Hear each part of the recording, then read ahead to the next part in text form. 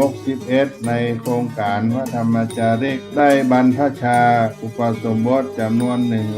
193รูปถวายเป็นพระราชกุศลสมเด็จพระนางเจ้าสิริกิติ์พระบรมราชินีนาถพระบรมราชชนนีพันปีหลวงในวันที่12กรกฎาคมพุทธศักราช2569ณพระอุโบสถวัดเบญจมบพิตรดุสิตวนารามกรุงเทพมหานครและวันที่13กรกฎาคมพุทธศักราช2569ณพระอุโบสถวัดสลีโสดาพระอารามหลวงจังหวัดเชียงใหม่เชิญท่านผู้ใจบุญทั้งหลายร่วมเป็นเจ้าภาพรูปละ 2,500 บาทหรือตามกำลังเจตนาศรัทธาที่จะได้ร่วมบุญกันณโอกาสนี้ก็ขอประชาสัมพันธ์บอกบุญกับทุกท่านขออนุโมทนาล่วงหน้าของทุกท่านได้ประสบความสุขความเจริญได้ร่วมเป็นเจ้าภาพบวชเณรบวชพระในปีพุทธศักราช2569กับวัดสลีโสดาพระอารามหลวงโครงการพระธรรมจาริกในปีนี้ทุกท่านทุกคน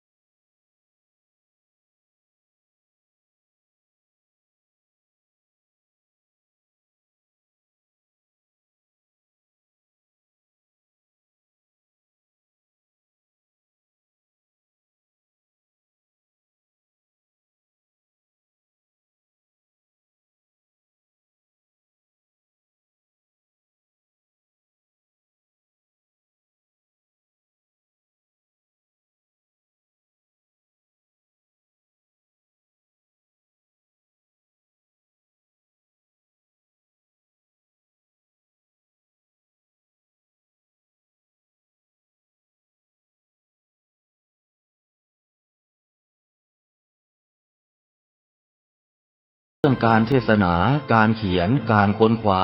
ซึ่งอาจจะเป็นเรื่องเฉพาะตัวแต่ก็สามารถฝึกขึ้นมาได้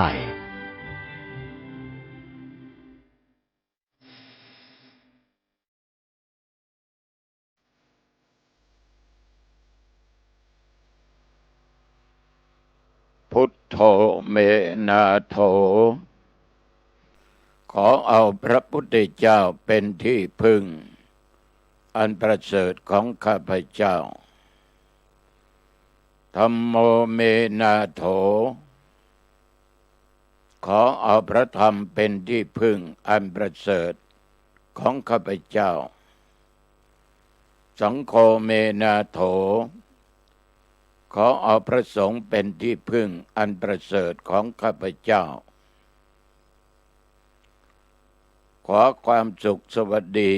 ความเจริญรุ่งเรืองโดยอายุวันนะสุขภละจงบังเกิดแก่ญาติโยม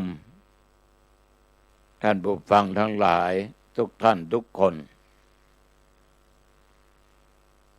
วันนี้รายการธรรมะก่อนนอน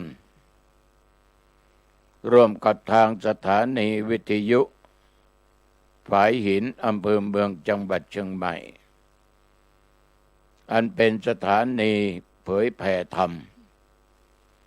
วัฒนธรรมอาตมาภาพตุเจ้าวัดหนองตองหางดงจังหวัดเชียงใหม่ได้นำรายการธรรมะก่อนนอนนั้น มาพบกับญาติกับโยมเป็นประจำทุกวันอังคารตั้งแต่เวลาเดี๋ยวนี้เป็นต้นไปก็เป็นเวลา1 ชั่วโมงโดยประมาณอย่างไรก็ตามต้องขออนุโมทนาขอบใจต่อท่านเจ้าหน้าที่ทุกท่านทุกคนที่อำนวยความสะดวกได้ถ่ายทอดเสียงธรรมะให้แก่ญาติโยมที่อยู่ทางบ้านได้รับฟังกันขออนุโมทนาต่อญาติโยมเช่นเดียวกัน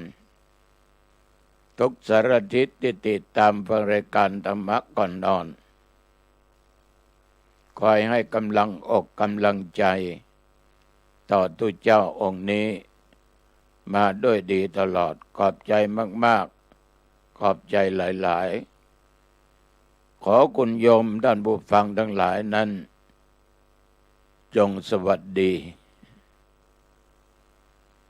มีลาภมียศมีสุขมีสรรเสริญเกิดขึ้น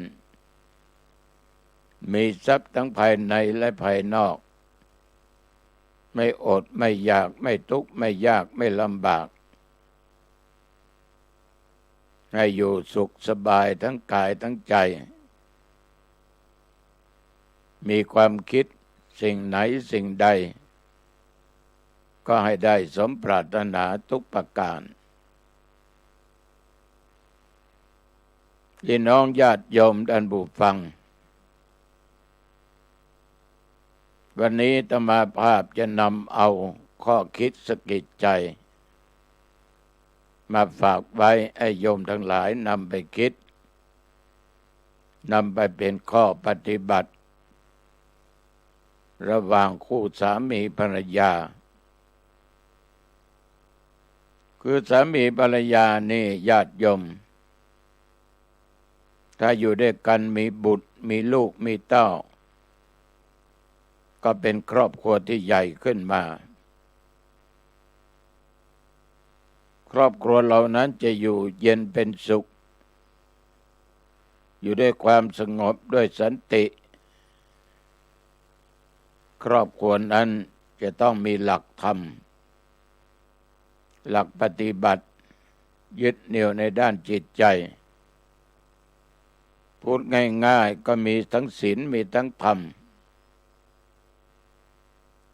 ถ้าผัวมีศีลเมียก็ต้องมีธรรมก็เรียกว่ามีทั้งศีลทั้งธรรมทั้งคู่เมื่อพ่อแม่มีศีลธรรมลูกก็ต้องมีศีลมีธรรม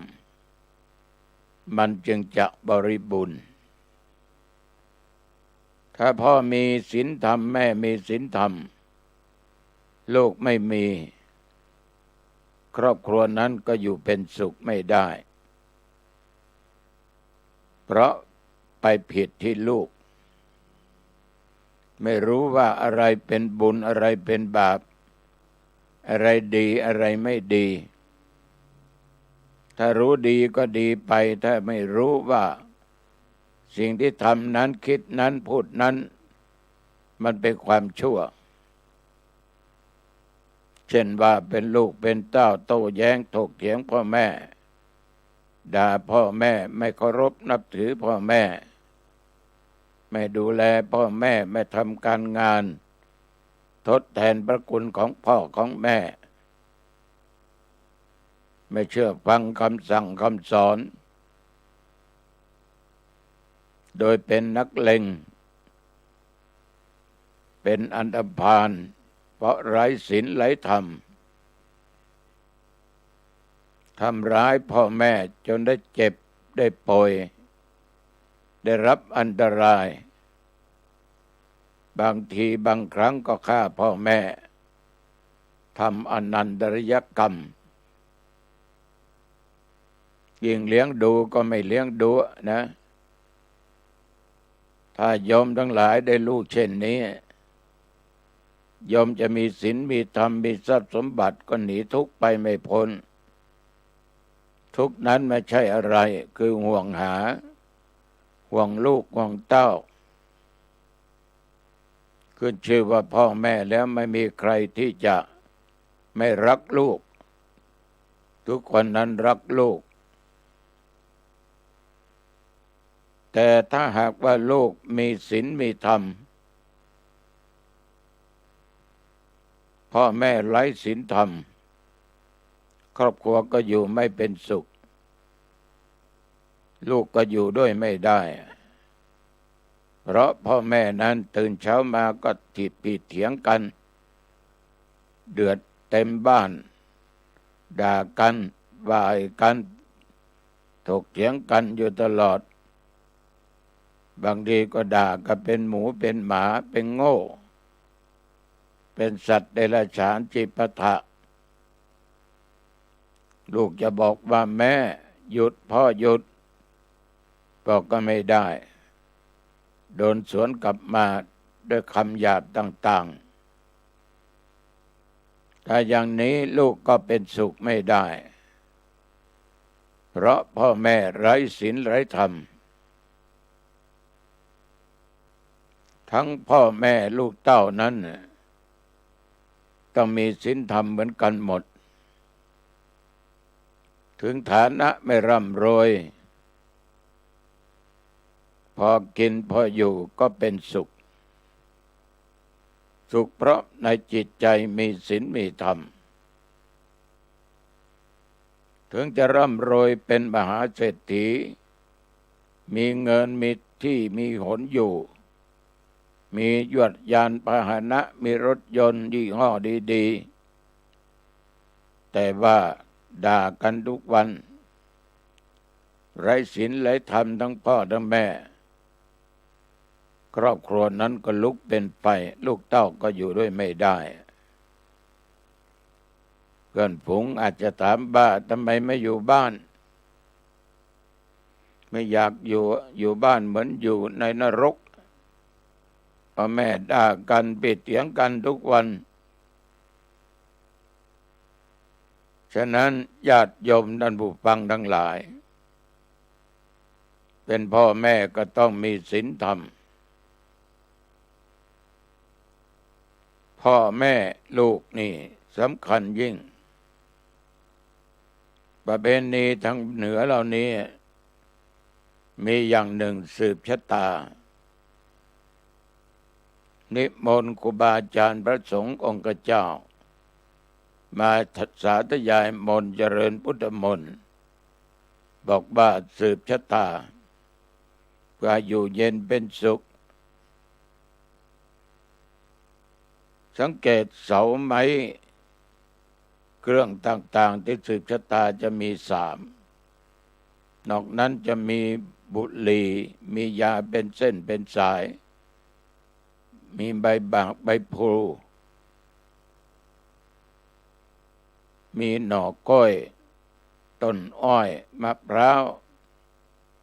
มีหลายอย่างอันเป็นสิ่งประกอบล้วนแต่มีความหมายชะตาครอบครัวนั้นจะอยู่ได้ด้วยความสุขหอเรือนไม่ร้อนก็ต่อเมื่อพ่อมีศีลแม่มีธรรมลูกเต้าก็มีศีลธรรมนี่ชะตาดีทำอะไรก็ขึ้นทั้งนั้นแหละพอบ้านหลังนั้นชุ่มเย็นไม่ได้ยินเสียงด่าเป็นให้นอกใจกันลูกก็อยู่ในถ้อยฟังคำของพ่อของแม่พ่อแม่ก็พูดจากันเพราะตั้งแต่อยู่ด้วยกันแต่งงานจนมีลูกมีเต้าไม่ผิดไม่เถียงกันไม่ได้หย่าร้างกันไม่ได้ทำร้ายร่างกายกันเมื่อพ่อแม่มีศีลธรรมก็เป็นสีต่อตระกูลเป็นสีต่อลูกไม่ว่าลูกผู้หญิงลูกผู้ชายมีหลายครอบครัวไม่ต้องสืบชะตาพ่อก็สืบชะตาแม่ก็สืบชะตาลูกก็สืบชะตาแก่ตัวเองโดยตั้งอยู่ในศีลในธรรมบ้านนั้นก็สงบพ่อก็ชอบไปวัดทำบุญตักบาตรแม่ก็ชอบไปวัดทำบุญตักบาตร วันไหนลูกไม่ไปโรงเรียนก็ชักจูงชักนำลูกไปทำบุญตักบาตรไปไหว้พระสวดมนต์ที่วัดฟังธรรมกถาจากพระคุณเจ้าวัดนั้นก็เรียกว่าทั้งสามทั้งพ่อแม่ลูกเต้านั้นในจิตในใจมีธรรมมีศีลมันก็จิตใจสงบมันไม่เดือดร้อนครอบครัวนั้นเหมือนกับอยู่บนสวรรค์ชั้นไหนก็ได้แต่ถ้าด่ากันทุกวันแช่งด่ากันทุกวันบ้านหลังใหญ่มีเครื่องอำนวยความสะดวกพร้อมหมดเปิดแอร์ก็ยังร้อนอยู่เพราะไฟนรกนั้นมันสุมในจิตในใจทั้งของพ่อของแม่และของลูกอีก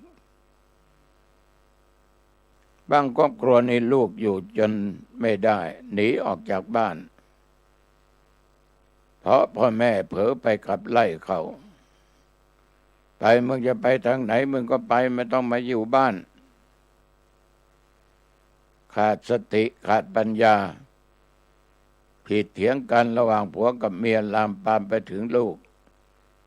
จนลูกบ่าวลูกสาวอยู่ไม่ได้หนีออกจากบ้านโยมไว้ไม่ติดไม่เป็นทุกข์เนี่ยมันยิ่งทุกข์ใหญ่เพราะลูกไม่อยู่ไม่รู้ว่าลูกไปอยู่ที่ไหนไปทางไหนไปคบคนเช่นไรให้ปัญหามันก็เกิดขึ้นมาฉะนั้น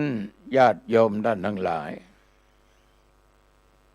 ครอบครัวนั้นต้องสงบต้องนิ่งต้องเย็น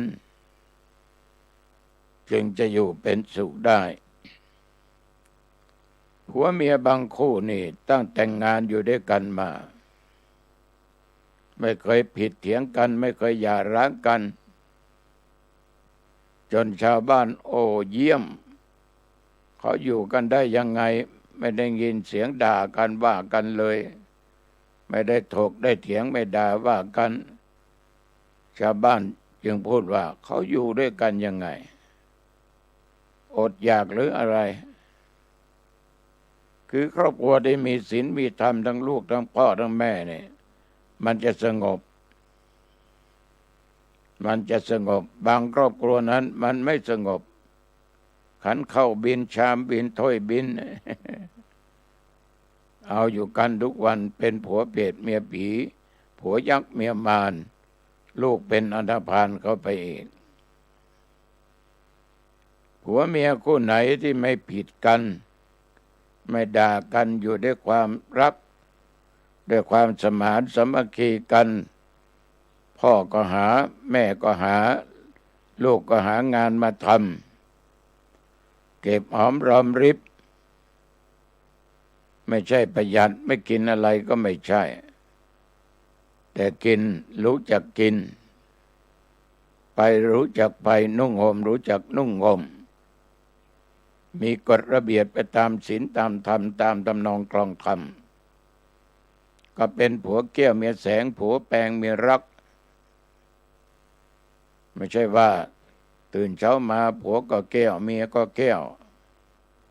เที่ยงมาเมียก็แก้วผัวก็แก้วตกเย็นมาผัวก็แก้วเมียก็แก้วเดินกอดคอกันขาไปขาไปมาไม่ใช่ผัวแก้วเมียเสียงอย่างนั้นไม่เมียแสงอย่างนั้นญาติโยมท่านทั้งหลายครอบครัวจะอยู่เป็นสุขได้ที่มันเป็นคู่กันรู้จักหน้าที่รู้จักการสงเคราะห์อนุเคราะห์กันตามหลักธรรมในทางพุทธศาสนาท่านได้สอนไว้ก็น่าคิดน่าฟังน่านำไปปฏิบัติก็ขอพูดเรื่องหน้าที่ของศรีภรรยากับสามีวันนี้จะพูดหน้าที่ของสามีเสียก่อนผัวดีเป็นสีแก่เมียเมียดีก็เป็นสีแก่ผัวหน้าที่สามีนั้นเราต้องนึกถึงวันที่เราอยากได้เขามา อยู่เคียงข้างสมัยเป็นหนุ่มเป็นสาวไปเที่ยวอากันพบกันในงานโน่นงานนี้พูดกันไว้ยังไงต้องจำไว้ให้ได้บางคนนี่โอ้โหญาติโยมต้องการพูดเพราะรักน้องอย่างนั้นรักน้องอย่างนี้รักเธอเท่าฟ้าไม่มีใครจะมารักเท่าเธอก็ยกย่องยกยอปอปั้นกันทุกสิ่งทุกอย่างท่านทั้งหลายเมื่อตกลงปองใจมาอยู่กับกันเป็นสามีภรรยานั้นหน้าที่สามีคือหนึ่งท่านบอกว่าต้องยกย่องต้องให้เกียรติสมฐานะที่เขามาเป็นภรรยาของเราต้องให้พ่อแม่รู้ผู้ใหญ่รู้ชาวบ้านรู้แม้แต่ตู้เจ้าอยู่วัดรู้ได้ก็ดีนะ ว่าครอบครัวนี้เป็นครอบครัวที่มีสามีภรรยากันไม่ใช่เอาแบบหลบๆซ่อนๆบางครั้งนี่ไปที่ไหนเอาภรรยาซ้อนท้ายรถไปนั่งกับรถไปคนอื่นมาถามเอ้าวันนี้มากับแม่บ้านเหรอไม่ใช่นี่คนมาอยู่เป็นลูกจ้าง ว่าไปอย่างนั้นบางทีก็หลบไปบอกว่าเป็นญาติกันมาเที่ยวที่บ้านก็เลยพามาซื้อของก็เรียกว่าไม่ได้ยกย่องกันไม่ให้เกียรติกันท่านทั้งหลายครอบครัวต้องให้เกียรติกันยกย่องกันต้องเปิดเผยให้คนโน้นคนนี้รู้ว่าเรานั้นเป็นคู่สามีภรรยากันบางครอบครัวบางคนบางคู่นี่ญาติโยมสามีไปที่ไหนจะเอาภรรยาไปด้วยก็กลัวขายหน้าพ่อไปไหนแม่ขอไปด้วยไม่ไปอยู่บ้าน ไม่ไปอายกับคนอื่นเพราะกลัวเขารู้ว่านี่คือแฟนเป็นเมียของตัวเองบางคนมันก็จริงๆนะญาติโยมแต่แม่บ้านว่าพ่อแม่ขอไปด้วยสักคนจะไปตลาดไปซื้อโน่นซื้อนี่อยากไปก็ไปคนเดียวสิรถก็มีไปเลยขอสอนท้ายรถพ่อไปนี่แหละดีประหยัดดีไปก็ไปเร็วๆนั่งจะตัดรถบู๊ อยากให้เมียตกจากรถ ถ้าตกก็ซ้ำเติมอีกทำไม่กำไม่แน่นๆตายเสียก็ดีไม่ให้เกียรติกันเลยบางทีไปที่ไหนนี่เขาถามก็ไม่อยากจะบอกไม่อยากจะคุยบางคนนั้นไปตำหนิเมียของตัวเองว่าอ้วนอย่างนางยักษ์อย่างนั้นอย่างนี้ว่าจิปะทะฉะนั้นต้องอย่าดูหมิ่นกันต้องให้เกียรติกันในฐานะที่เราได้เขามาเป็นคู่ชีวิตเป็นดอกไม้ที่ประดับเอาไว้บูชาโยมสามีต้องยกย่องนะให้เกียรติเขาอย่าดูหมิ่นอย่าดูแคลนภรรยาของตัวเองหน้าที่ของพ่อบ้านข้อนี้คือไม่ดูหมิ่นไม่ดูแคลนผิดกันวันไหนพูดอย่างแรงมึงมาอยู่กับกูนี่มึงได้สุขสบายก็เพราะกูมึงเอาอะไรมาอยู่กับกูบ้างนี่ก็ของกูซื้อนี่ก็ของกูก็เป็นกูมึงกับศรีภรรยาของตัวเองดูหมิ่นเหยียบย่ำว่ามาจากตระกูลอย่างนั้นตระกูลอย่างนี้ เป็นตระกูลทุกข์ยากอับจนถ้ากูไม่เอามึงมาอยู่ด้วยมึงก็ทุกข์เขาตายมึงได้นุ่งก็กูซื้อให้มึงอยากโน่นอยากนี่กูก็ซื้อมาให้มึงดูถูกดูหมิ่นเมียของตัวเองเนี่ยมันเป็นการเหยียบย่ำศักดิ์ศรีกันฉะนั้นญาติโยมฝ่ายผู้ชายจะต้องนอกจากยกย่องเชิดชูอย่างออกหน้าออกตาไอ้เกียรติแล้วอย่าดูหมิ่นเป็นเด็ดขาดอย่าไปด่าเขาเป็นหมูเป็นหมาเป็นคนโง่อย่างนั้นอย่างนี้บางทีก็ดูหมิ่นไปด่าไว้กล่าวต่อหน้าคนหลายเมื่อมีการมีงานบางทีนั้นญาติโยมได้ยินเสียงร้องกรี๊ดในครอบครัวทำร้ายร่างกายกันด่ากันพ่นบ้านพ่นจอง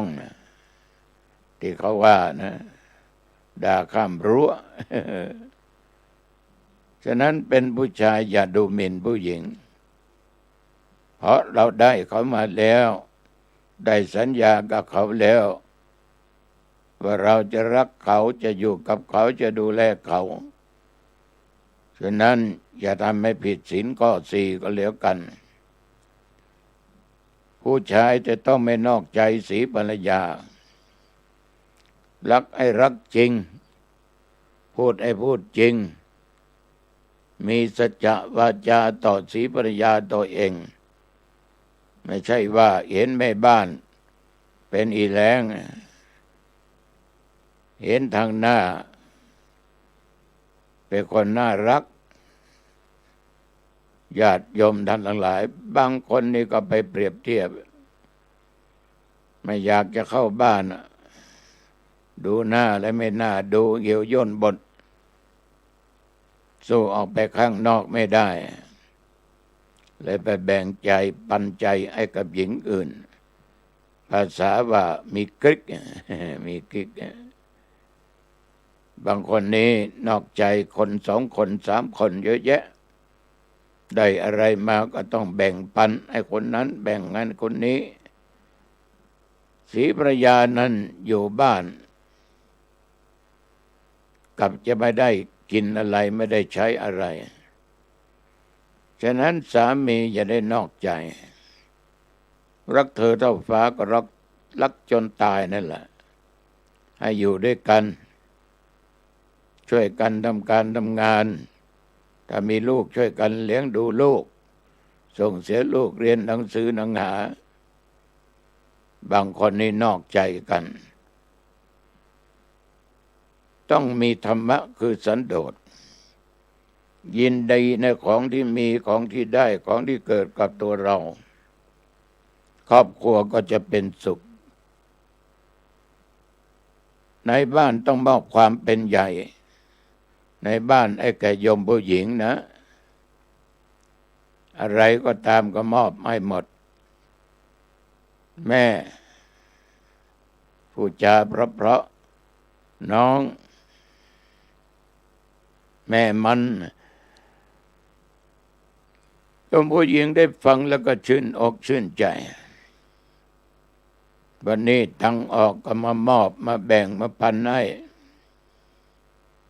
สมมติเงินเดือน 20,000 บาทถึงบ้านอย่างน้อย 15,000อีก 5,000ก็บอกแม่นี่ขอไว้ใช้จ่ายนะติดค้างค่าโน่นค่านี่ไม่ใช่ว่าไปให้บ้านเหนือบ้านใต้อย่างนั้นไม่ถูกอย่านอกใจเพราะมันจะทำให้ครอบครัวแตกแยกทำให้ลูกเต้ามีปมด้อยลูกของคนขี้เจ้าชู้พ่อมันเจ้าชู้แม่มันเจ้าชู้มันจะทำให้เสียทั้งครอบครัวมอบความเป็นใหญ่ให้ทุกสิ่งทุกอย่างในบ้านมอบให้เขาอีกประการหนึ่งหาเครื่องแต่งตัวมาให้เป็นของขวัญตามโอกาสวันเกิดของภรรยานะสามีไม่ควรลืมถึงวันคล้ายวันเกิดเขาครบรอบมาซื้ออะไรไปฝากก็ได้ ตังค์ไม่เยอะอาจจะเอาตังค์ใส่ซองหรือซื้อของที่เขาชอบจะเป็นวัตถุสิ่งของจะเป็นน้ำยาจะเป็นครีมจะเป็นอะไรก็ตาม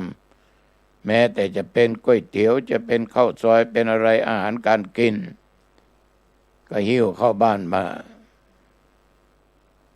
มีความสุขนะแม่นะ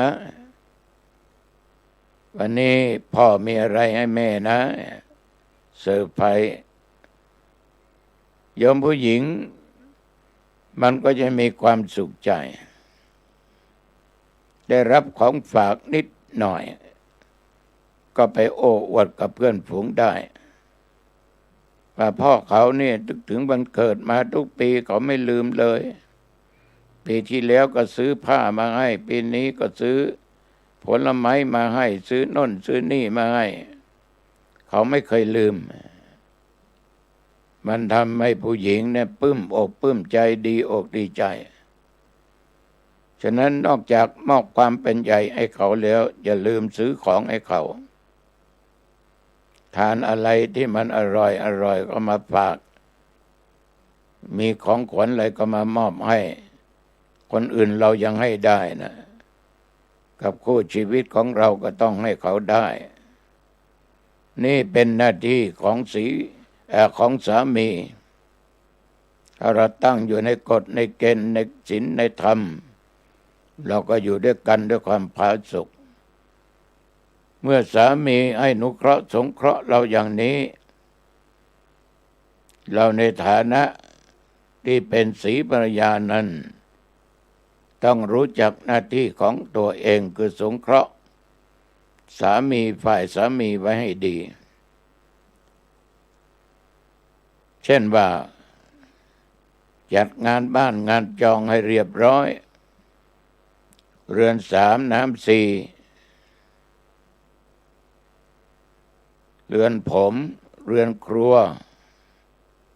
เรือนนอนต้องเรียบร้อยน้ำ4น้ำล้างเท้าล้างตีนน้ำก้นปูนน้ำกินน้ำดื่มน้ำใช้และต้องมีน้ำใจเป็นแม่บ้านต้องมีน้ำให้พร้อมเรือน3ให้พร้อมการบ้านงานมีไรเราเป็นแม่บ้านเราต้องจัดต้องทำมันปัดมันกวาดมันเช็ดถูล้างถ้วยโถโอชามหม้อแกงตะไหลปากอะไรทุกสิ่งทุกอย่างมันเป็นหน้าที่ของแม่บ้านเมื่อพ่อบ้านเขามอบให้เราก็จัดไปตามหน้าที่ของเราพึงปฏิบัติซักผ้าซักอะไรไอ้สามีก็เรียกว่างานใดดีทำเราก็ต้องทำต้องจัดให้มันเรียบร้อยครอบครัวเราก็จะอยู่เป็นสุขได้นอกจากนั้นญาติฝ่ายสามีจะเป็นพ่อแม่ของสามีพี่น้องของสามีมาเยี่ยมหรือมาที่บ้านเราก็ต้องปันน้ำใจถนอมน้ำจิตน้ำใจของเพื่อนของพี่ของญาติของฝ่ายสามีไว้ให้ได้ก็เรียกว่าพ่อผัวแม่ผัวมาถึงบ้านมีน้ำก็น้ำไม่ดึงถึงเวลาที่จะต้องทานข้าวทานอะไรก็หาอาหารการกินมาให้พ่อแม่ของสามีให้ได้กินมีน้ำให้ได้ดื่มเรียกว่าต้อนรับอย่างดีในที่สุดนั้นแม้แต่อาหารการกินอะไรก็ตามสามีไม่อยู่บ้านพ่อของสามีแม่สามีพี่น้องมาเที่ยวเราต้อนรับปฏิสันถานเรากลับไปแล้วไปเจอกับลูกของเขาเนี่ยเขาก็จะพูดให้ลูกเขาฟังว่าเนี่ยเมียของเองนี่เก่งนะ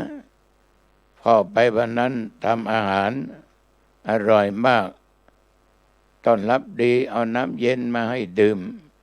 มีผลไม้มาให้ทานก็ไปชมให้ผัวเราได้ฟังแต่ถ้ามาแล้วทำหน้าบูดหน้าบึ้งน้ำก็ไม่ได้ดื่มถึงเวลาทานข้าวก็ไม่ได้ทานนะหิวก็หิวกลับไปเจอลูกเมียของเองนี่ไม่ได้เรื่องน้ำแก้วเดียวก็ไม่ได้ดื่มหิวขนาดกูก็ไม่ได้กินอะไรก็จะไปบอกให้กับลูกเขาอย่างนั้นฉะนั้นในฐานะเป็นศรีภรรยานั้นต้องรู้จักสงเคราะห์คนข้างเคียงของสามีพ่อของสามีแม่สามีหมู่พี่หมู่น้องญาติหรือหลานเหลนก็ตามฐานะตามอัตภาพของตัวเราที่เราสามารถจะกระทำได้เช่นเดียวกันเป็นผู้หญิงอย่านอกใจสามี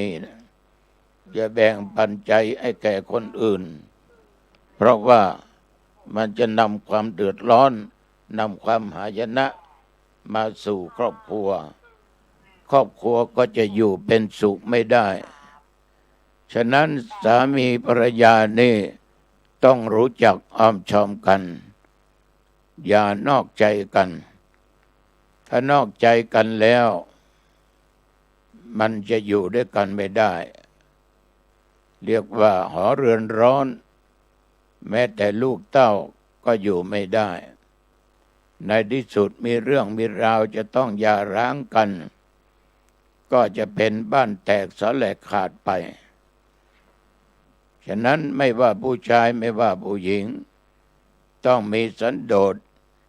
ยินดีในของที่มีของที่ได้ของที่เกิดกับเรารักษาทรัพย์สมบัติที่หามาไว้รักษาไว้ให้ดีมันเป็นหน้าที่ของศรีภรรยา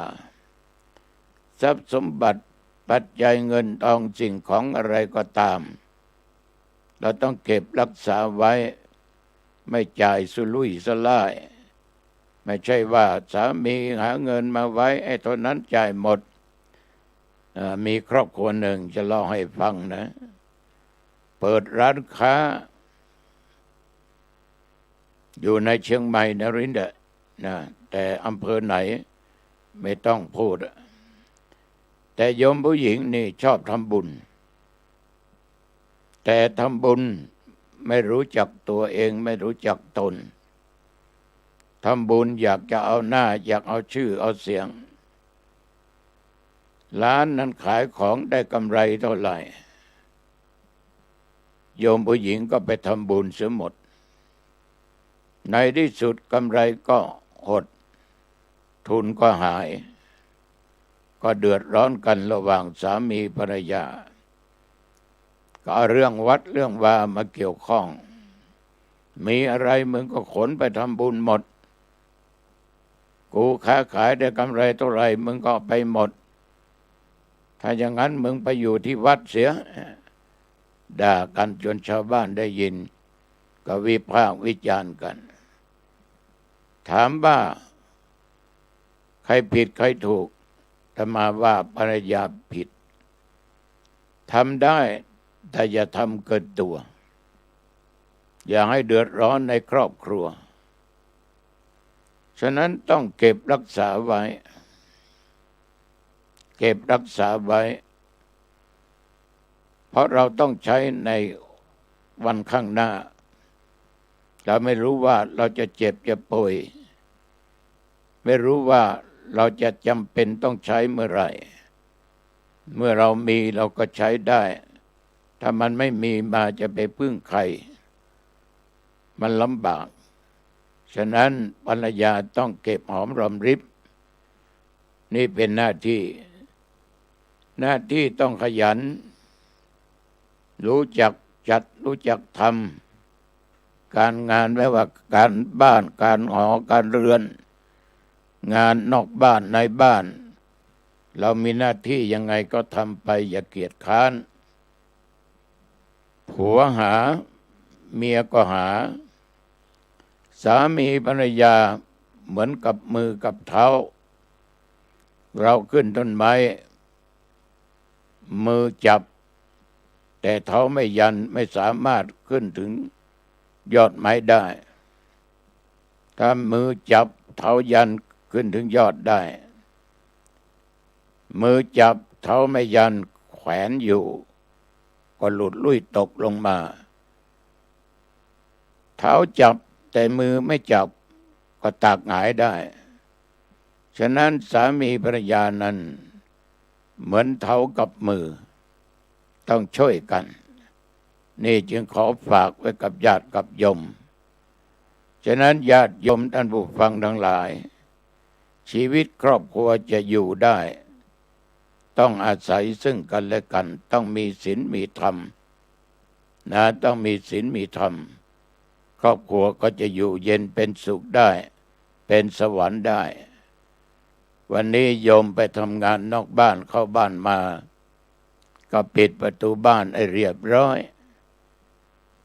ขึ้นบนบ้านก็ปิดประตูหน้าต่างให้เรียบร้อยเก็บของมีค่าให้เรียบร้อย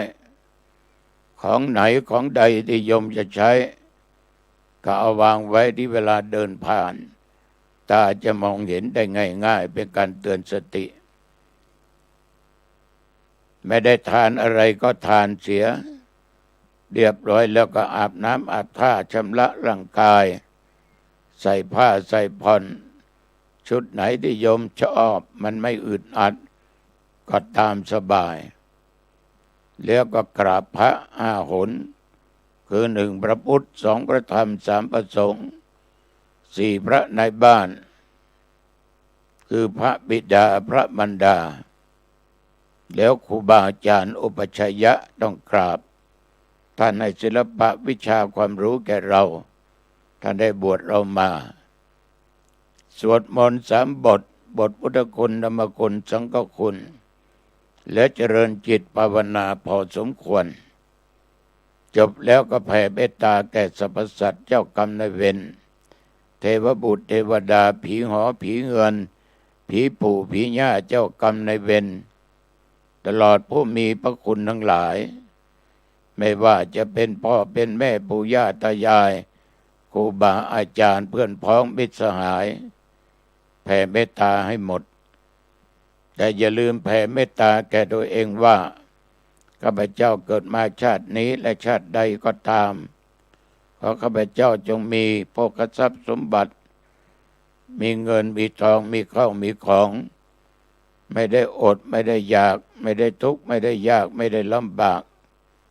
เกิดมาชาติใดก็ขอได้เกิดภพชาติของพระศิริยะเมตไตร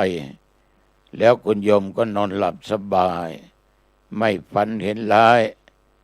ตื่นมาก็สดชื่นก็เห็นว่าเป็นเวลาพอสมควรอายุวันโนสุขังพลังพบกันใหม่โอกาสหน้าเจริญพร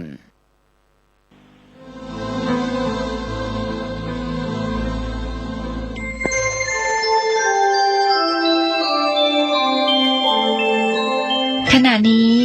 ท่านกำลังฟังสถานีวิทยุกระจายเสียง FM 104.5 เมกะเฮิรตซ์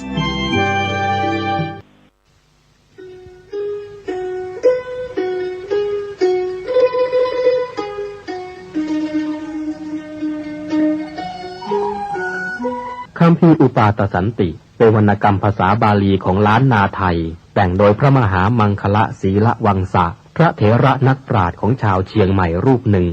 ในสมัยของพระเจ้าสิริธรรมจักรวรรดิลกราชาธิราชหรือพระเจ้าติโลกราชรัชกาลที่11แห่งราชวงศ์มังรายเป็นพระคาถาล้วนจำนวน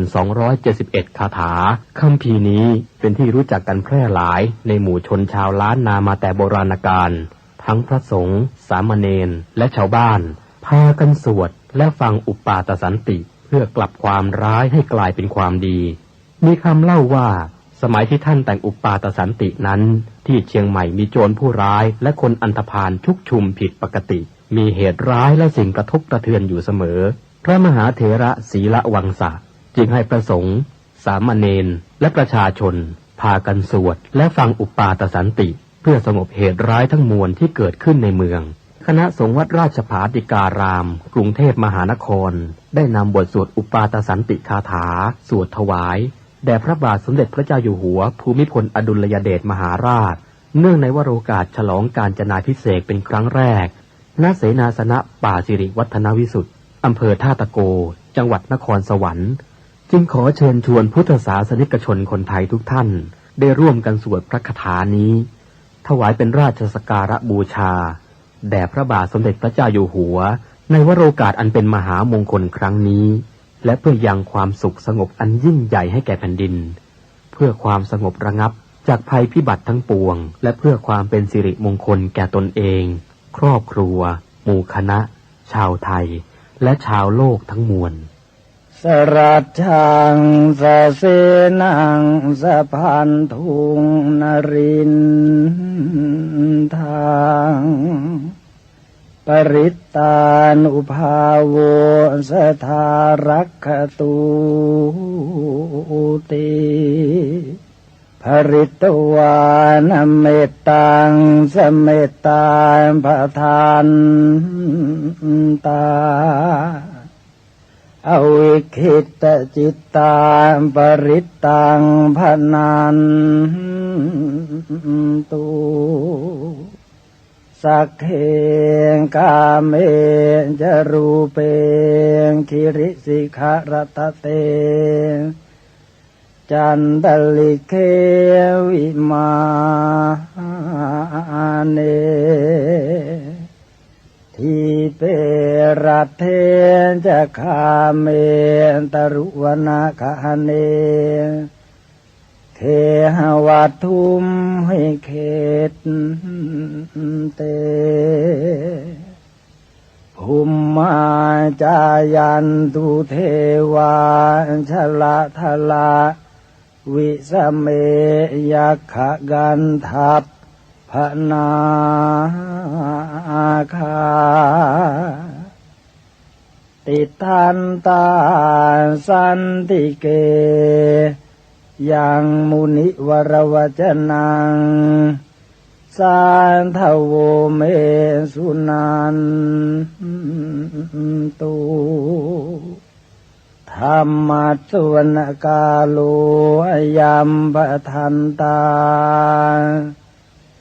ธรรมัสสวนกาโลยัมปทันตาธรรมัสสวนกาโลยัมปทันตานะโมตัสสะภะคะวะโตอะระหะโตสัมมาสัมพุทธัสสะนะโมตั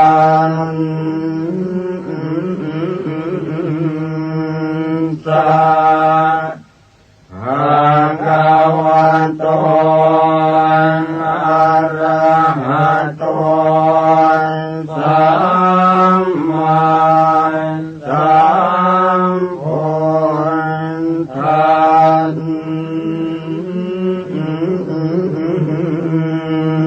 สะนะโมตัสสะภะคะวะโต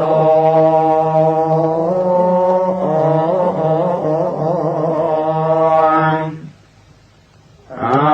ระหะโตสัมมา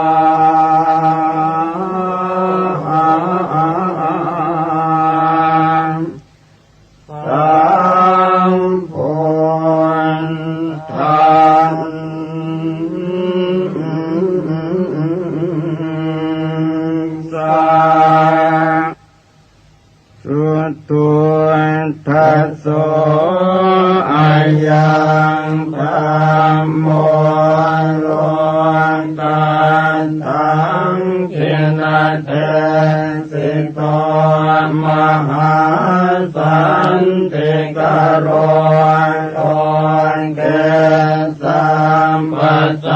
มปันติทายะโกสัมภูปันตุปัสสมโนปุตตยังกนิวารโนอาการมันจุสมโนโสกโรกวินาสโนปราจังกัปมันตโนรัญโยวิจยวันตโนสัมปันนิทหโรสันโตธัมมังวังคามิปุตตะโตวันตุตยานสโยยันตสังวันเนติกุณุนตเมตันสตันตสุขาโรกายโสติโยโหติสัมปทาตันหังกโรมหาวิโรสัมภโลกานุกรรมปังโกวันตสังสารกรรมโนสัมปกรรมตัตโตสัทธาสัมภาภิกขุสัมภาวินโทสัมปเทวะคารตตโมสัมภาสวัตริกิโนตตาโสติงกโรตุโนวรรังธนาสัมปันโนเมตังกโรมหามุนิจุตินตโรมหาสิริสุวรรณกิริสันนิโพธิพรุปมหากายโยมหานาโทมหาพโล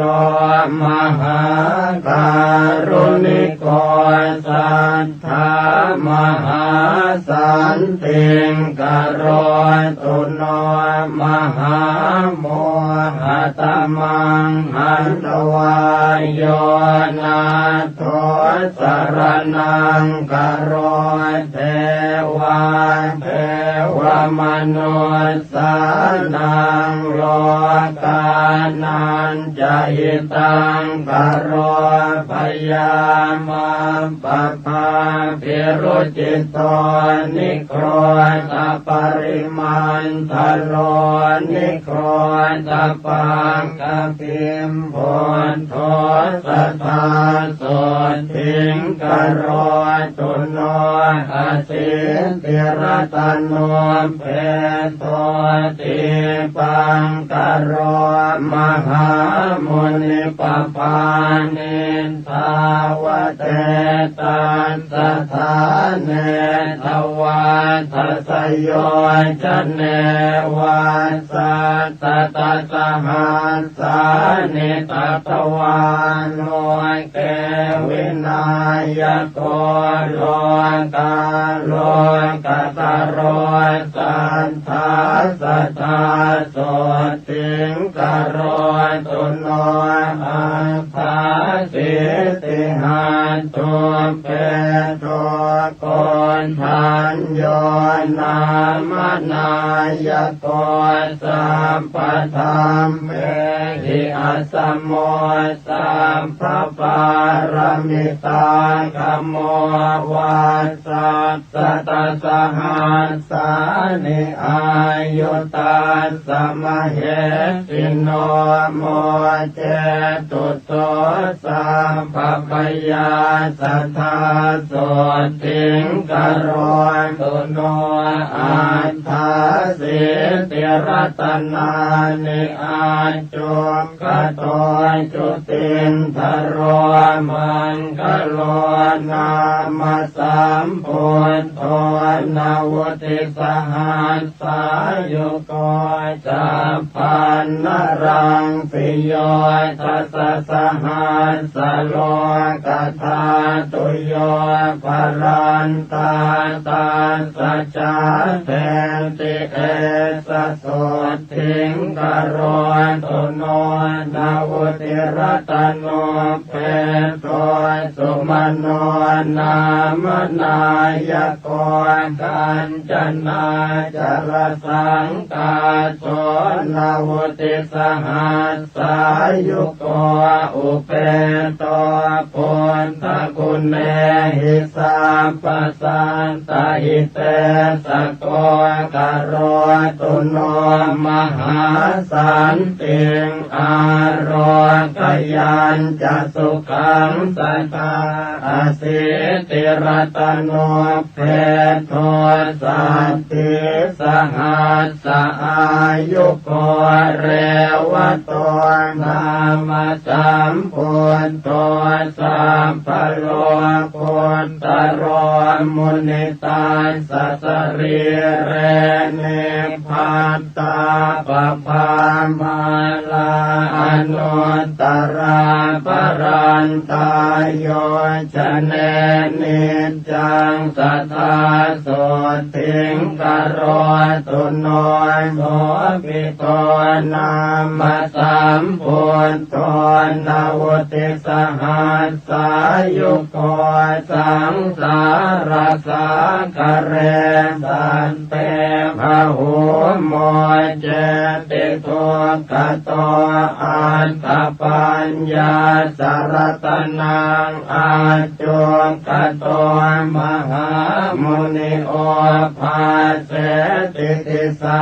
สัมภาสัทธาโสติงกโรตุโนอโนมัทานสิสามพุทโธเตชันสิทุรติกัมโมอันตปันนาสรตโนโอภาเสนโตสเทวเกนิพพานปาปะโกโลเก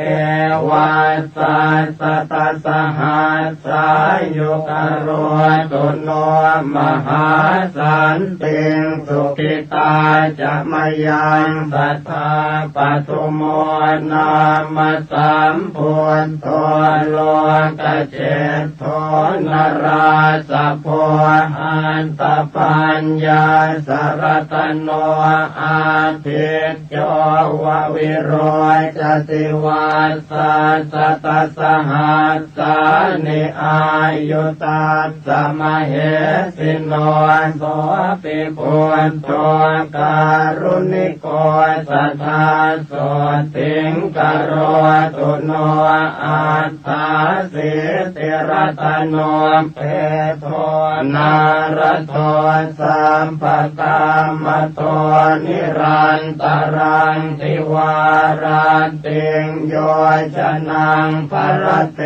ปภานาวุติวาสสหัสสานิทัตวาโล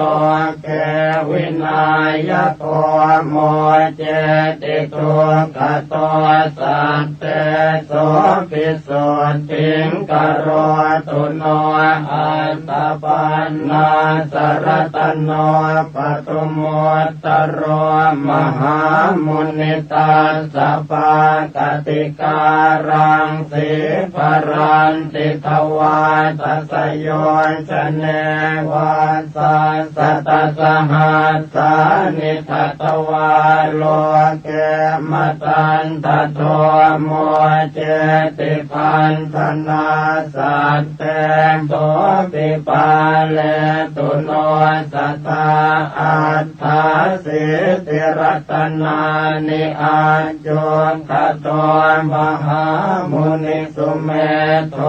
นามาสัมพุทโธนาวุติสหัสสายุโกตัสสะ ปากติการังสีปรันติโยชนังสัทธาปาเลตุโนสัทธาพุทโธปเยหิวิวิเทหิจปัญญาสรตโนเพโทสุชาโตนามนายโกเหมวันโนมหาเวโรมหาธรรมวิโนทโนนาวติวัสสหัสสานิอายุตาสมเหติโนโสติปุณโท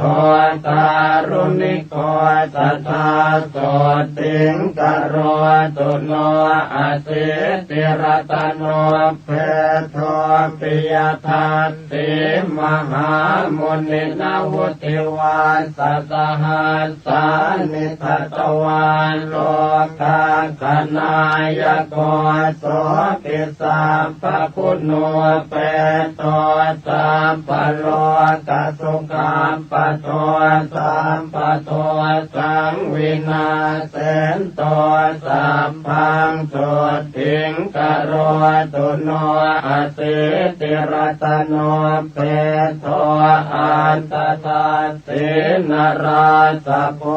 วาสัสตสหัสสานิโลเกอันทาสินายโกตัสสะปากติการังสีปรันติโยชนังสัทธานิรันตรังทิวารันติงนาโถโสติงกโรตุโนธรรมทัสสิจะสัมพุทโธอสิติหัตถโมคขโตอติโรจติเตเจนะสะเทวะสุรมานุเสวะสัสตสหัสสานิทัตวาโลเกมหายโสสัมปสันเตปโมเจติพยาราคตุโนสัทธาสิทธาโทนามสัมพุทโธสัตติรัตนโมคโตติภเวโสติชนะโกสัตตาสหัสสะอายุโกสังสารสาคาราโลเกสันตาเรตวาสเทวเกนิพพาเปติจโสสันตาสัทธาโสติงกโรตุโนสัตติรัตนโมเปโตติโสโรกาคณายโกอนุปโมอัสสทิโสอตุโลอุตตโมชิโน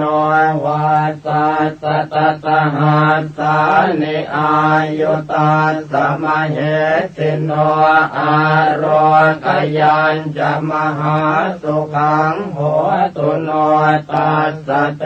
จะสาอัตตปันนาสรตโนพุทโตโลกาคณายโกจะนำพุจังวิโรเทนโตนิพพาเป็นโตสัทเทวเกนาวุติวัสสหัสสานิทัตวาโลเกมหายโสอุตตรันโตภหุสัตเตสัทธาโสติงกโรตุโนอาสิติรตโนเพโตวิปัสสิโลกนายโกปภานิทาวเตตาสัสมันตาสัตตโยชเนโสปิเทวมโนสนังพันธนาปริโมจลิอสิติสหัสสายุโกนาโทโสติงกโรตุโนสัตตติหัตถโมเพโทสิกินาเมสนายโกปภานิทาวเตตาสัสมันตาโยชนาตเยโสปิอตุลโยสัมพุทโธสัตติสหัสสายุโกก โรตุโนมหาสันติงสุขิตาจะมยังสัทธาเวสะโพนามาสามโพนโตเหมรูปสมุปโมสันติรัตนโมเปโตสันติจะสหัสสายุโกพระมเทวมโนเสหินาคาสุรติเชหิวาปุจิโตปิสัทธานาโทสัทธาโสติงกโรตุโนตาลิสรตโนเพโตกกุสันโตมหามุนิตาสกายานิจรันติปภาตวาตัสโยชเนจัตตาลิสสหัสสานิตาสอายุอนุตตรโรกโรตุโสสัทธานาโทอายุงสุขังพลัญจโนโกนาคมนาสามโพนโตติงสหัสสมุขโตติงสวาสหัสสานิอายุตาสมเหสิโนธรรมามเตนะตาเปตาเทวสังฆังสุราลเยมหิตะเลจะชนะตังตถาโสติงกโรตุโนกัสสะโปนามาสามโพนโตธรรมราชาปปังกโรเวสติหัตถโมเพโตเวสัสหัสสอายุโกอนุปโมสมสโมเทวสัทธาอนุตตรโรกโรตุโนมหาสันติงอโรกยัญจะชยังสัทธาอัฏฐารสหัสโทเพโทโคตโมสักกยวาตโนสัพพัญโยสัพพติลโกสัพพโลกสุขาปโทสัมพุทโธสัพพธรรมานังปะเกหิภากยวายุโตวิชชาจรณะสัมปันโนโสตยาโรกยังตถาตุโนอัมปาติตาจะสัมพุทธาอเนกสัตตโกติโยสัพพโลกมพิญญายสัพพสันตานุกรรมปิโนสัพพเวรพยาติตาสัพพโลกสุขาปทานสัพพโทสังวินาเสนตาสัพพโสติงกโรนตุโนอนาคเตจะสัมพุทโธเมตตโยเทวปุจิตโตมหิติโกมหาเทวมหาสันติงกโรตุโนสัพเพปัจเจกสัมพุทธานิโรธชานโกวิธานิราลยานิราสังฆาอัปปมัยยามเหสโยทุเรปิวินัยเยทิสวาสัมปัตตาตังกเนนะเตสันเทติกะปะเลกัตวาสัทธาสันติงกโรตุโนสวากขาตาติสัมปันโนธัมโมสัพปริยาติโกสังสารสากราโลเกตาเรติจินโกจโรกิเลสชาลวิทังสิวิสุทโธปุตตะเสวิโตนิพพานกัมมโนสันโตสัทธาโสติงกโรตุโนศีลาติคุณสัมปันโนสังโฆมัคคะปะเลติโตจิตตินทริโยจิตตปาปอนตากินัยโยอนุตตรโรอนาสวะปริสุทธโธนิราสาโสภวาภเวนิพพานโคจโรส สันโตสัทธาโสติงกโรตุโนอัญญาตะโกนทัญญาเถโรรัตตัญโยนังอะโกอาหุธรรมจักกาภิตมโยสัทธาโสติงกโรตุโนวาปัสเถโรมหาปัญโยมหาตมวิโนทโนมหาสันติกโรโลเกมหาสันติงกโรตุโนภัสติโยภัสติโลจตากินัยโยอนุตตโรโล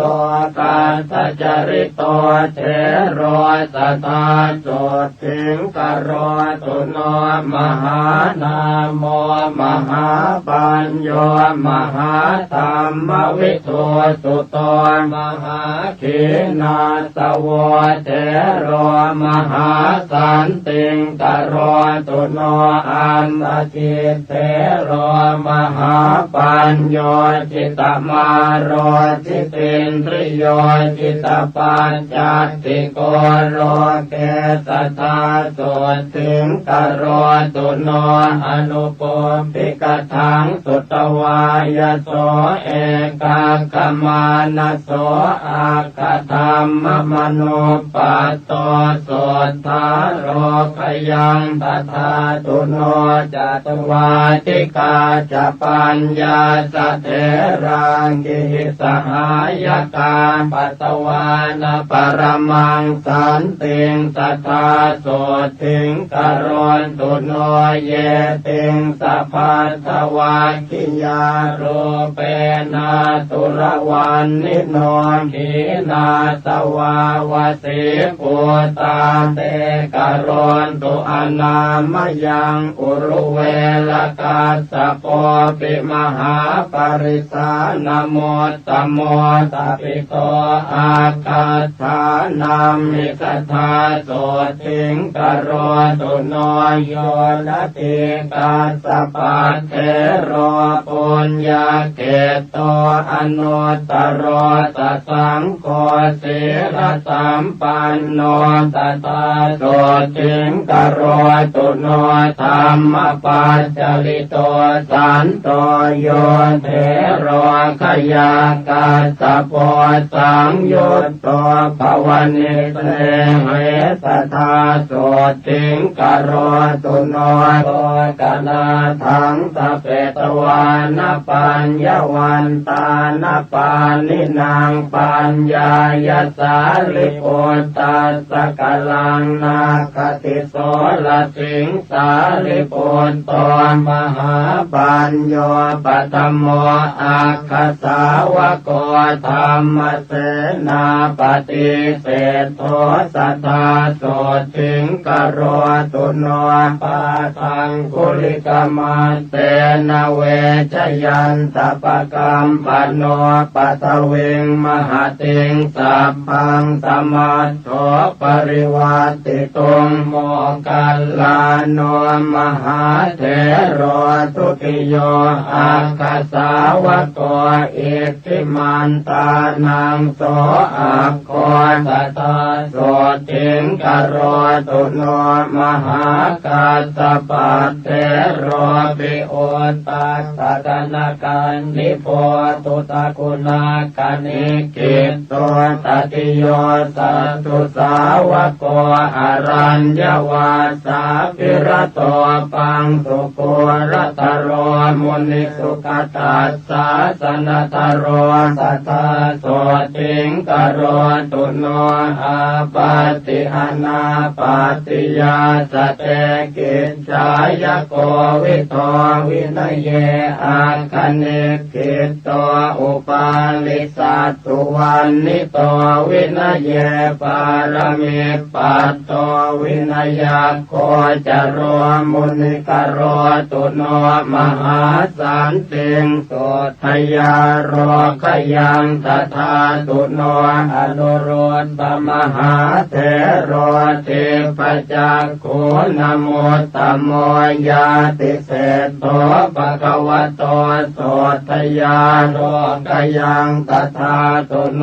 โอ จจากุริกานังอาโคปติโยสุตมาหิโตกาลิโกทายาปุตโตจัตตาโสจิงกโรตุโนอานันโตปุตตุปัฏฐาโกสังกิติสาตุสัมมโตปะหุสุโตธัมมตโรสัทธาโสจิงกโรตุโนกิมิโลสิริสัมปันโนมหาสุขสมาปิโตมหาขีนาสโวจาโตมหาสันติงกโรตุโน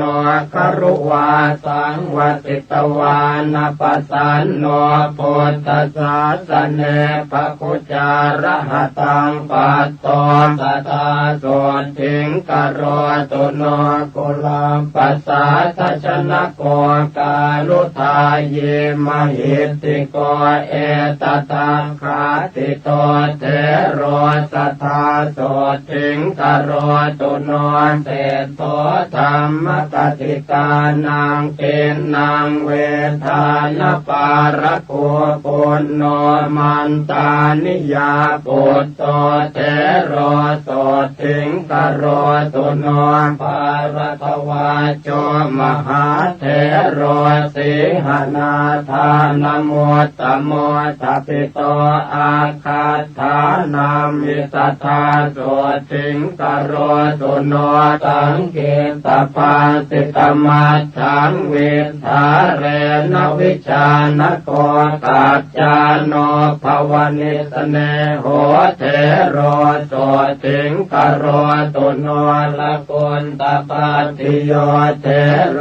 มันจุสรานโมตโมทัปิโตอาคาธานัมหิตถาโสทิงกโรตุโนอรณวิหารินังอาโคทาคินายโยอนุตตโรสุโพธิพุทธธรรมโนเตโรโสทิงกโรตุโนอรัญญวาสินังอาโคเรวโตคติรวนิโยวิเว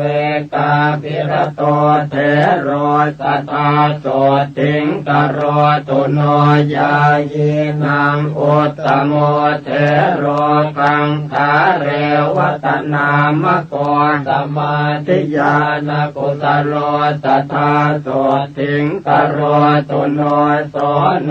จักโกเลวิโสปิอารัตถวิริยานโมตโมปหิตัสโตสัทธาเทโรโสทิงภาสุงกโรตุโนกัลยาณวากรณานังโสโนกุติกันโนปิจอัคโคติวันนิโตเทโรโสทิงภาสุงกโร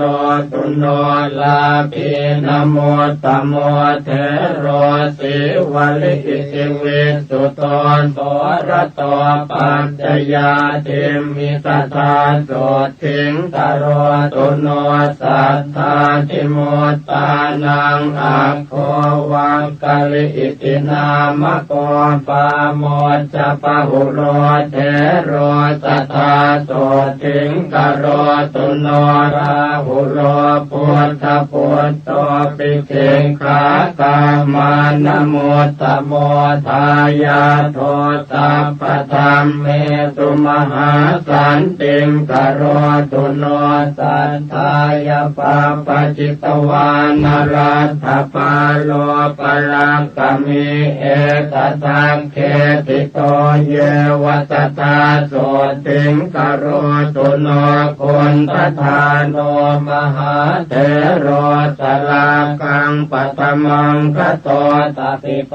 เยวัฏานามิทัทธาโสทิงกโรตุโนปฏิภาณวันตานัมปิอาโคติตุตวันนิโตวังกีโสอรหะเศธโธสัทธาโสทิงกโรตุโนสมันตปาสาธิกานังอาคาธานัมหิตปิโตอุปเสโนวังคันตปุตโตสัทธาโสทิงกโรตุโนทัพโพ มันละปุตโตเถโรเสนาสนปัญญาภโกทปิโตอังคัฏฐานามิสัทธาโสทิงกโรตุโนปิลินทวัจจะสมโนเทวตานังปิโยอาหุทปิโตอาคัฏฐานามิโสทยาโรกยังตถาตุโนภาหิโยตารุกิริโยขิปปาปิญญาณโมตโมตโรตุโนมหาสันติงอาโรคยัญจะชยังสัทธากุมารกัสสปะเทโรจิตตกถินโมตโมมิจาวิตากุปัจเจโทสัทธาโสทิงกโรตุโนปฏิสัมปิตาปัฏฐานังอาคัฏฐานัมมิตาปิโตโกติโตอะระหะเศธโธสัทธาโสทิงกโรตุโนอัปปาภาโทมหาเถโรอัปปาภาทานโมตโมภากุโลอะระหะจาโตสัทธาโสทิงกโรตุโนปุพเพนิวาสเวทีนังอัคโคติพุทธวันนิโตโสปิโตนามโสเถโรสัทธาโสทิงกโรตุโนมหากัปปินาเถโรปิภิกขุโอวาทโกอาหุกุสโลโอ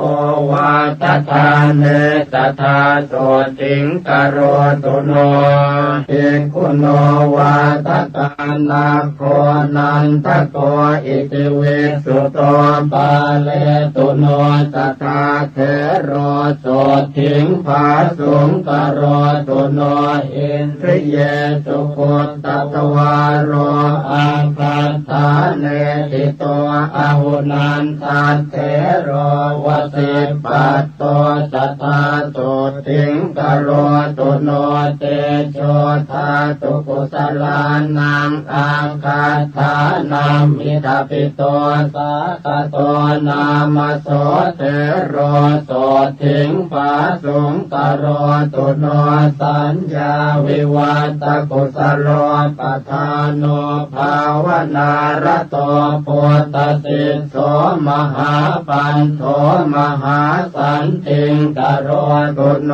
จุลปันตกันเถโรปิมโนมยาปินิมิโตทปิโตอาคัฏฐานามิสัทธาโสทิงกโรตุโนปฏิภาณยกานังตุอาคัฏฐานามิตปิโตราโทเถโรมหาโสทิงกโรตุโนอนามยังโลกจิวรธารานังภิกขุนังอุตตโมอาหุโมกราชมหาเถโรมหาสันติงกโรตุโนวิมโลวิมลปัญโยสุโรปสุสมาหิโตระโชนลิมปฏิคันเตมหาสันติงกโรตุโนธรรมปาโลมหาปาโลมหาธรรมตโรยติมหาขีนาสวโลเกมหาสันติงกโรตุโนจักขุปาโลมหาเถโรปทานโนศีลสังวุตโตปหิตัสโตมหากายโยมหาสันติงกโรตุโนสัพพเวรพยาติโตนารโตอาสวะขโยมหาสันติกโรโลเกสัทธาโสทิงกโรตุโนโพธปูชายนิรโตจินภัตติปรายโนสัทธรรมสวโนเถโรสัทธาโสทิงกโรตุโนปัจฉิมภวสัมปัตโตโคตโมภาวนารโตราคะขยมโนปัตโตสัทธาโสทิงกโรตุโนเสนาสเนสุสัพพายังลัทธาจานังสมารปิโคติโกโพ ตจายันตัวสัทธาโสติงกโรตุโนโพเทปัสสันนมานโสสุปาอุปัญจลีกโตขีนาสววติปุโตมหาสันติงกโรตุโนวิปัสสนายปัสสุโตวันนิโยจุสมาหิโตสัตโตยาเยวเนวาสิสัทธาโสติงกโรตุโนโอติโยวินัยตโรอติกันโตนรามเรธาเรนโตอันติมันเทหังสัทธาโสติงกโรตุโนวิมโรวิรโชจันโลชาโตปันตระเกตุนาพิมพิสาราตโชเทโรสัทธาโสติงกโรตุโนรัมมารัญเยวติตวานภาเวนโตกุสลังปะหุงโยคาเขมมโนปัตโตสัพพิโยสันติงกโรตุโนปุเพนิวาสังจานันโตเทปจักขุวิโสทโนนาคิโตระระหังปัตโตโสทยาโรคยังตถาตุโนปาติโมกขมโนปัตโตวิจโยรัญญโคจโรลาภาลาภิตถาสังสีสัทธาโสติงกโรตุโนตัณหาชตังวิชเตตวาวัตเตตวานวิปัสสนังสังกราคิโตมหาเถโรมหาสันติงกโรตุโนอรัญญวาสาภิรโตภวเนติสมุหโตธัมมานังปารมิปัตโตอุตตโรปาตุโนพยาปุเปปุญญานิกัตวานปุปโยคังสมารปิอุสโพระหตังปัตโตสัทธาโสติงกโรตุโนสมาปันติสมาปันโนจรพิญโยมหิติโกสิวโกพุทธชายันโตสัทธาโสติงกโรตุโนสัตตาริยธโนเทโรตนิโยธัมมสาคโรวันตสังสารคมโนสัทธาโสติงกโรตุโนปัญจขันเตปริญญายภาวยิตวานเนปุติงปัตตวานปรมังสันติงโพธิโยปาตุโนพยาอุปนิสยสัมปันโนอุจจโยปุตตมามะโกโลกาตปสุโตเทโรสัทธาโสติงกโรตุโนปุตตาปัสสะทสัมปันโนปาปเจกินัสสาสเนสัญจโยนามโสเทโรสัทธาโสติงกโรตุโนมารัญจโยมหาเถโรรามเนโยมหิตติโกนิพพานานินจิตโตโสสัทธาโสติงกโรตุโนอุปปาปัญจปุญญัญจเวติวัตโตอนาสวเวรัตเถโรระหัปปัตโตสัทธาโสติงกโรตุโนปุณณมาสมหาเถโร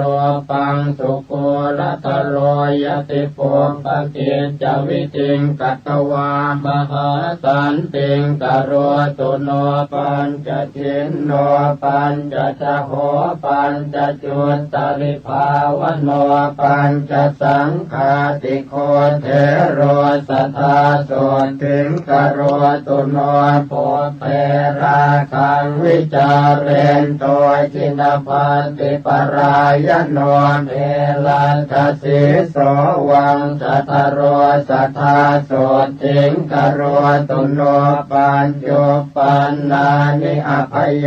นิการตินาติชีวิเตอจิโตโสมหาเถโรมหาสันติงกโรตุโนวิวัตเนสเยปุญเยกัตตวาสัม มพุทธปฏิมากุลเถโรระหะปัตโตมหาสันติงกโรตุโลวิปัสสิธรรมทายาโทเถโรนิโครธนามโกนิปานากรรมสันติโทสัทธาสันติงกโรตุโนติโสเวจาอนุปัตโตสุขันโทนามโสระหะสัพพปะปะปริขีโนสัทธาโสติงกโรตุโนนันติโยสัทธาสัมปันโนจิตกะเลโสมหาเถโร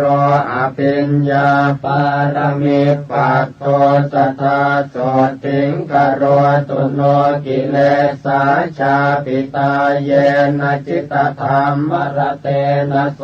ธัมมาระปุตตวิมโรสัทธาโสติงกโรตุโนเทวโรกัมมโนเสสุอนุพุทธวาวิโพติโย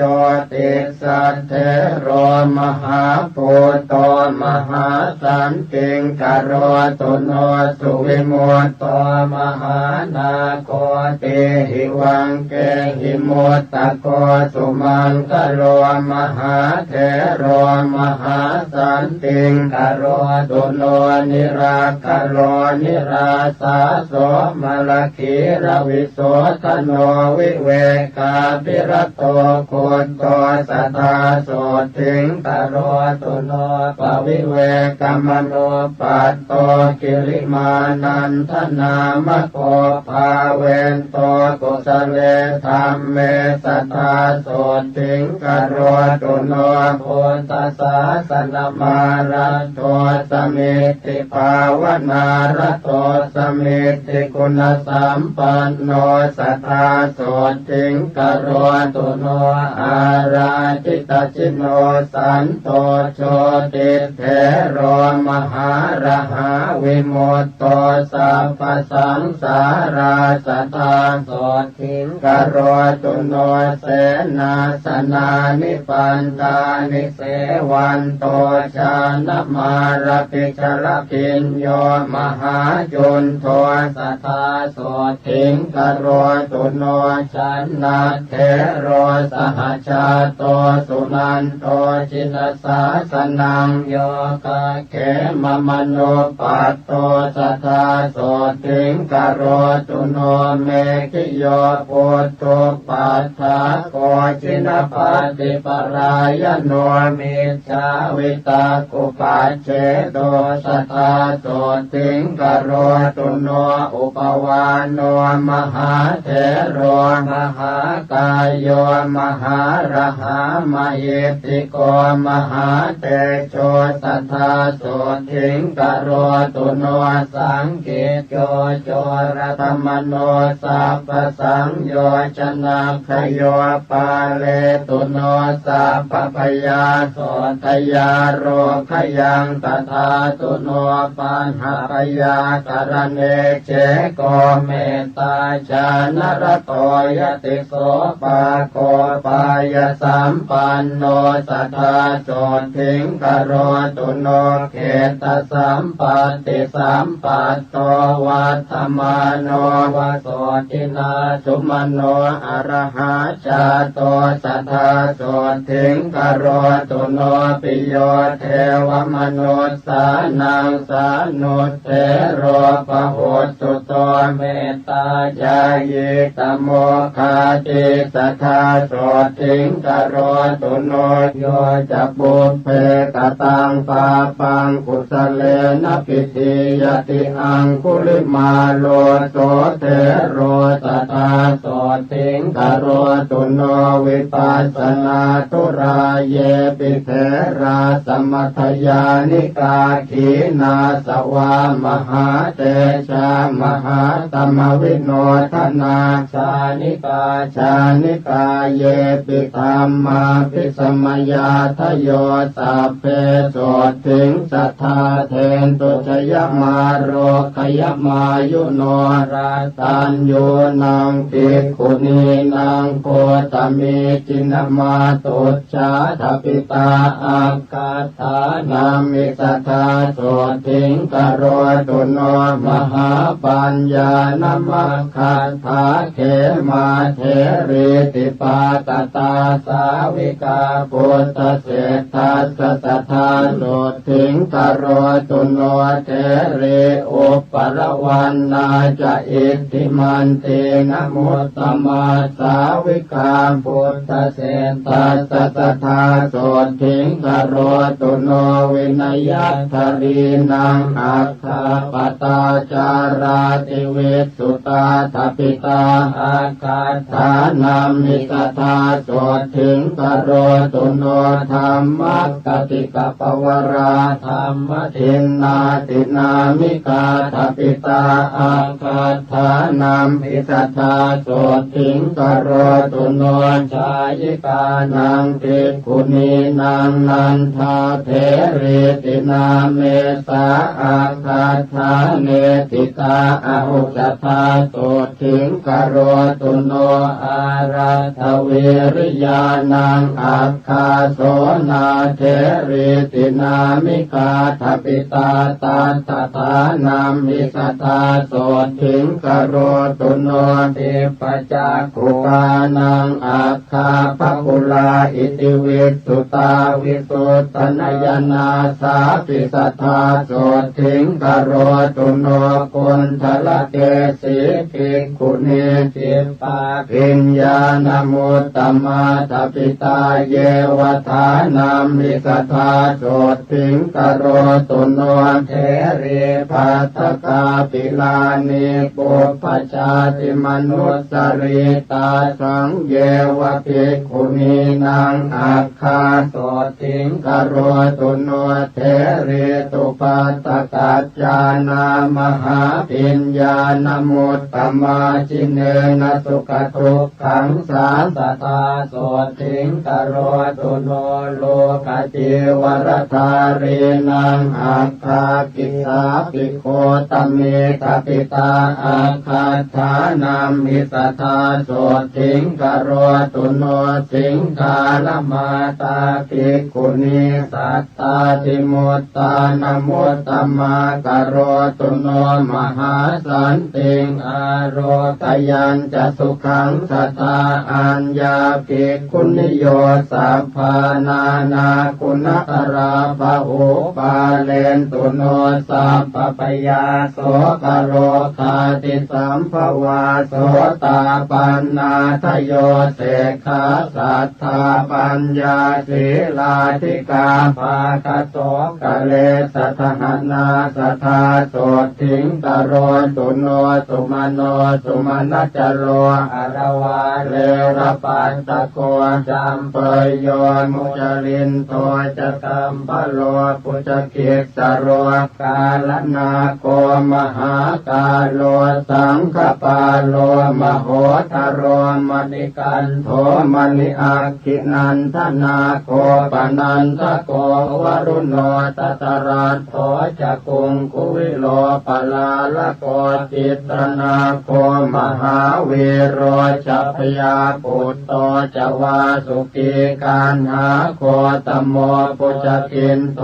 อังคิโตมัติโกตถาโจโลตโรหะอิจัตโตนาคาเอราปทาทโยอาสิวิสาโอรวิสาเยสัพเพนยนาวุธาจรัตถาวาตลัตถาวาปัปปะเตยานทิจารากรณตุโนมหาโสติงอายุมาโรกิยังสัทธานิจจามตันนิกาเปตาอุสุสัตติจโรมกามังสปินทาทโยเปตาเปตาเวมานิกาทโยปาเลนตุโนสัพพปยาสัทธาเตสุขิโนสัทธาเยปหาราตสัมภรภรยาสุรคนาจะเยเวปจิตตาสุรคนาจันทาสุรคนาทโยสัพเพเตติมหาเตชะภูตยากนิวารณากรณตุโนมหาโสติงอโรคยัญจะยังสัทธาเย ยัคขาสัตตสหัสสากุมมากาปิลวัตถุกาอิติมันโตจุติมันโตวันนวันโตยัสสัสสิโนสัพเพติสรณายัคขามเหสักขาจุตินทรากรณตุโนมหาโสตินอารกยันจะยังสัทธาจะสหัสสาเหมวตายัคขานานาตวันนิโนโพตปูชายนิรัตตาสัทธาโสติงกรณตุโนสาตาธิราติสหัสสายัคขานิราติวันนิโนนานาปปายสัมปันนาสัทธาโสติงกรณตุโนเวสามิตาปัญจสตายัคขานานาตวันนิโนอิติมันโตชุติมันโตวันนวันโตยัสสัสสิโนโมทมานาอภิกามุงสัทธาโสติงกรณตุโนกุมพีโรราชกหิโกเวปุลลาสนิเวสนังปิโยนังสัตตสหัสสังยัคขานังปยิโรอาสติโสยัคเขหิปริวารโรสัทธาโสติงกรณตุโนปุริมันจติสังราชาทัตรัตโถปัสสาสติคันทัพพานังอธิปติมหาราชายสัสสิโสโพตาปิตาสปหาวอินทนามามหาพลาโสราชาสหโพเตอิสัทธาโสติงกรณตุโนทักขินันจติสังราชาวิรุณโหตังปัสสาสติกุมพันธานังอธิปติมหาราชายสัสสิโสโพตาปิตาสปหาวอินทนามามหาพลาวิรุณโหสหโพเตอิสัทธาโสติงกรณตุโนปัจฉิมันจติสังราชาวิโรปาโคปัสสาสตินาคานันจะอธิปติมหาราชายสัสสิโสโพตาปิตาสปหาวอินทนามามหาพลาวิโรปาโคสโพเตอิสัทธาโสติงกรณตุโนอุตรัญจติสังราชากุเวโรตังปัสสาสติยัคขานันจะอธิปติมหาราชายสัสสิโสโพตาปิตาสปหาว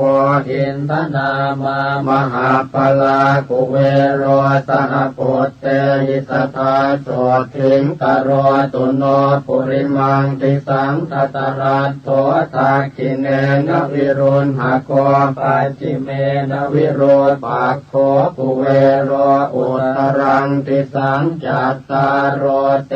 มหาราชาตมันตาจตุโรติสาทัตถนามานาอัตถังสุตตาโสติงกรณตุโนเตสังมายาวิโนทาสาอาคงวันจันิกาสัทธามายากุเทนตุวิเทนตุวิโตจวิตุโตสหจันทโนกามเศษโทจะกินนุคันตุนิคันตุจะปนาโทโอปมันโยจะเทวสุโตจะมาตลิจินตเสโนจะคันทาโพนโรราชาจะเนตโพวโรปัญจสิกโขเจวติมปรุสุริยวัจสาเอเตจันเยจราชาโนคันทัพพาจะมหาพลาโมทมานาสัทธาโสติงโนกรณตุอนามยังมหันตานาคสานาคาเวสาลาสหตาชกากัมพลาสัตตราชาปิเมรุปาตสิตาพลายามุนาตัตราธาจะสัพเพนาคายสัสสิโนเอราวโนมหานาโคโนกรณตุอนามยังมหิติกาสุปันนาเยนากราเจมหาภเลกเหตวาจินาเกเตวะปะขันติงตุนเพบาลาเตโพตสรณาสัพเพโส ถิงกโรนตุโนสัทธาปัทพยาโพจะเตโชจะวาโยเทวามหิติกาอุปจาเรนนิพพัตตาสัทธาโสถิงกโรนตุโนวรุณาวารณาเทวาโสโมจยสัสสะสหเมตตาการุณิกาสัพเพสัทธาโสถิงกโรนตุโนปันนาสโยชนายาเมวิมาเนรัตนามะเยติโตตะเมวิหันตวานาสุริโยโสถิงกโรตุโนจันโทสีตกโรโลเกปปายุจริโตทโยมหันตการวิทังกิสัทธาโสถิงกโรตุโนเวนตุจัสหัสสีเทวาอัตมาจตุเวยมาจันทาสุปนิสาเทวาสุริยนิสิตาพุทธสมามกาสัพเพสัทธาโสถิงกโรนตุโนนาคาตานิปุระคัตวาเทวามันทวลาหากาสักโกปุรินทโทเศธโทสัทธาโสถิงกโรนตุโนมหันตาสหภูเทวาชลมากิสิขาริวะอริทกาจโรชาจะอุมมาปุปนิพาสิโนวรุณาสหธรรมาจะอาจุตาจะอเนชกาสุเรยรุติราเทวาวาสวเนสิโนตเสเตทัสสะกายาสัทธาโสถิงกโรนตุโนสมานามหาสมานามานุสามานุสุตตมาคิตตาปโทติกาเทวามโนปโทติกาอัฏฐาปิหรโยเทวาโลหิตวาจิโนปารคามหาปารคาสัพเพเทวายสัสสิโนทัสเสเตทัสสะกายาสัทธาโสถิงกโรนตุโนสุกากรัมภาอรุณาอาคุงเวคณสาสหโอทาตะไคหาปาโมคาอาคุงเทวาวิจักขณาสัทธามันตาหารคชามิสกาจยสัสสิโนธนยังอาคปัญชุนโนโยติสาสววิวัสสติกเสเตตัสสะกายาสัพเพนานาตวันนิโนอิติมันโตชุติมันโตวันละวันโตยสัสสิโนโมทมานาจินทานาสัทธาโสถิงกโรตุโนโลกตาตุสหัสเสสุตตัสเววสมันตโตเทวาทโยปานคณาสัทธาโส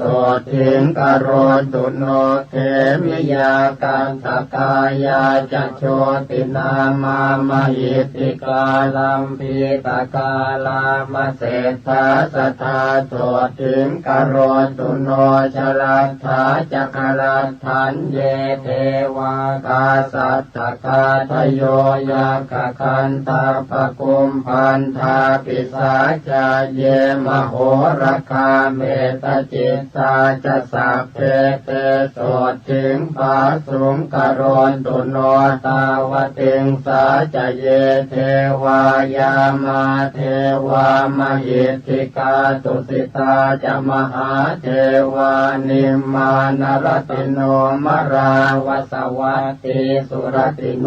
สัพเพเทวาสวาพุทธปูชายนิรตาสัทธาโสถิงกโรตุโนพระมาโนปาริสัชชาจะเยจะพระมปุโรหิตามหาพระมาจะสัพเพเทปตมัชฌานสันติโนเมตตาวิหาริโนสันตาสัมพุทธัสสะปรายนากโรนตุโนมหาโสถิงเสขาเสขปุตุชนาปริตาภาปมานาภาพระมาจาภาสราตถาพุทธปูชายนิ รตาตุติยาชานะสันติโนเมตตากรุณิกาสัมเพ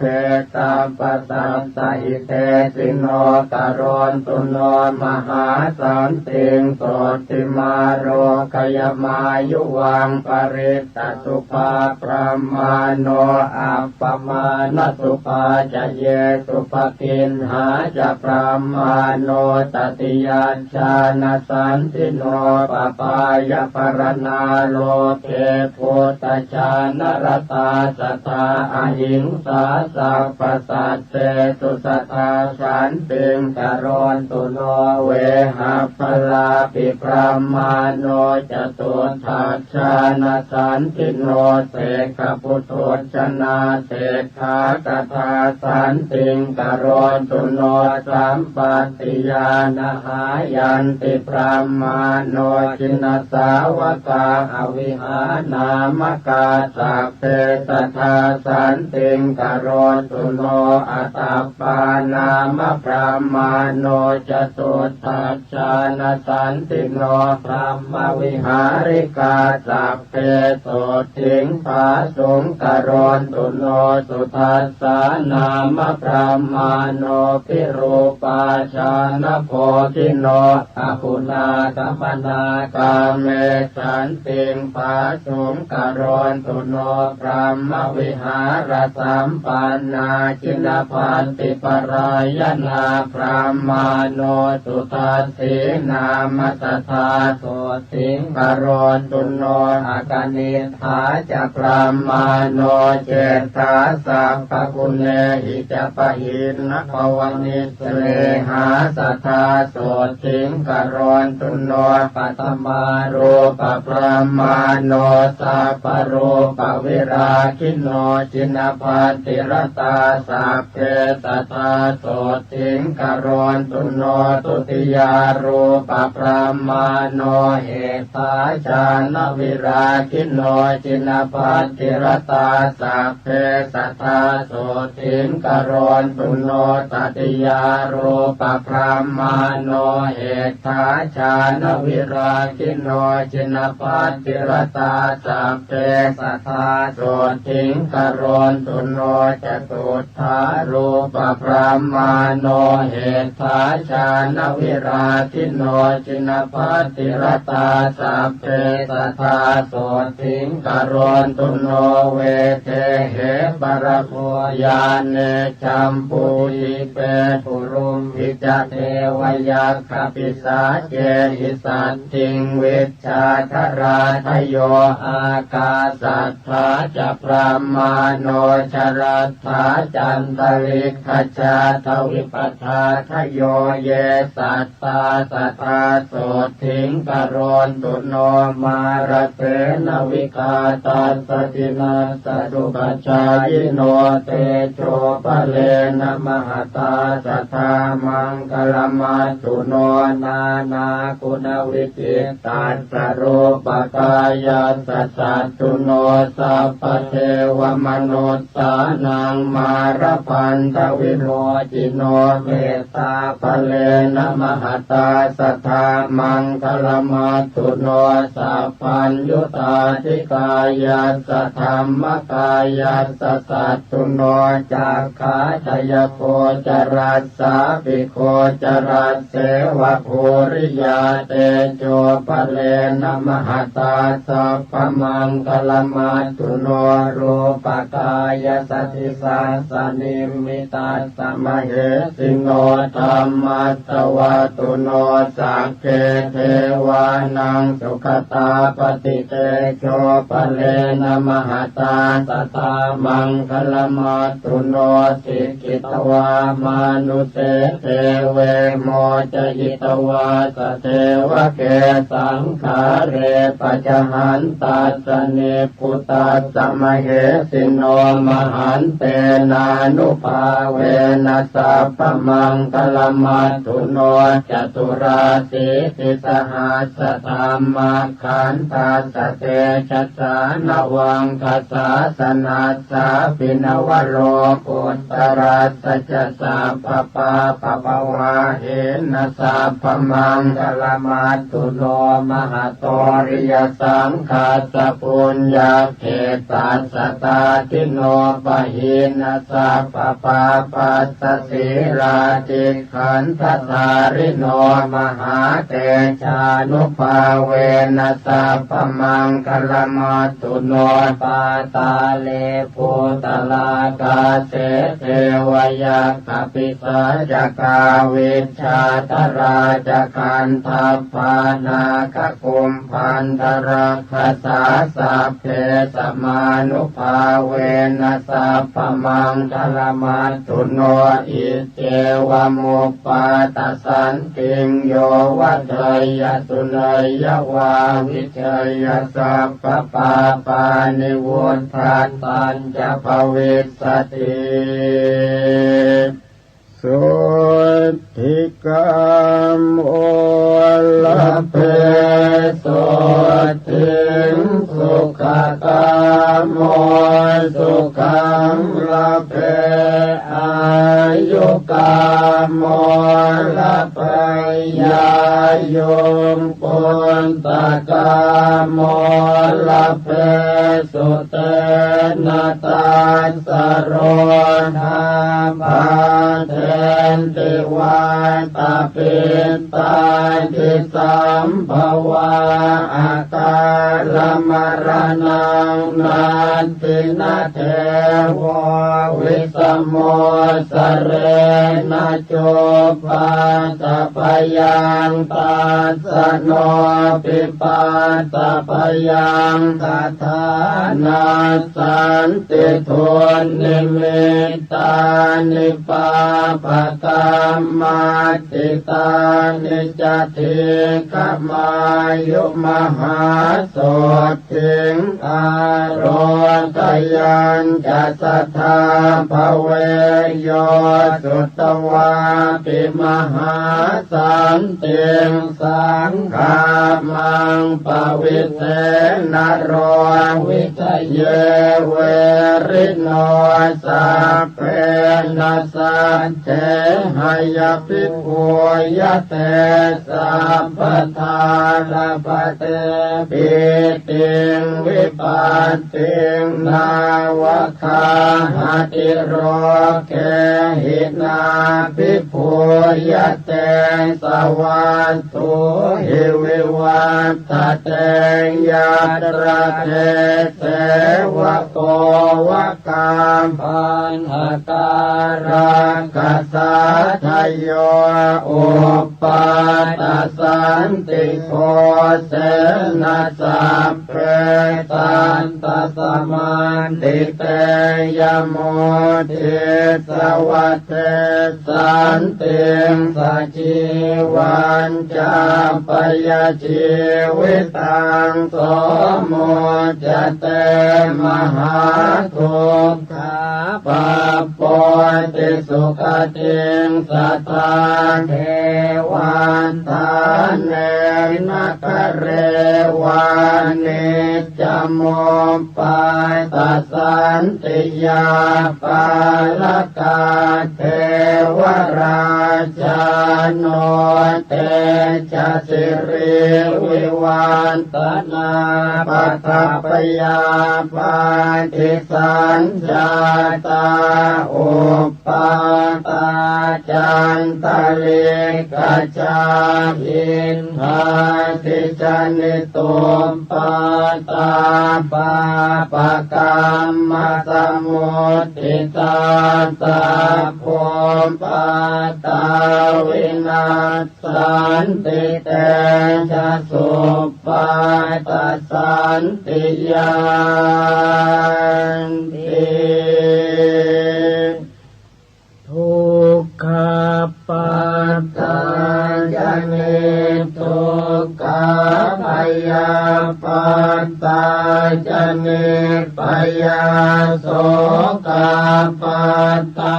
จเนโสกโหนตุสัพเพติปานิโนเอตาวตาจะอัมเหหิสัมปตังปุญญสัมปทังสัพเพเทวานุ โมทันตุสัพพสัมปันติสิทธิยาทานังทัฏฐานตุสัพพายสิรังรักขันตุสัพพทาภาวนาภิรตาโหนตุกัจจันตุเทวตาคตาสัพเพพุทธาภลัมปัตตาปัจเจกานันจะยังพลังอรหันตานันจะเตเชนรักขังพันธามิสัพพโสภวตุสัพพมังคลังรักขันตุสัพพเทวตาสัพพพุทธานุภาเวนัสสทาโสทิภวันตุเตภวตุสัพพมังคลังรักขันตุสัพพเทวตาสัพพธรรมานุภาเวนัสสทาโสทิภวันตุเตภวตุสัพพมังคลังรักขันตุสัพพเทวตาสัพพสังฆานุภาเวนัสสทาโสทิภวันตุเตอานุภาพของอุปาทสันติผู้ใดสวดหรือฟังอุปาทสันติอันกล่าวแล้วด้วยประการฉนี้บุคคลนั้นจะพึงชนะจากสิ่งชั่วร้ายทั้งปวงจะเจริญด้วยคุณ5ประการคืออายุวรรณะสุขะพละและปฏิภาณความวิบัติย่อมไม่มาแผ่วพานย่อมได้รับความอิ่มใจในการทุกเมื่อยาพิษและศาสตราวุธย่อมไม่กล้ำกลายย่อมชนะข้าศึกทั้งมวลโรคาพยาธิย่อมไม่เบียดเบียนย่อมเจริญด้วยทรัพย์สินคารภัยจากมนุษย์อมนุษย์และสัตว์ร้ายน้อยใหญ่ย่อมสงบไปด้วยเสียงแห่งการสวดอุปาทสันติผู้ที่สวดอุปาทสันติแล้วอุทิศให้ผู้ที่ล่วงลับไปก็ดีที่ยังมีชีวิตอยู่ก็ดีจะช่วยให้เขาเหล่านั้นพ้นจากมหันตทุกข์ย่อมเข้าถึงสุขในการทุกเมื่อทวยเทพเทวดาทั้งหลายท้าวพระยามหากษัตริย์ทั้งหลายจักเป็นผู้เจริญด้วยเดชและสิริมงคลด้วยกฤตยานุภาพแห่งพระคาถาอุปาทสันติเหตุร้ายอันเกิดจากภัยธรรมชาติมีแผ่นดินไหวและน้ำท่วมเป็นต้นเหตุร้ายอันเกิดจากฟากฟ้าเหตุร้ายอันเกิดจากสุริยุปราคาจันทรุปราคาเหตุร้ายอันเกิดจากบาปกรรมเหตุร้ายทั้งปวงจักพินาศไปด้วยเดชแห่งอุปาทสันติ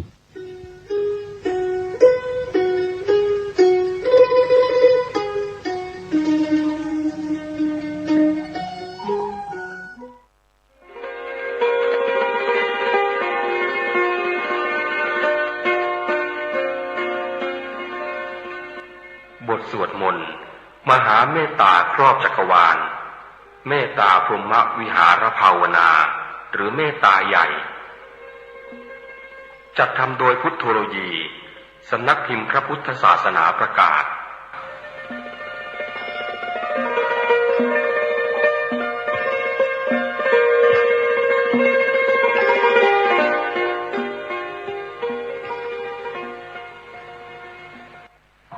นะโมตัสสะภะคะวะโตอะระหะโตสัมมาสั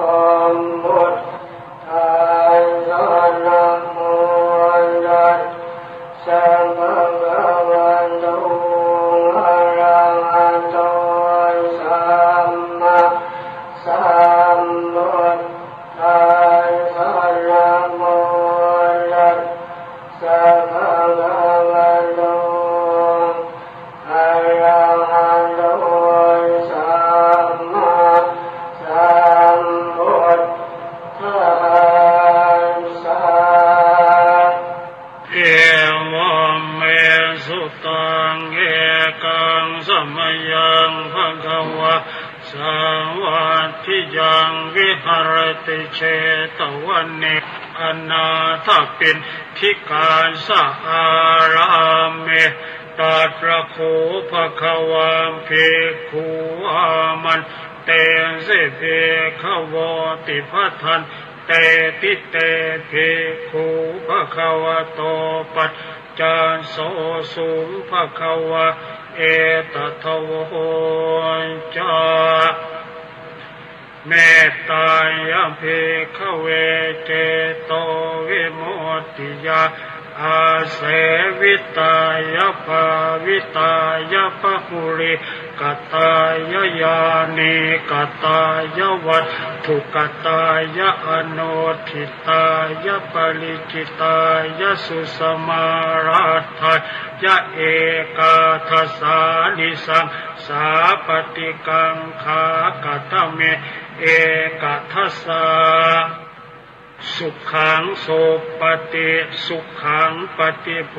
ชตินาปาปะกังสุปินังปัสสติมโนสานังปิโยโหติอมโนสานังปิโยโหตุเทวตาราขันตินาสอาคิวาวิสังวาสัทธังวากรรมติตุวตังเจตังสมาธิยติโมขวันโนเวปัสสิทติอสัมมุลโหการังกโรติโอตริงอาปติเวชันโตพระมโลกุปโคโหติเมตตายะภิกขโวเจโตวิมุตติอาเสวิตายะภาวิตายะพหุริกตายะยานิกตายะวัตถุกตายะอนุทิตายะปริจิตายะสุสมารัตถายะอิเมเอกาทัสสานิสังสาปฏิกังขาอาทิอโนทิโสภรณะเมตตาเจโตวิมุตติอัตถิโอทิโสภรณะเมตตาเจโตวิมุตติอัตถิทิสาภรณะเมตตาเจโตวิมุตติกติหากาเลหิอโนทิโสภรณะเมตตาวิมุตติกติหากาเลหิโอทิโสภรณะเมตตาเจโตวิมุตติกติหากาเลหิทิสาภรณะเมตตาเจโต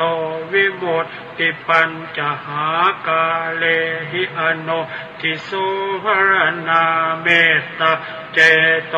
วิมุตติสัตตหากาเลหิโอทิโส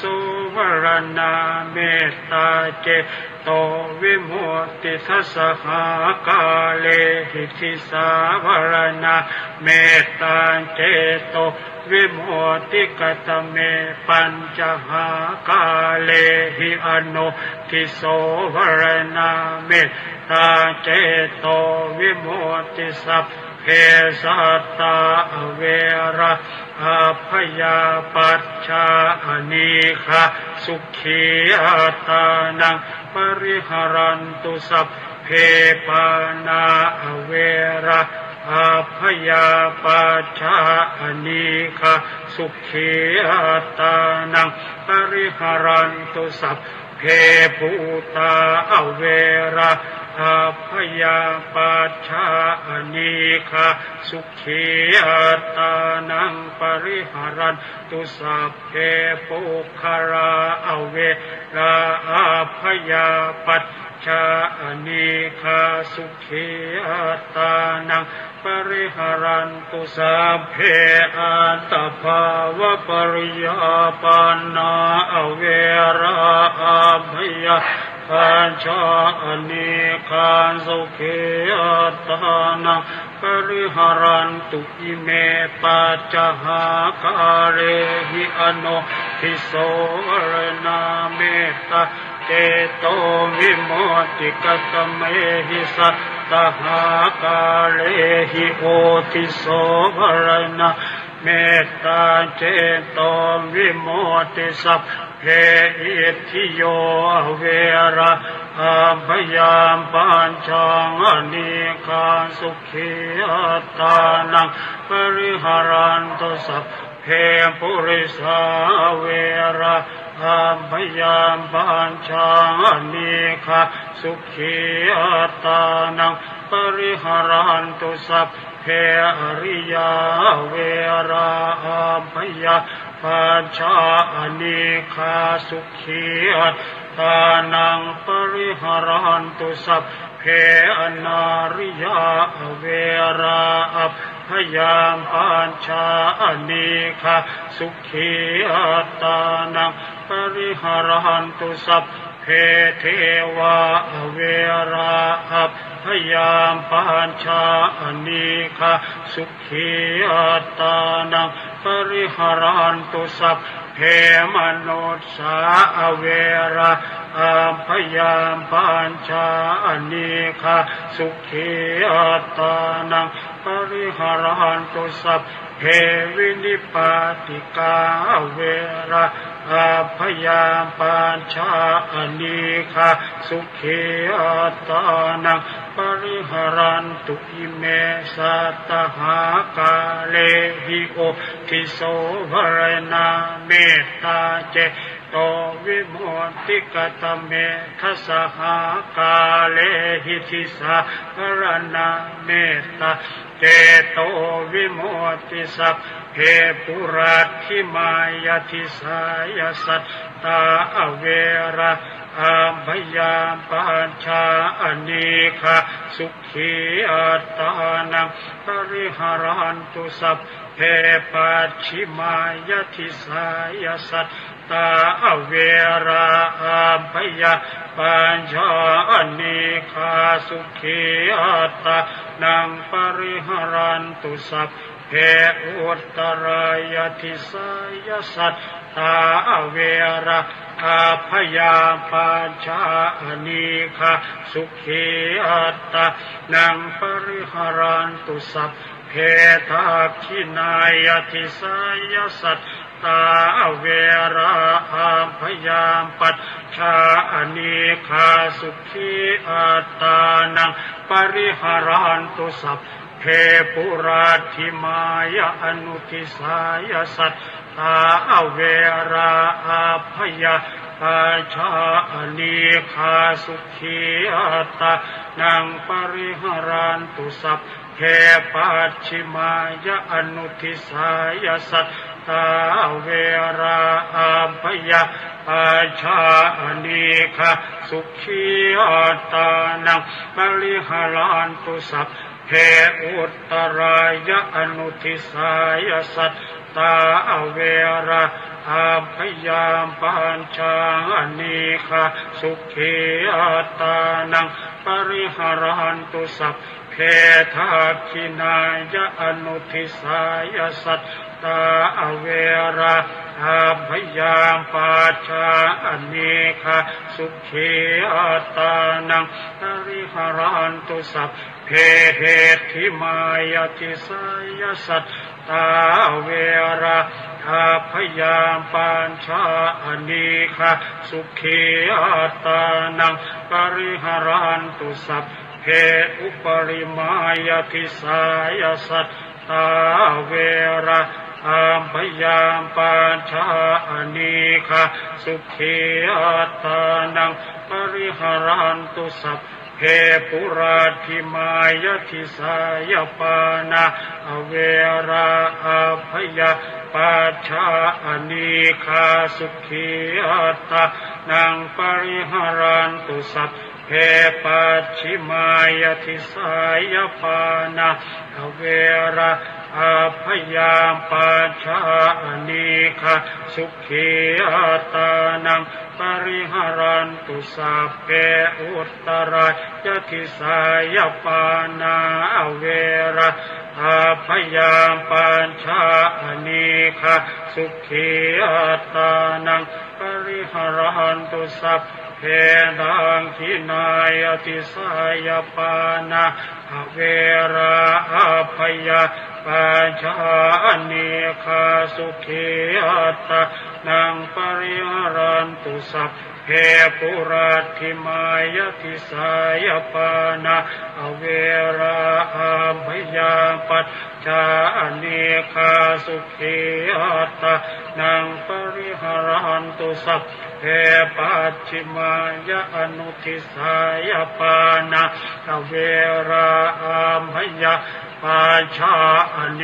คาสุขีอัตตานังปริหารันตุสัพเพอุตตรายะอนุทิสายปานาอเวราอาภยาปัจจาเนคาสุขีอัตตานังปริหารันตุสัพเพทักขินายะอนุทิสายปานาอเวราอาภยาปัจจาเนคาสุขีอัตตานังปริหารันตุสัพเพทิมายติสายปานาอเวราอาภยาปัจจาเนคาสุขีอัตตานังปริหารันตุสัพเพอุปริมายติสายปานาอเวราอาภยาปัจจาเนคาสุขีอัตตานังปริหารันตุสัพเพปุรัตถิมายติสายภูตาอเวราอาภยาปัจจาเน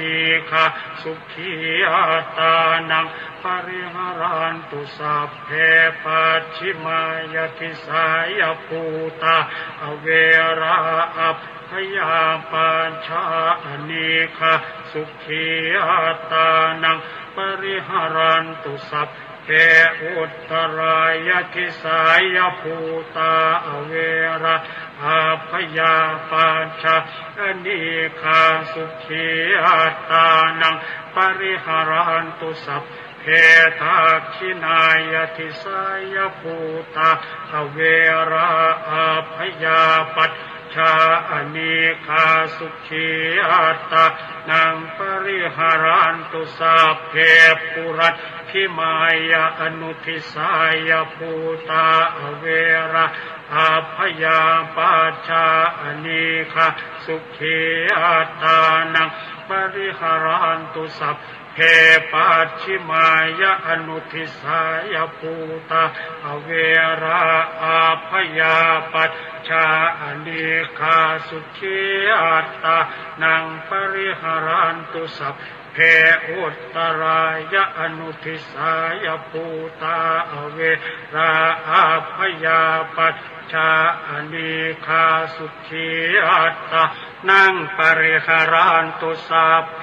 ทักขินายะอนุทิสายภูตาอเวราอาภยาปัจจาเนคาสุขีอัตตานังปริหารันตุสัพเพทิมายติสายภูตาอเวราอาภยาปัจจาเนคาสุขีอัตตานังปริหารันตุสัพเพอุปริมายติสายภูตาอเวราอาภยาปัจจาเนคาสุขีอัตตานังปริหารันตุสัพเพปุรัตถิมายติสายปุคลาอเวราอาภยาปัจจาเนคาสุขีอัตตานังปริหารันตุสัพเพ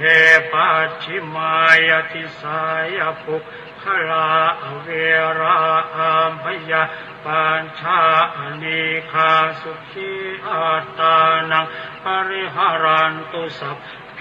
อุตตรายติสายปุคลาอเว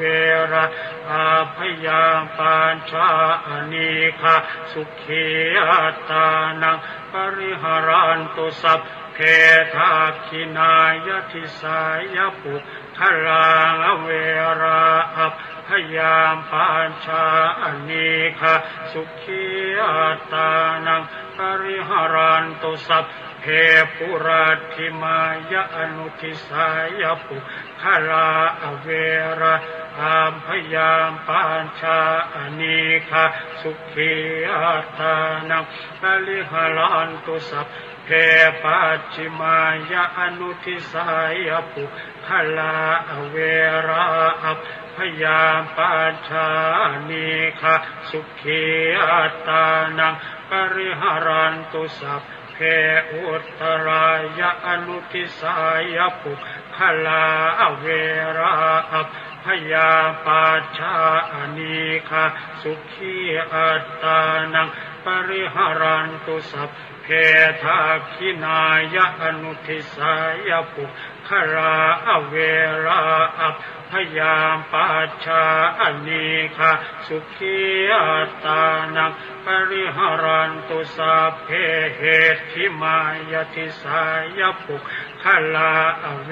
ราอัพพยาปัจฉาอนีคาสุขีอัตตานังปริหารันตุสัพเพ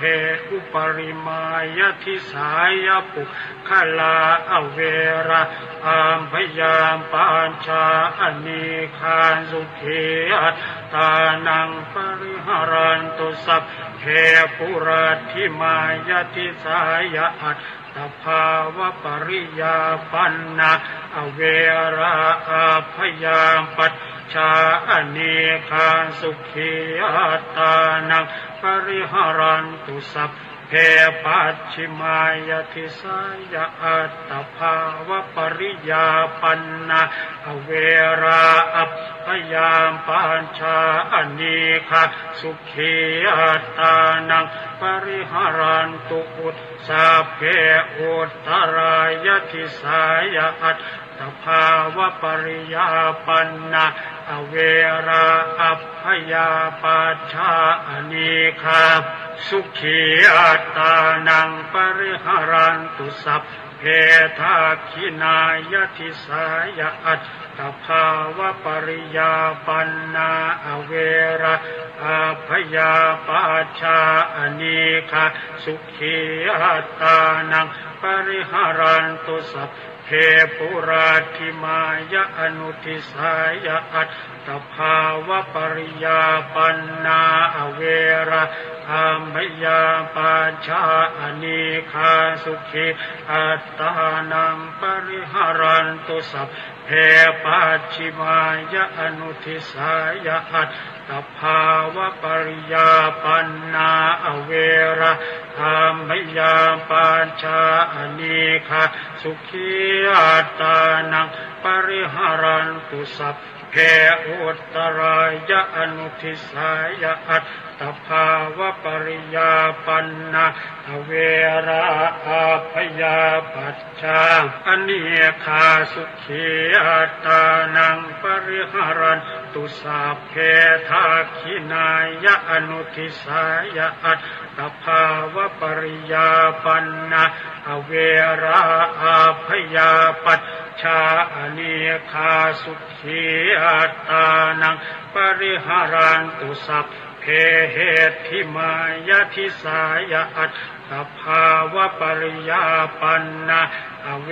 ราอัพพยาปัจฉาอนีคาสุขีอัตตานังปริหารันตุสัพเพอุปริมายติสายอัตตภาวะปริยาปันนาอเวราอัพพยาปัจฉาอนีคาสุขีอัตตานังปริหารันตุสัพพะปุราธิมายติสายเอียนทิโยงเวรังอัมพยาปัญชาอนีคาสุขีอัตตานังปริหารันตุสัพพะปัญฉิมายติสายเอียนทิโยงเว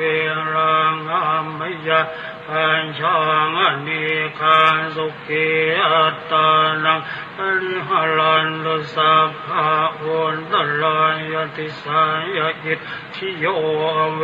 รังอัมพยาปัจฉาอนีคาสุขีอัตตานังปริหารันตุสัพพะทักขินายติสายอิทธิโยเวรังอัมพยาปัจฉาอนีคาสุขีอัตตานังป หารันตุสัพพะปุรัตถิมายะอนุทิสายะเอทิโยอเวราอัมพยามปัญชังอเนคาสุขีอัตตานังปริหารันตุสัพพะปัญชิมายะอนุทิสายะอิทธิโยอเวราอัมพยามปัญชังอเนคาสุขีอัตตานังปริหารันตุสัพพะอุตตรายะอนุทิสายะเอทิโยเวราอัพพยาปัจฉาอเนคาสุขีอัตตานังปริหารันตุสัพพะทาคินายะอนุทิสายะอิทธิโยเวราอัพพยาปัจฉาอเนคาสุขีอัตตานังปริหารันตุสัพพะเหติมายติสายะอิทธิโยเวราอัพพยาปัจฉาอเนคาสุขีอัตตานังปริหารันตุสัพพะอุปริมายติสายะอิทธิโยเวราอัพพยาปัจฉาอเนคาสุขีอัตตานังปริหารันตุสัพเพปุราธิมายติสายะปุริสาเวราอัมพยามปัญชังอเนคาสุขีอัตตานังปริหารันตุสัพเพปัจฉิมายติสายะปุริสาเวราอัพพยาปัจฉาอเนคาสุขีอัตตานังปริหารันตุสัพเพอุตตรายติสายะปุริสาเวราอัพพยาปัจฉาอเนคาสุขีอัตตานังปริหารันตุสัพเพทักขินายติสายะปุริสาเวราอัมพยามปัญชาอเนคาสุขีอัตตานังปริหารันตุสัพเพปุราธิมายะอนุทิสายะปุริสาเวราอัพพยามปัญชาสุขีอัตตานังปริหารันตุสัพเพปัจฉิมายะอนุทิสายะปุริสาเวราอัพพยาปัจฉาอเนคาสุขีอัตตานังปริหารันตุสัพเพอุตตรายะอนุทิสายะปุริสาเวราอัพพยาปัญชังอเนคาสุขีอัตตานังปริหารันตุสัพเพทักขินายะอนุทิสายะปุริสาเวราอัพพยาปัจชังอเนคาสุขีอัตตานังปริหารันตุสัพเพเหติมายติสายะปุริสาเวราอัพพยาปัจฉาอเนคาสุขีอัตตานังปริหารันตุสัพเพอุปริมายติสายะปุริสาเวราอัพพยาปัญชังอเนคาสุขีอัตตานังปริหารันตุสัพเพปุรัตถิมายติสายะอริยาเวราอัพพยาปัจฉาอเนคาสุขีอัตตานังปริหารันตุสัพเพปัจฉิมายติสายะอริยาเวราอัพพยาปัจฉาอเนคาสุขีอัตตานังปริหารันตุสัพเพอุตตรายติสายะอริยาเวราอัพพยาปัจฉาอเนคาสุขีอัตตานังปริหารันตุสัพเพทักขินายติสายะอริยาเวราอัพพยาปัจฉาอเนคาสุขีอัตตานังปริหารันตุสัพเพปุราธิมายะอนุทิสายะอริยาเวราอัพพยาปัจฉาอเนค คาสุขีอัตตานังปริหารันตุสัพเพปัจฉิมายะอนุทิสายะอริยาเวราอาภยาปัจฉานิคาสุขีอัตตานังปริหารันตุสัพเพพุทธรายะอนุทิสายะอริยาเวราอาภยาปัจฉานิคาสุขีอัตตานังปริหารันตุสัพเพทักขินายะอนุทิสายะอริยาเวราอาภยาปัจฉานิคาสุขีอัตตานังปริหารันตุสัพเพเหติมายะทิสายะอริยาเวราอาภยาปัจฉานิคาสุขีอัตตานังปริหารันตุสัพเพอุปริมายะทิสายะอริยาเวราภยาปัจฉานิคาสุขีอัตตานังปริหารันตุสัพเพปุราธิมายะทิสายะอริยาเวราภยาปัจฉานิคาสุขีอัตตานังปริหารันตุสัพเพปัจฉิมายะทิสายะอริยาเวราภยาปัจฉานิคาสุขีอัตตานังปริหารันตุสัพเพพุทธรายะทิสายะอริยาเวราภยาปัจฉานิคาสุขีอัตตานังปริหารันตุสัพเพทักขินายะทิสายะอริยาเวราภยาปัจฉานิคาสุขีอัตตานังปริหารันตุสัพเพปุราธิมายะอนุทิสายะอริยาเวราภยาปัญชามนิคาสุขีอัตตานังปริหารันตุสัพเพปัจฉิมายะอนุทิสายะอริยาเวราภยาปัญชานิคาสุขีอัตตานังปริหารันตุสัพเพอุตตรายะอนุทิสายะอริยาเวราภยาปัญชามนิคาสุขีอัตตานังปริหารันตุสัพเพทักขินายะอนุทิสายะอริยาเวราภยาปัจฉานิคาสุขีอัตตานังปริหารันตุสัพเพเหติมายะทิสายะอริยาเวราภยาปัจฉานิคาสุขีอัตตานังปริหารันตุสัพเพอุปริมายะทิสายะอริยาเวราภยาปัญชานิคาสุขีอัตตานังปริหารันตุสัพเพปุราธิมายะทิสายะเทวา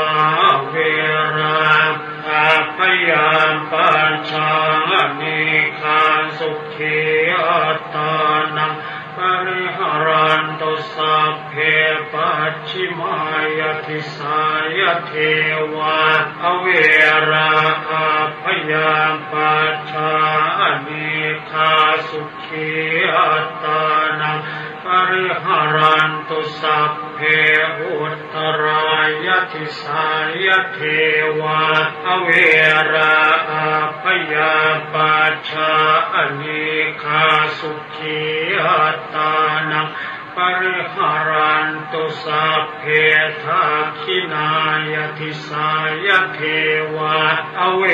ราอัพพยามปัจฉาอเน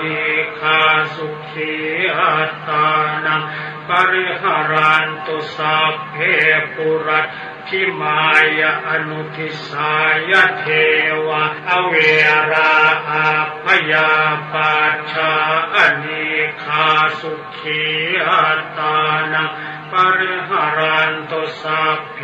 ปัจฉิมายะอนุทิสายเทวะอเวราอัพพยาปัจฉาอเนคาสุขีอัตตานังปริหารันตุสัพเพอุตตรายะอนุทิสายเทวะอเวราอัพพยาปัจฉาอเนคาสุขีอัตตานังปริหารันตุสัพเพทักขินายะอนุทิสายเทวะอเวราอัพพยาปัจฉาอเนคาสุขีอัตตานังปริหารันตุสัพเพเหติมายทิสายเทวะอเวราอัพพยาปัจฉาอเนคาสุขีอัตตานังปริหารันตุสัพเพอุปริมายทิสายเทวะอเวราอัพพยาปัจฉาอเนคาสุขีอัตตานังปริหารันตุสัพเพปุรัตถิมายทิสายมนุษสาอเวราอัพพยาปัจฉาอเนคาสุขีอัตตานังปริหารันตุสัพเพปัจฉิมายทิสายมนุษสาอเวราอัพพยาปัจฉาอเนคาสุขีอัตตานังปริหารันตุสัพเพอุตตรายทิสายมนุษสาอเวราอัพพยาปัจฉาอเนคาสุขีอัตตานังปริหารันตุสัพเพทักขินายทิสายมนุษสาอเวราอัพพยาปัจฉาอเนคาสุขีอัตตานังปริหารันตุสัพเพปุรัตถิมายะอนุทิสายมนุษสาอเวราอัพพยาปัจฉาอเนคาสุขีอัตตานังปริหารันตุสัพเพปัจฉิมายะอนุทิสายมนุษสาอเวราอัพพยาปัจฉาอเนคาสุขีอัตตานังปริหารันตุสัพเพอุตตรายะอนุทิสายมนุษสาอเวราอัพพยาปัจฉาอเนคาสุขีอัตตานังปริหารันตุสัพเพทักขินายะอนุทิสายมนุษสาอเวราอัพพยาปัจฉาอเนคาสุขีอัตตานังปริหารันตุสัพเพเหติมายทิสายมนุษสาอเวราอัพพยาปัจฉาอเนคาสุขีอัตตานังปริหารันตุสัพเพอุปริมายทิสายมนุษสาอเวราอัพพยาปัจฉาอเนคา สุขีอัตตานังปริหารันตุสัพเพปุราธิปายทิสายวินิปาติกาอเวราอาพยาปัจฉาอนิคาสุขีอัตตานังปริหารันตุสัพเพปัจฉิมายทิสายวินิปาติกาอเวราพยาปัจฉาอนิคาสุขีอัตตานังปริหารันตุสัพเพอุตตรายทิสายวินิปาติกาอเวราพยาปัจฉาอนิคาสุขีอัตตานังปริหารันตุสัพเพทักขินายทิสายวินิปาติกาอเวราพยาปัจฉาอนิคาสุขีอัตตานังปริหารันตุสัพเพทักขินายทิสายวินิปาติกาอเวราพยาปัจฉาอนิคาสุขีอัตตานังปริหารันตุสัพเพปุราธิมายะอนุทิสายวินิปาติกาอเวราพยาปัจฉาอนิคาสุขีอัตตานังปริหารันตุสัพเพปัจฉิมายะอนุทิสายวินิปาติกาอเวราพยาปัจฉาอนิคาสุขีอัตตานังปริหารันตุสัพเพอุตตรายะอนุทิสายวินิปาติกาอเวราพยาปัจฉาอนิคาสุขีอัตตานังปริหารันตุสัพเพทักขินายะอนุทิสายวินิปาติกาอเวราพยาปัจฉาอนิคาสุขีอัตตานังปริหารันตุสัพเพเหทิมายทิสายวินิปาติกาอเวราพยาปัจฉาอนิคาสุขีอัตตานังปริหารันตุสัพเพอุปริมายทิสายวินิปาติกา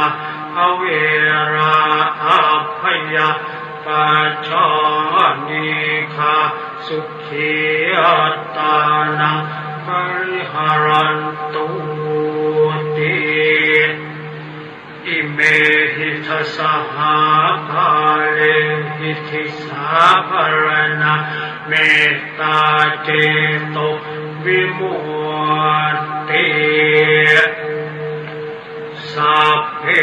สังสัตตานังปีระนังวัจเจตวะอภิรณา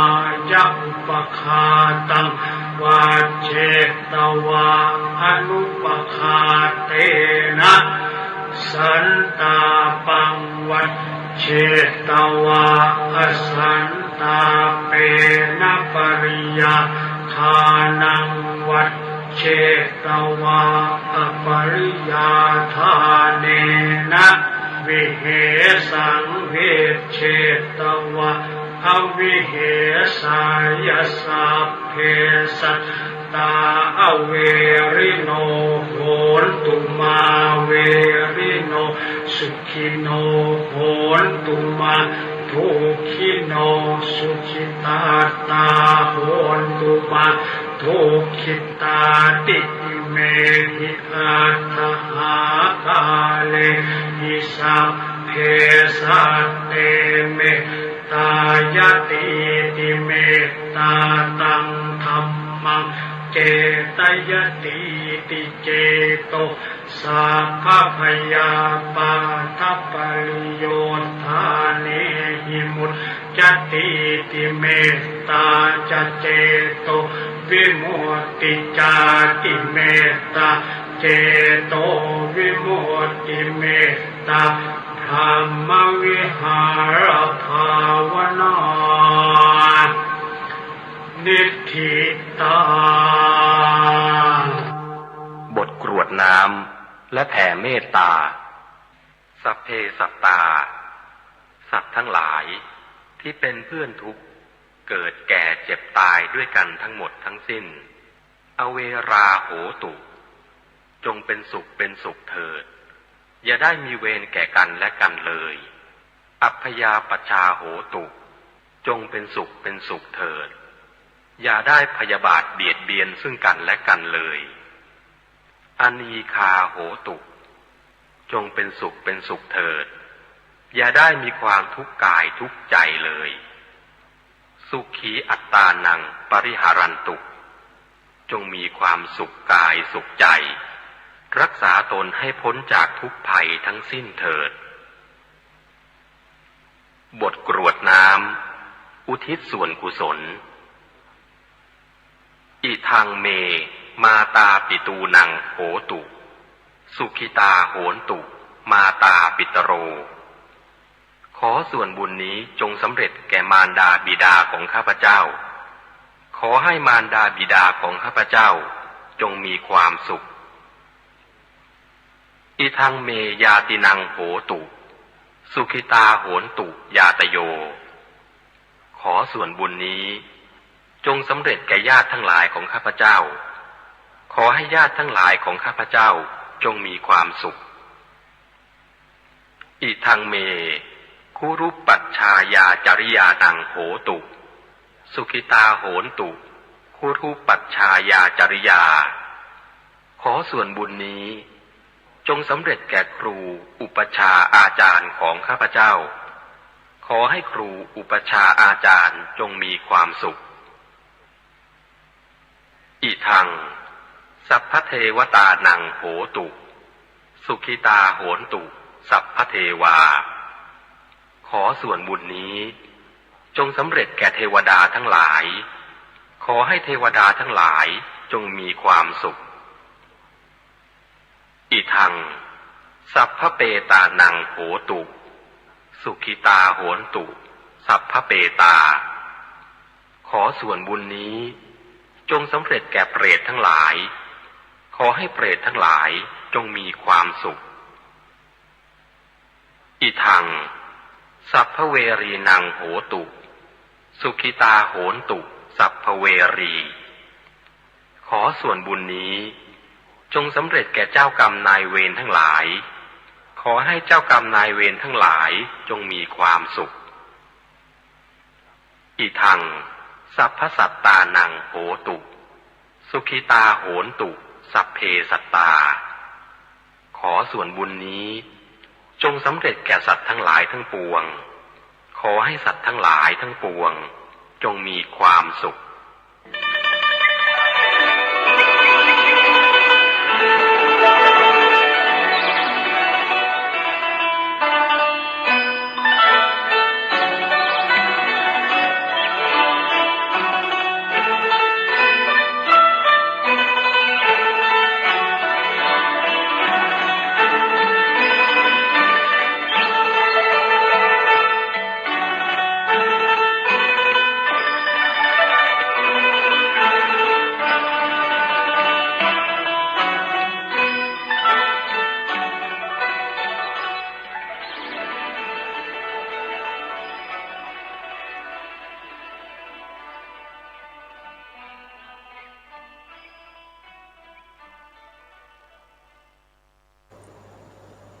ขอ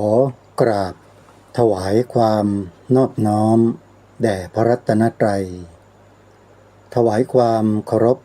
พระมหาเถระพระเถรานุเถระทุกท่านขอเจริญสุขญาติโยมสาธุชนที่กำลังติดตามรับฟังรายการจากสถานีวิทยุแห่งนี้ทุกท่านขอนำท่านผู้ฟังเข้าสู่รายการคดีโลกคดีธรรมพบกันในวันนี้วันแรม2 ค่ำเดือน 8วันนี้ตรงกับวันพุธที่ กรกฎาคมพระพุทธศักราช2569รายการคดีโลกคดีธรรมมาพบกับสาธุชนเป็นปกติทุกวันจันทร์ถึงวันศุกร์และวันเสาร์อาทิตย์ทางสถานีวิทยุแห่งนี้ท่านสามารถติดตามรับฟังรายการนี้ได้เป็นประจำทุกวันผ่านทางโทรศัพท์มือถือโดยการดาวน์โหลดแอปพลิเคชันที่ชื่อว่าวิทยุพุทธศาสนาทั่วไทยแอปพลิเคชันนี้รวบรวมสถานีวิทยุพระพุทธศาสนาทั่วราชอาณาจักรมาไว้ในที่เดียวเพื่อบริการธรรมะสาระดีๆให้กับท่านที่สนใจสามารถดาวน์โหลดแอปพลิเคชันที่มีสถานีวิทยุ50สถานีนี้ไปสดับรับฟังได้ตลอด24ชั่วโมงและสามารถรับฟังได้ในทุกพื้นที่ของประเทศไทยไม่ว่าท่านจะหยิบโทรศัพท์มือถือไปที่ใดก็ตามถ้ามีแอปพลิเคชันวิทยุพุทธศาสนาทั่วไทยอยู่ในโทรศัพท์ท่านสามารถเปิดรับฟังได้ทุกเวลาเปิดขึ้นมาเมื่อไรก็ได้ฟังเมื่อนั้นเป็นความสะดวกที่เราสามารถเข้าถึงธรรมะได้โดยง่ายมาก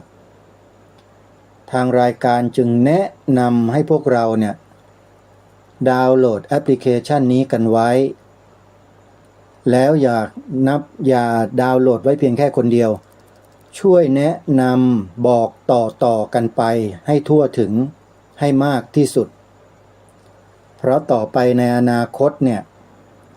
เรื่องสื่อสารมวลชนต่างๆในโลกใบนี้จะมีการเปลี่ยนแปลงขนาดใหญ่ในอนาคตไม่ไกลนี่แหละท่านผู้ฟังสถานีวิทยุภาคพื้นดินที่เราฟังจากวิทยุทรานซิสเตอร์เนี่ยอาจจะไม่มีเหลืออยู่ในโลกใบนี้เลยก็ได้ต่อไปจะเป็นระบบออนไลน์ไร้เสาไร้สายทั้งหมดนี่คือสิ่งที่เราจะต้องพบและต้องเจอกันแน่จึงขอฝากสาธุชนได้พิจารณาให้ดีเพราะเทคโนโลยีมันล้ำสมัยเกินกว่าที่เราจะคาดคิดเยอะเลยตอนแรกอาตมาภาพไปศึกษาอยู่ที่สถาบันแห่งหนึ่งแล้วเขาก็เชิญ CEO ของบริษัทที่จัดทำระบบสารสนเทศซึ่งเป็นเทคโนโลยีชั้นสูงระดับควอนตัมนี่แหละมาบรรยายให้ฟังชั่วโมงนั้นอาตมาภาพก็ตั้งใจฟังว่าเขาจะมีเทคโนโลยีอะไรใหม่ๆเป็นยังไงบ้างไหมในอนาคตฟังไปฟังมามันสะดุดใจอยู่คำหนึ่งเขาบอกว่าเทคโนโลยีอันล้ำสมัยที่เรียกว่า AI และระบบควอนตัมเนี่ยในอีกปี2 ปีข้างหน้ามันจะล้ำสมัยกว่าคอมพิวเตอร์และโทรศัพท์มือถือของเราในปัจจุบันนี้เป็นพันเท่าโยมฟังไม่ผิด CEO คนนี้เขาพูดว่าเป็นพันเท่าไม่ใช่2 เท่า3 เท่านะโยมลองนึกดูลองคิดดูโยมโทรศัพท์มือถือเทคโนโลยีระดับนี้ยังขนาดนี้แล้วแล้วถ้ามันพัฒนาไปสูงกว่านี้เป็นพันเท่ามันจะคืออะไรกันเนี่ยอาตมาก็นึกไม่ออกเหมือนกันมันจะเป็นยังไงในใจลึกๆก็กลัวว่ามนุษย์ในโลกใบนี้จะถูกเทคโนโลยีที่มันมีการพัฒนาขึ้นไปสูงเนี่ยนะฮะเข้ามาครอบงำมนุษย์ทั้งโลกอย่างรวดเร็วกลัวมากและในปัจจุบันวันนี้ก็เริ่มจะมองเห็นแววแล้วมนุษย์เราเริ่มยอมสยบให้กับ AI แล้วโยมเทใจไปให้ AI หมดโดยไม่สนใจมนุษย์ด้วยกันครูบาอาจารย์พระเจ้าพระสงฆ์หรือใครต่อใครไม่มีปฏิสัมพันธ์เกิดขึ้นเหมือนดังแต่ก่อนอีกแล้วเพราะถูก AI แย่งชิงมวลชนอันตรายนะอาตมาขอย้ำว่าอันตรายกำลังจะเกิดขึ้นกับมนุษย์ในโลกเพราะ AI นี้เป็นนวัตกรรมที่ฉลาดสุดๆฉลาดในที่นี้ก็คือว่ามันอยู่ที่มนุษย์เราใช้มันดีใช้มันถูกมันก็ตอบสนองเราในทางที่ดีแล้วก็ถูกแต่ญาติโยม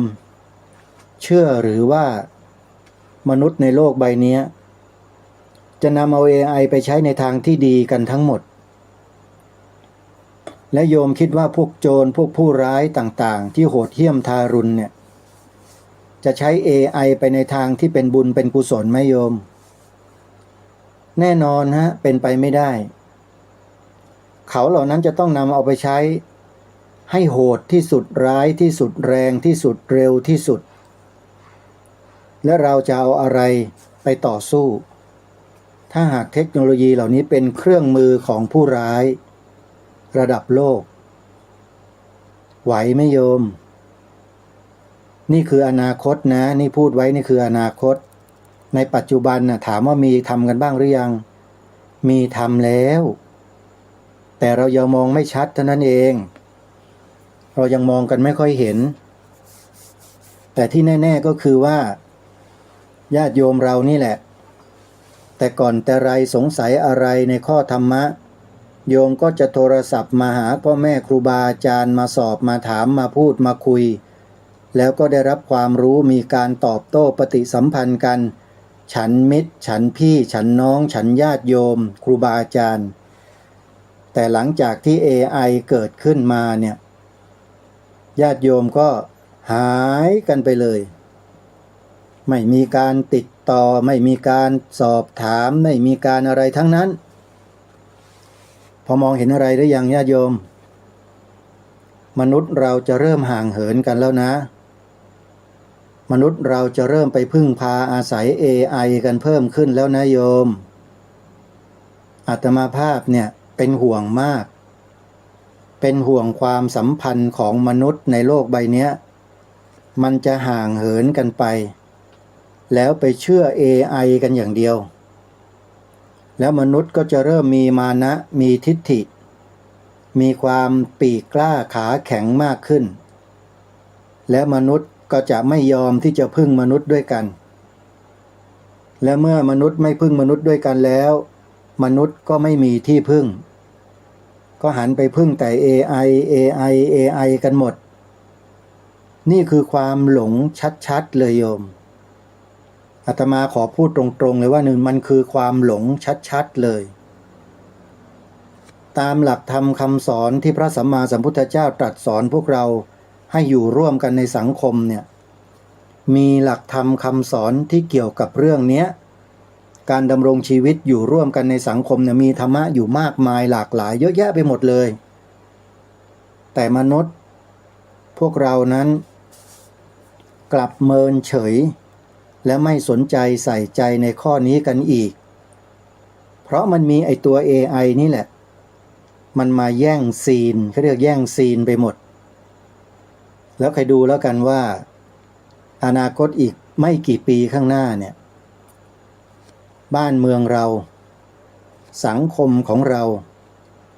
จะเป็นกันยังไงลองดูนะความเปลี่ยนแปลงมันเปลี่ยนมาแล้วนะแล้วมันจะเปลี่ยนไปอีกนะลองคิดดูสิท่านผู้ฟังลองคิดดูว่ามันจะขนาดไหนใช่ไหมลองคิดดูนะนี่คือสิ่งที่น่ากลัว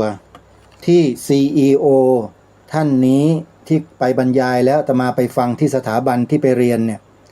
เขาพูดให้ฟังอย่างนี้อาตมาไม่เชื่อนะตอนแรกนี่ให้มาปีที่2แล้วนะหลังจากฟังวันนั้นมาวันนี้ปีที่2ก็เฝ้าติดตามดูสถานการณ์เหล่านี้ตลอดปรากฏว่า มันเริ่มเห็นภาพตามที่เขาพูดแล้ว มันเริ่มแล้วฮะแล้วมันก็จะค่อยๆเพิ่มอุณหภูมิเพิ่มความเข้มข้นขึ้นไปเรื่อยๆแล้วเราก็คอยติดตามดูว่าผลมันจะออกมาเป็นเช่นไรทุกระบบทุกอะไรเขาเรียกว่าทุกแพลตฟอร์มทุกยี่ห้อทุกรุ่นทุกชั้นทุกอย่างอ่ะมันจะตกอยู่ภายใต้อำนาจของสิ่งเหล่านี้คือมันไปหมดเลยมันไปกันทั้งเพเลยไปกันหมดเลยทั้งขบวนการหมดแล้วเราจะอยู่กันยังไงอาตมาภาพยังมีความเชื่อมั่นอยู่ประการหนึ่ง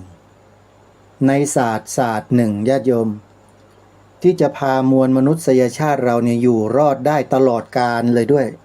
ไม่มีวันจบสิ้นด้วยนะถ้าปฏิบัติตามศาสตร์นี้ส่วนเรื่องศาสตร์ AI ศาสตร์เทคโนโลยีสมัยใหม่ที่มันล้ำสมัยไปถึงดาวอังคารดาวยูเรนัสอะไรก็แล้วแต่เถอะมันจะพัฒนาไปสูงสุดเพียงใดหายตัวแวบไปแวบมาก็ตามอาตมาไม่เชื่อมั่นว่าสิ่งเหล่านั้นมันจะพาตัวเองและสังคมเหล่านั้นรอดได้อาตมาไม่เชื่อเก่งแค่ไหนอาตมาก็ไม่เชื่อว่ารอดได้แต่เชื่ออยู่ศาสตร์เดียวเชื่อมั่นจริงๆแล้วเป็นศาสตร์ดั้งเดิมแท้ๆของมวลมนุษยชาติเรานี่แหละและท่านผู้ทรงอัจฉริยะท่านเนี้ยได้เป็นผู้คิดค้นแล้วได้รวบรวมข้อมูลต่างๆจัดทำเป็นโครงการที่สามารถจับต้องได้และนำมาพัฒนาให้ดีขึ้นได้และเป็นประโยชน์ต่อมวลมนุษยชาติได้ทั้งโลกเลยทำได้จริงๆด้วยศาสตร์นี้คือศาสตร์อะไรท่านผู้ฟังเฉลยนะคือศาสตร์พระราชาคุ้นกับคำนี้ไหมโยมคุ้นใช่ไหมโดยเฉพาะญาติโยมเราที่เป็นผู้จงรักภักดีต่อสถาบันพระมหากษัตริย์เมื่อได้ยินคำว่าศาสตร์พระราชาเนี่ยทุกคนจะมีความรู้สึกเหมือนกันเลยปลาบปลื้มปีติและยินดีที่มีศาสตร์นี้คอยช่วยเหลือเกื้อกูลพวกเราเพราะฉะนั้นสาธุชนทุกท่านศาสตร์พระราชานี่แหละจะพามวลมนุษยชาติในโลกรอดได้แต่ศาสตร์อย่างอื่นจะนำพามนุษย์ให้กลายเป็นพวกมนุษย์โรคประสาทกินเป็นอย่างนั้น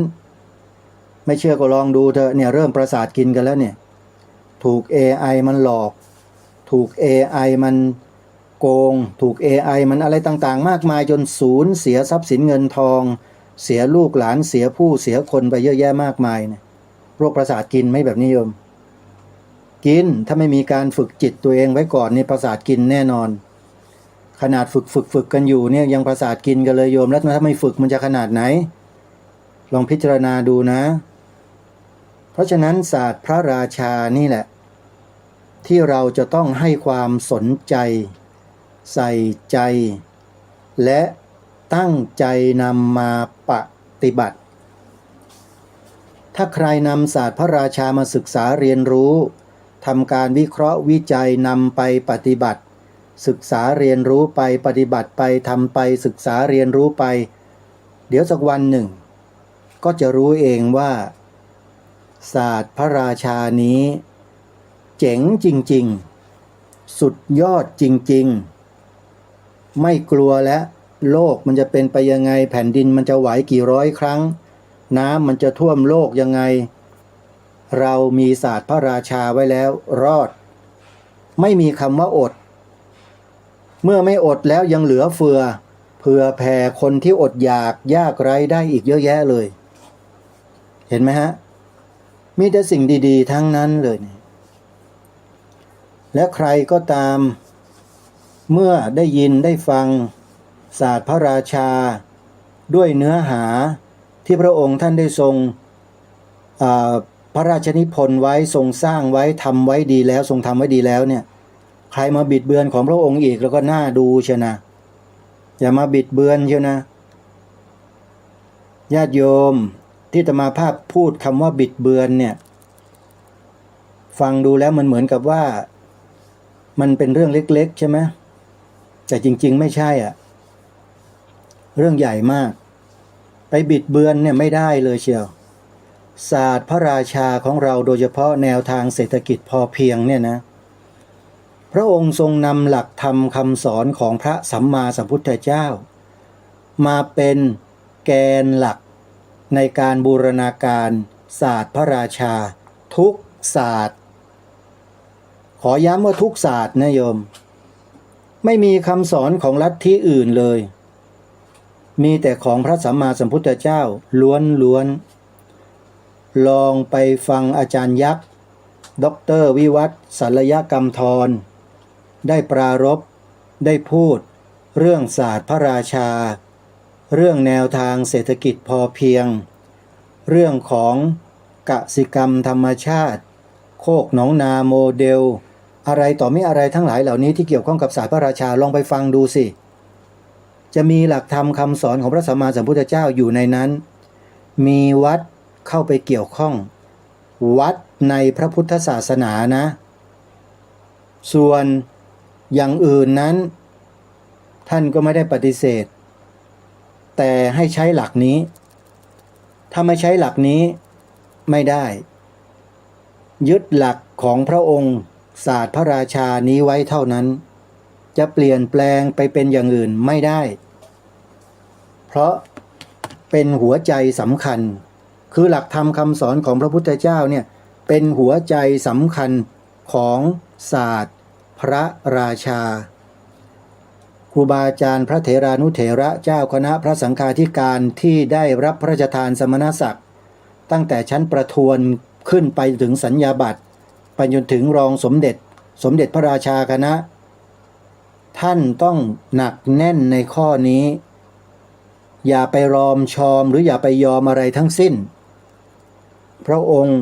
ทรงวางหลักการและแนวทางไว้อย่างไรต้องตรัสตามที่ขออภัยต้องกล่าวแสดงอธิบายตามที่พระองค์ได้ทรงมี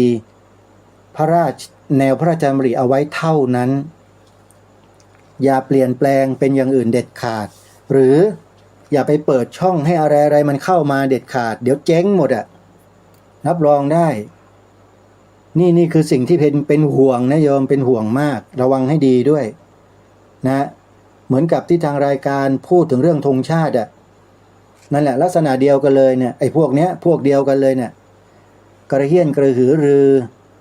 พวกโลภล่วงเกินไปเนี่ยพวกนี้แหละพวกเดียวกันนะมันจะพยายามเหลือเกินที่จะเข้ามาให้ได้ตำแหน่งอนุศาสนาจารย์3เหล่าทัพ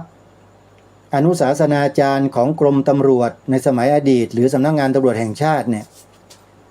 มันก็พยายามที่จะเบียดเข้ามาเอาตำแหน่งนี้ไปใส่ให้พวกตัวเอง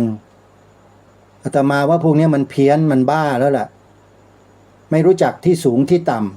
ำไม่รู้จักพออยู่ดีๆไม่ชอบเนี่ยอาตมาก็ต้องพูดตรงๆแบบนี้ละโยมเพราะในฐานะ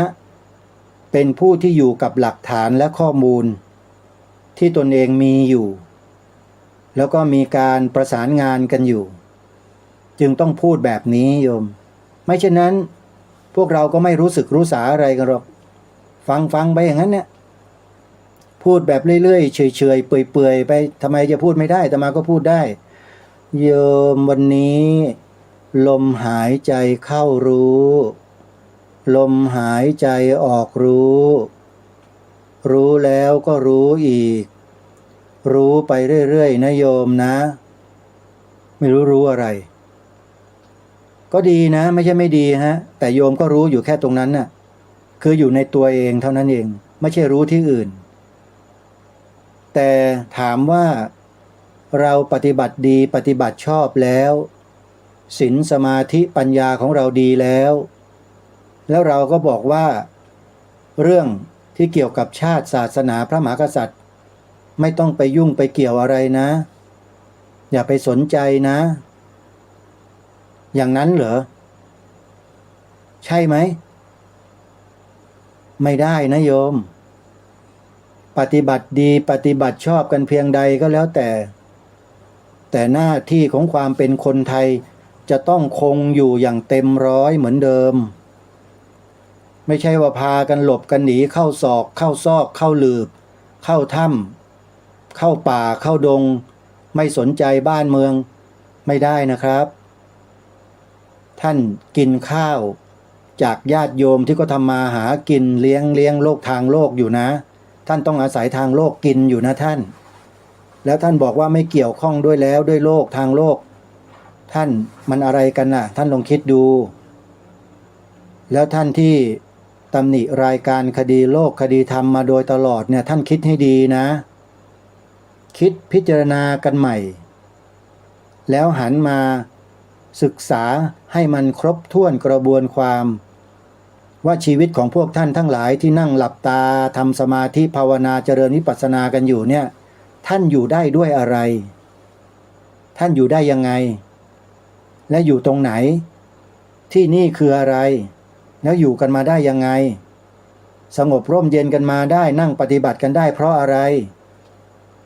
ท่านคิดให้ดีพิจารณากันให้กว้างๆนิดหนึ่งอย่ามองอะไรกันแคบๆขอฝากด้วยนะบ้านเมืองเนี่ยเป็นเรื่องของทุกคนแต่การเมืองมันเป็นเรื่องของคนกลุ่มเดียวอาตมาไม่ได้เกี่ยวกับการเมืองไม่ได้พูดการเมืองแม้แต่นิดเดียวพูดเรื่องบ้านเรื่องเมืองของเราที่เราอยู่อาศัยนี่ศิลปะวัฒนธรรมจารีตประเพณีวิถีชีวิตศาสตร์ต่างๆของพระราชาและศาสนาของชาตินี่ต่างหากที่ทางรายการย้ำว่าเราจะต้องดำรงมั่นสิ่งเหล่านี้กันไว้อย่าให้ใครมาบิดเบือนอย่าให้ใครมาเปลี่ยนแปลงอัตลักษณ์ของประเทศชาติบ้านเมืองของเราอัตลักษณ์ของบ้านเมืองเราคืออะไรล่ะก็คือพระพุทธศาสนาไงอันนี้พูดแบบฟันธงเลยไม่ต้องอ้อมค้อมพระพุทธศาสนานี่แหละคืออัตลักษณ์ของประเทศไทยแต่ทุกวันนี้ใครก็ไม่รู้พยายามจะสร้างอัตลักษณ์อีกแบบหนึ่งขึ้นมาทำท่าทำทางเรียนแบบโอ้โหเต็มบ้านเต็มเมืองไปหมดอยากทราบไหมว่าคืออะไรไปติดตามชมช่องของอปพสดูรวมพลังคนไทยพุทธไปเปิดดูในคลิป YouTube นะโยมรวมพลังคนไทยพุทธแต่เชื่อเถอะคนที่มีความรู้สึกปฏิฆะอยู่แล้วไปดูเนี่ยฟังไม่กี่คำเดี๋ยวก็หนีดูไม่ได้หรอกเพราะคนเหล่านี้หรือท่านเหล่านี้ที่ทำงานอยู่เนี่ยเขาเป็นคนธรรมดาสามัญดูหน้าตาการแต่งตัวแล้วถ้าเราไปยึดมั่นถือมั่นตรงนั้นว่าเป็นจุดที่สามารถตัดสินใจได้ว่าเชื่อหรือไม่เชื่อเพียงแค่การแต่งกายหน้าตาผมเผ้านะคุณไม่ต้องฟังหรอกเสียเวลาคุณมองไม่เห็นเนื้อแท้ของคนเหล่านั้นคุณยังมองไม่เห็นเขานะถ้าคุณมองเห็นข้างในแท้ๆเขาคุณจะไม่รังเกียจเรื่องการแต่งกายเรื่องหน้าตาเรื่องสำนวนเรื่องสำเนียงการพูดคุณจะไม่ตำหนิเรื่องนี้เขาเพราะคุณเข้าใจเขาที่เขาออกมาพูดออกมาแสดงออกมากล่าวออกมาทำอยู่ทุกวันนี้คุณเข้าใจเลยถ้าคุณมีปัญญาสัมมาทิฏฐิแต่ถ้าคุณมีปฏิฆะตั้งแง่อยู่ในใจแล้วคุณก็ไม่มีวันที่จะเข้าใจได้เหมือนกับรายการคดีโลกคดีธรรมเนี่ยคนบางคนนะฟังรายการคดีโลกคดีธรรมไม่กี่คำพอฟังว่าพูดจาที่อะไรชัดเจนชัดถ้อยชัดคำพูดแบบจริงจังเอาจริงเอาจังท่านนั้นละหนีเลยไม่ฟังบิดหนีไปปรืดไป20ช่องเลยไอ้แบบนี้ก็มีเหมือนกันไม่ใช่ไม่มีโยมแต่ก็ไม่ได้มีผลอะไรกับพวกเราหรอกเพราะเราก็เข้าใจเขาอยู่ก็เขามันแค่นั้นนะโยมแค่นั้นจริงๆอะไรจะดีกว่านั้นมันคงไม่ได้แล้วล่ะเราก็เลยมาให้ความสำคัญกับพวกเรานี่แหละที่ฟังรายการอยู่เมื่อวานนี้ โยมแม่นันทพรวรกุลจำนามสกุลท่านได้แล้วโยมแม่นันทพรวรกุลก็โทรศัพท์เข้ามาทำบุญบอกว่าทำบุญ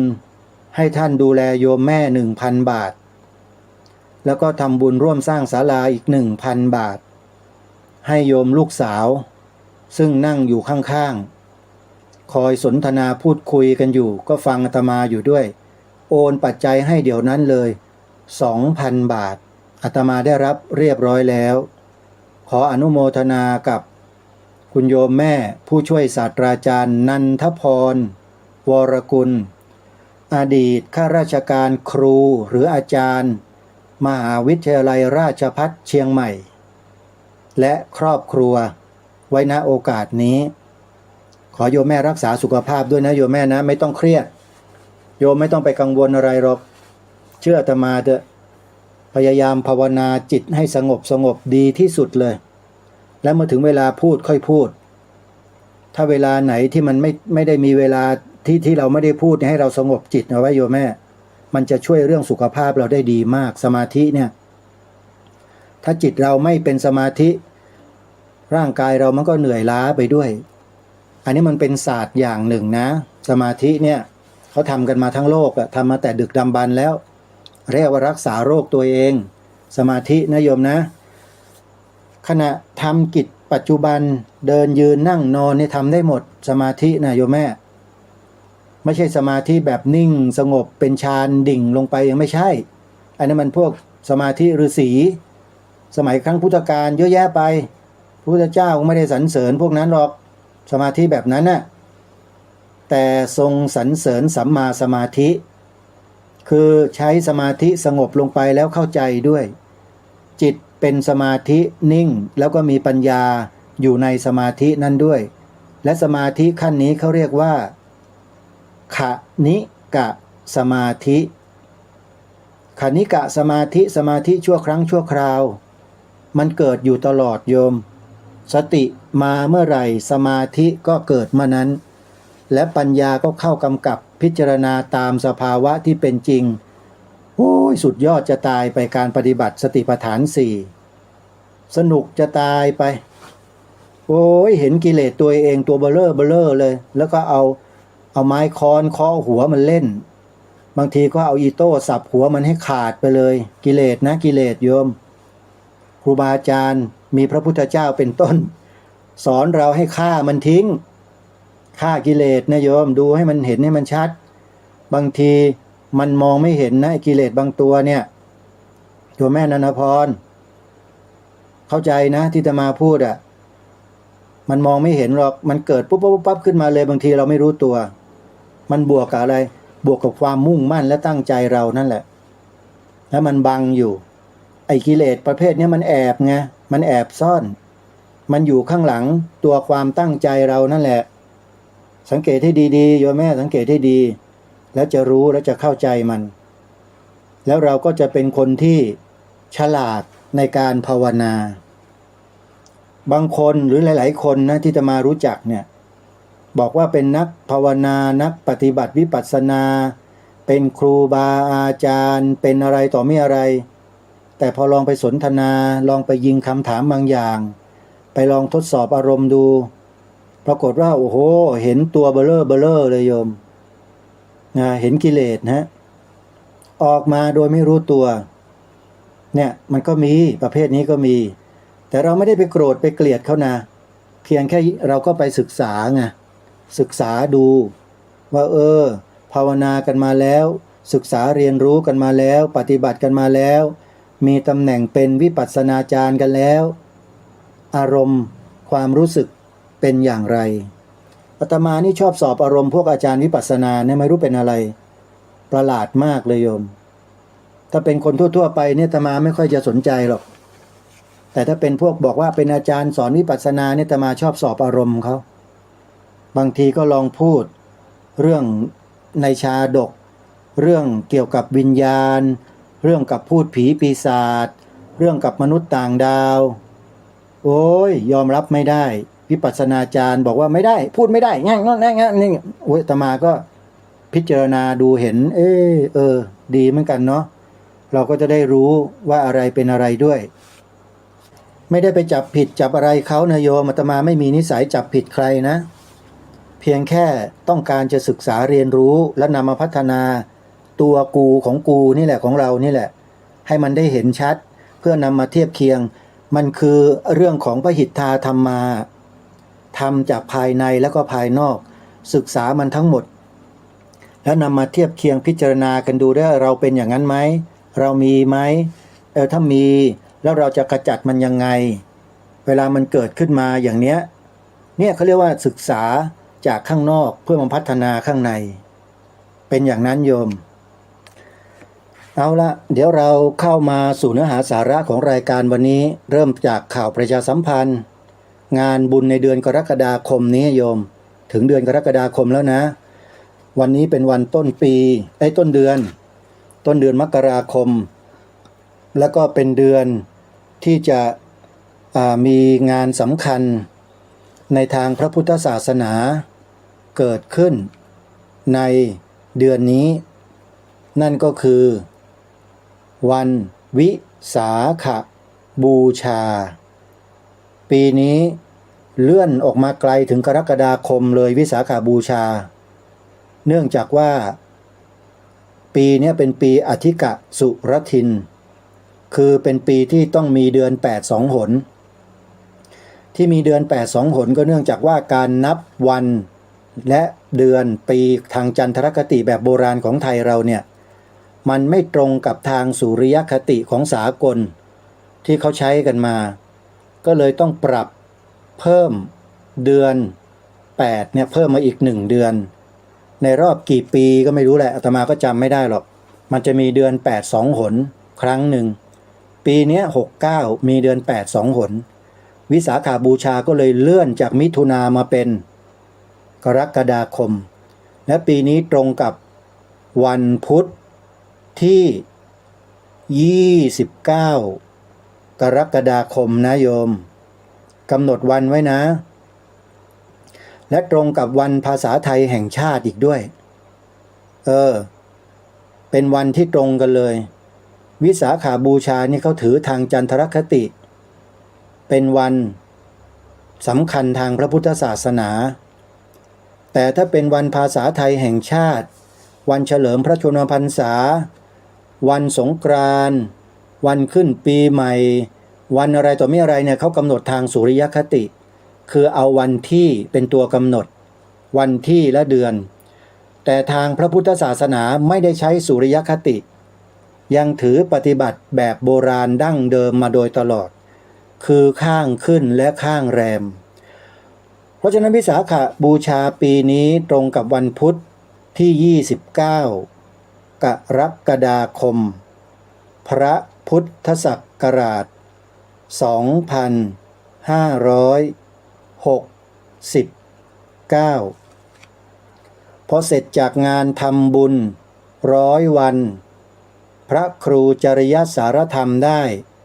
2 วันเท่านั้นเข้าวันที่3ก็เป็นวันวิสาขบูชาแล้วงานทำบุญครบ100 วันท่านพระครูนิรุต26กรกฎาคมวันวิสาขบูชา29กรกฎาคมญาติโยมจัดงานใหญ่กันไปพร้อมๆกันเลยใกล้ๆกันเลยเห็นไหมฮะก็เดี๋ยวค่อยมาว่ากันนะโยมนะเอากำหนดวันงานของวัดศรีอุดมวงศ์ก่อนวัดศรีอุดมวงศ์ตำบลศรีสงครามอำเภอวังสะพุงจังหวัดเลยจัดงานปฏิบัติธรรมอยู่ปริวาสกรรมบวชเนกขัมมะระหว่างวันที่15กรกฎาคมถึง24กรกฎาคมพระพุทธศักราช2569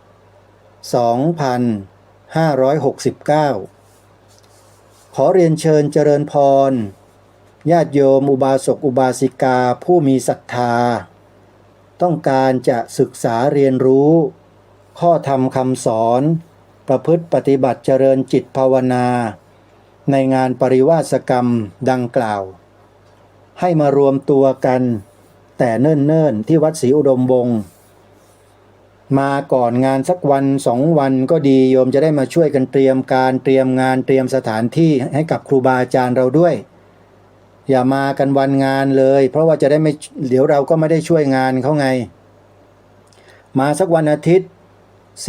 12 กรกฎาคมก็ได้เข้าวัดศรีอุดมวงศ์เลยนั่นแหละหาที่หลับที่นอนกันเลยกางเต็นท์ก็กางอยู่ในศาลาก็อยู่แล้วก็คอยช่วยครูบาอาจารย์ท่านจัดท่านเตรียมสถานที่ไปกับครูบาอาจารย์ไปด้วยได้บุญอีกต่างหากได้บุญนะเนี่ยไวยาวัจจะไมยนั่นเนี่ยได้บุญกิริยาวัตถุเต็มเลยเนี่ยเพราะนั้นมาก่อนงานจะได้มาช่วยงานครูบาอาจารย์นะโยมนะพอช่วยงานการเสร็จ15ก็เริ่มขอปริวาสพระสงฆ์ท่านก็จะเดินทางมาล่วงหน้าอยู่แล้วแหละเราก็จะได้ช่วยกันดูแลภัตตาหารเช้าภัตตาหารเพลให้กับครูบาอาจารย์ทั้งหลายเหล่านั้นด้วยนะเป็นประโยชน์ญาติโยมช่วยกันนะมาเนิ่นๆเลยงานเขา15 ถึง 24แต่เรามาก่อนถ้าเป็นฆราวาสนะพระสงฆ์นะท่านมาอยู่แล้วเป็นธรรมดาปกติของท่านนี่ก็เป็นงานวัดศรีอุดมวงศ์นะและต่อเนื่องกันเลยก็คืองานทำบุญครบ100 วันพระครูจริยสารธรรมอดีตเจ้าคณะอำเภอนาด้วงและอดีตเจ้าวาดวัดป่าจริยธรรมระหว่างวันที่25และ26 กรกฎาคมพระพุทธศักราช2569สาธุชนญาติโยมที่เป็นศิษยานุศิษย์ของท่านพระครูจริยสารธรรมหรือมีศรัทธาในปฏิปทาของท่านพระครูจริยสารธรรมก็ดีหรือเคยได้ยินได้ฟังเสียงธรรมจากถ้ำผาหม้อในรายการของพระครูจริยสารธรรมก็ดี25-26 กรกฎาคมนี้เป็นงานทำบุญครบ100 วันท่านขอเชิญชวนญาติโยมทุกท่านมาร่วมกันบำเพ็ญกองการกุศลที่วัดป่าจริยธรรมตำบลนาดอกคำอำเภอนาด้วงจังหวัดเลยโดยพร้อมเพรียงกันนะโยมนะแต่ถ้าหากว่าใครเดินทางมาไม่ได้แต่ต้องการจะร่วมทำบุญกับครูบาอาจารย์ขออภัยฮะหรือต้องการจะร่วมทำบุญกับครูบาอาจารย์ก็สามารถโทรศัพท์เข้ามาร่วมเป็นเจ้าภาพกับทางวัดป่าจริยธรรมได้โดยโทรศัพท์สอบถามรายละเอียดได้ที่หมายเลข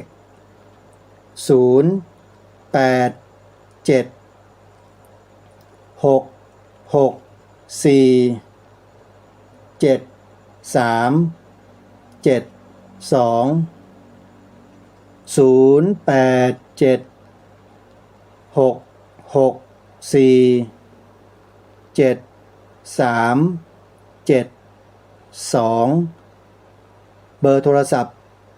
งานทำบุญ100 วันพระครูจริยสารธรรมณวัดป่าจริยธรรมตำบลนาดอกคำอำเภอนาด้วงจังหวัดเลยเชิญชวนศรัทธาสาธุชนร่วมบุญกันนะโยมนะส่วนกิจกรรมอื่นๆที่นอกเหนือจากนี้ก็มีงานสร้างศาลาปฏิบัติธรรมที่สวนป่าสามัคคีธรรมตำบลบ้านผืออำเภอจอมพระจังหวัดสุรินทร์ที่อาตมาภาพเป็นเจ้าของก็จะขออนุโมทนาและบอกบุญเชิญชวนญาติโยมร่วมกันเป็นเจ้าภาพ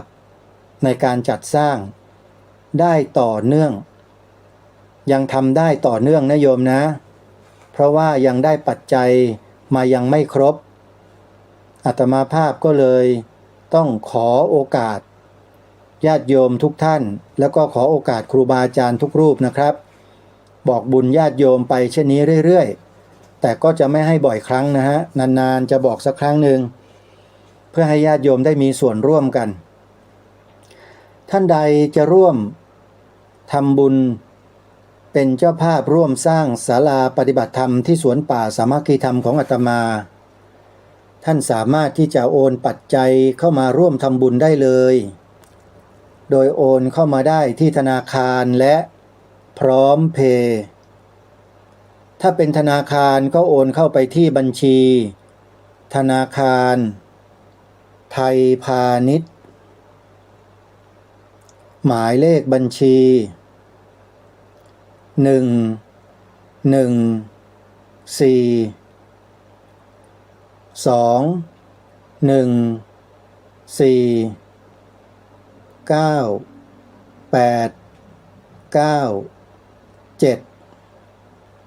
ธนาคารไทยพาณิชย์หมายเลขบัญชี114-214-9897ชื่อบัญชีพระปลัดนรงฤทธิ์ถ้าโอนทางพร้อมเพย์โยมสามารถโอนมาได้ที่หมายเลข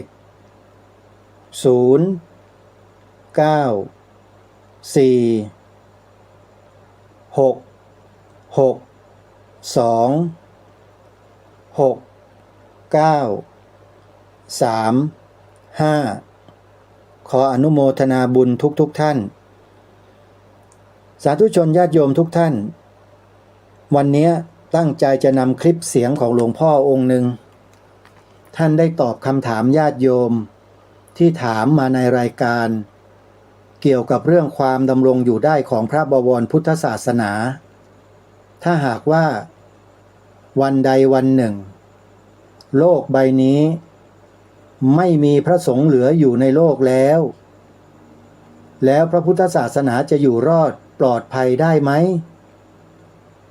นี่คือคำถามของบรรดาญาติโยมที่ถามท่าน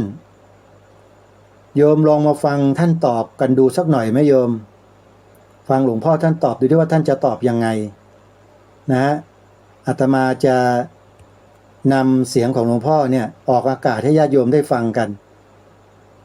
ฟังคำถามให้ดีนะโยมมีโยมเขาถามหลวงพ่อว่าถ้าหากว่าในโลกนี้มีแต่อุบาสกอุบาสิกาไม่มีพระสงฆ์เหลืออยู่ไม่มีสามเณรเหลืออยู่แล้วเนี่ยจะยังคงดำรงรักษาพระพุทธศาสนาเอาไว้ได้ไหมคำถามนี้หลวงพ่อท่านตอบยังไงลองไปฟังพร้อมๆกันได้นะบัดนี้ที่มีพระภิกษุแล้วอุบาสกอุบาสิกาที่เป็นโสดาบันสกิทาคาอนาคายังรักษาพระศาสนาได้ไหมไม่ได้ไม่สามารถรักษาได้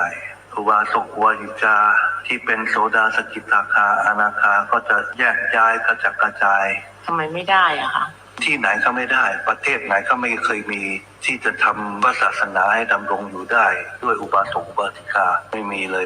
ไม่มีประเทศไหนๆใดๆเลยเหตุที่ไม่ได้เพราะว่าเพศของพระภิกษุจริงๆแล้วถ้าไม่มีพระภิกษุแล้วเนี่ยรัตนตรัยองค์3ก็จะไม่ครบด้วยไหมคะมันไม่มีขบวนการที่จะสืบทอดมันหายไปแต่ถ้าเกิดประเทศหนึ่งไม่มีพระภิกษุแต่ประเทศอื่นมีก็ได้ค่ะก็ประเทศนั้นที่ไม่มีก็อุบาสกก็จะเหมือนมีเหมือนไม่มีเลยผู้บรรลุธรรมแล้วก็ได้ชื่อว่าสงฆ์ไม่ใช่หรือครับบรรลุธรรมได้ชื่อว่าเป็นผู้บรรลุธรรมนะเขาไม่เรียกว่าสงฆ์นะบรรลุเป็นโสดาเขาเรียกว่าอริยโสดาเขาไม่เรียกสงฆ์นะแต่สงฆ์ที่หลวงพ่อเคยบอกว่าสงฆ์นี่คือสงฆ์นี่ถ้าพูดถึงโดยรวมเนี่ยคือสังคมโดยรวมแต่ว่าสงฆ์ที่เป็นนาบุญเนี่ยต้องมีเพศเป็นเครื่องปรากฏถ้าสงฆ์ที่ทำสังฆกรรมเนี่ยต้องมีเพศเป็นเครื่องปรากฏอริยโสดาที่อยู่ในเพศฆราวาสอริยสกิทาคาอริยอนาคาเนี่ยทำอะไรไม่ได้เลยถ้าเป็นฆราวาสนะทำได้เพียงแค่อุปถัมภ์อุปถากบำรุงบทบาททำได้เท่านี้จริงๆดูได้ในครั้งพุทธกาลเลยมีอริยะที่เป็นโสดาสกิทาคาเป็นอนาคาที่เป็นฆราวาสมีคนไหนบ้างที่ทำอะไรได้มากกว่าการบำรุงไม่มีที่จะสืบทอดนำทำพระศาสนาเนี่ยจาก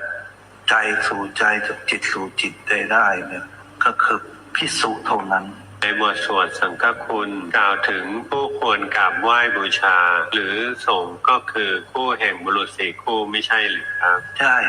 แต่ว่าถ้าเรียกคู่อุบาสกที่อยู่ในเพศอย่างนี้ถ้าเป็นโสดาก็จะเรียกโสดาก็ไม่เรียกเป็นสงฆ์แต่ก็จัดอยู่ในสงฆ์ไหมคะถ้าอุบาสกนั้นมาเข้าอยู่ในหมู่ประพฤติเยี่ยงภิกษุเขาก็ถึงนับไปที่เขาก็พยายามลดค่าด้อยค่าเพศของภิกษุลงไปเขาไม่รู้คนเขาไม่รู้จะเข้าใจยังไงเขาลืมไปว่าพระองค์ทรงเรียกเพศนี้ว่าอุดมเพศทรงเรียกเพศนี้อุดมเพศเรียกอุบาสกที่เป็นฆราวาสเนี่ยต่อให้เป็นโสดาสกิทาคาอนาคานะก็ยังเรียกว่าขีณเพศอยู่นั่นแหละถ้าเป็นฆราวาสนะแล้วถ้าเป็นอนาคาเป็นโสดาสกิทาคาคุณธรรมสูงแต่ว่าเจอเพศอุดมเพศเนี่ยก็กราบอุดมเพศนะแต่ถ้าอุดมเพศกราบพวกโสดาสกิทาคาอนาคาที่เป็นฆราวาสนะเกิดปัญหาเลยเกิดความไม่เจริญในธรรมเลยแล้วถ้ากราบปุถุชนนะศีรษะแตกเป็น7 เสียงไปกราบเทวดานี่กระเด็นนะนอกจากเป็นพระที่ไม่มีคุณนะไปกราบคนทรงได้ไปกราบองค์ทรงเจ้านุ่มพวกพระที่ไม่มีความเป็นพระเท่าไหร่จะพระธรรมดาเท่านั้นแหละขนาดอรหันต์ที่เป็นอรหันต์นะแต่ว่าไม่ได้เป็นพระภิกษุนะเป็นสามเณรนะยังอุปถากพระที่เป็นปุถุชนอยู่เลยกราบไหว้พระที่เป็นปุถุชนทุกวี่ทุกวันสามเณรที่เป็นอรหันต์แท้ๆนะฐานะเนี่ยคือกราบได้ไม่สะเทือนพูดถึงนามธรรมมันคือคู่แห่งบุรุษ4คู่มันเป็นนามธรรมซึ่งเป็นเรื่องที่เอามาคุยโม้กันเอามาพูดกันไม่ได้แอบอ้างกันยากดังนั้นเขาก็บอกใครก็เป็นสงฆ์กันได้มั่วซั่วไปหมดคู่แห่งบุรุษ4คู่เนี่ยมันเป็นนามธรรมนะนั่นก็จะมองเห็นว่าพวกบัญญัตินาบุญเนี่ยต้องบัญญัติเป็นรูปธรรมนะบัญญัตินาบุญบัญญัติสงฆ์เนี่ยบัญญัติที่รูปธรรมนั้นคนขึ้นพูดถึงนามธรรมนี่มันมั่วกันได้นะแล้วใครจะไปตรวจสอบได้มันก็เลยมีปัญหาอยู่ทุกวี่ทุกวันคนมันเข้าใจผิดไงสงฆ์เนี่ยจริงๆเนี่ยเอาเข้าจริงๆมันคือว่าไปตามนามธรรมเนี่ยมันคุณสมบัติแต่ว่าเมื่ออยู่ใน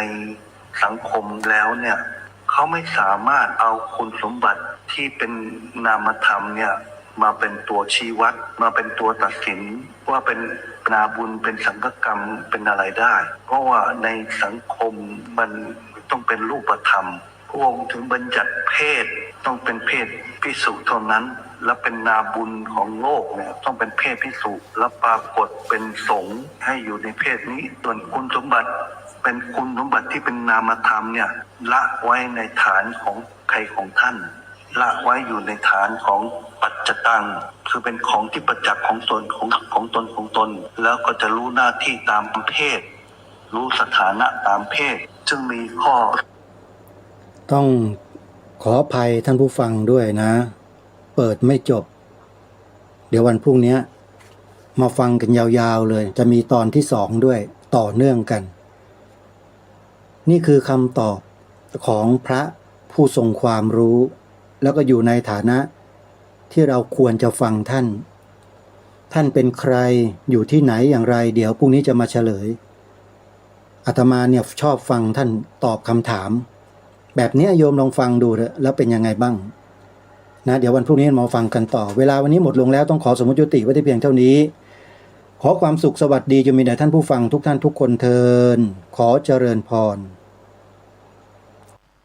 ซีดีธรรมบรรยายชุดตามพระใหม่ไปเรียนธรรมโดยพระพรหมคุณาภรณ์ปอ.ประยุตโต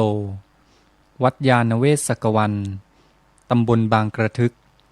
อำเภอสามพรานจังหวัดนครปฐมบรรยายแก่พระนวกะรุ่นพรรษา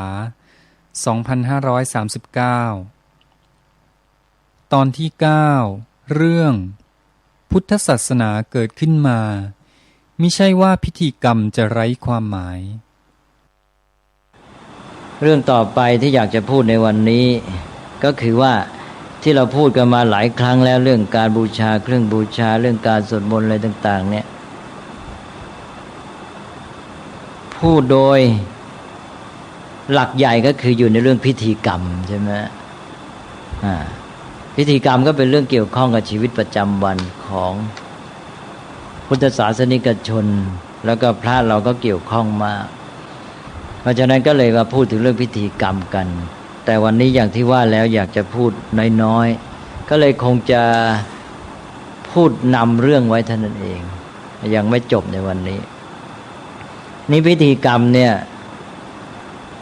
มีเพื่ออะไรเนี่ยก็อยากจะฟังทัศนะของท่านด้วยนะว่าเรามีพิธีกรรมกันเพื่ออะไรนะอยากจะฟังท่านสุรเดชสิว่ามองพิธีกรรมยังไงนะมองแล้วเห็นความหมายหรือมีความเข้าใจอย่างไรหรือมีทัศนคติอย่างไรต่อเรื่องพิธีกรรม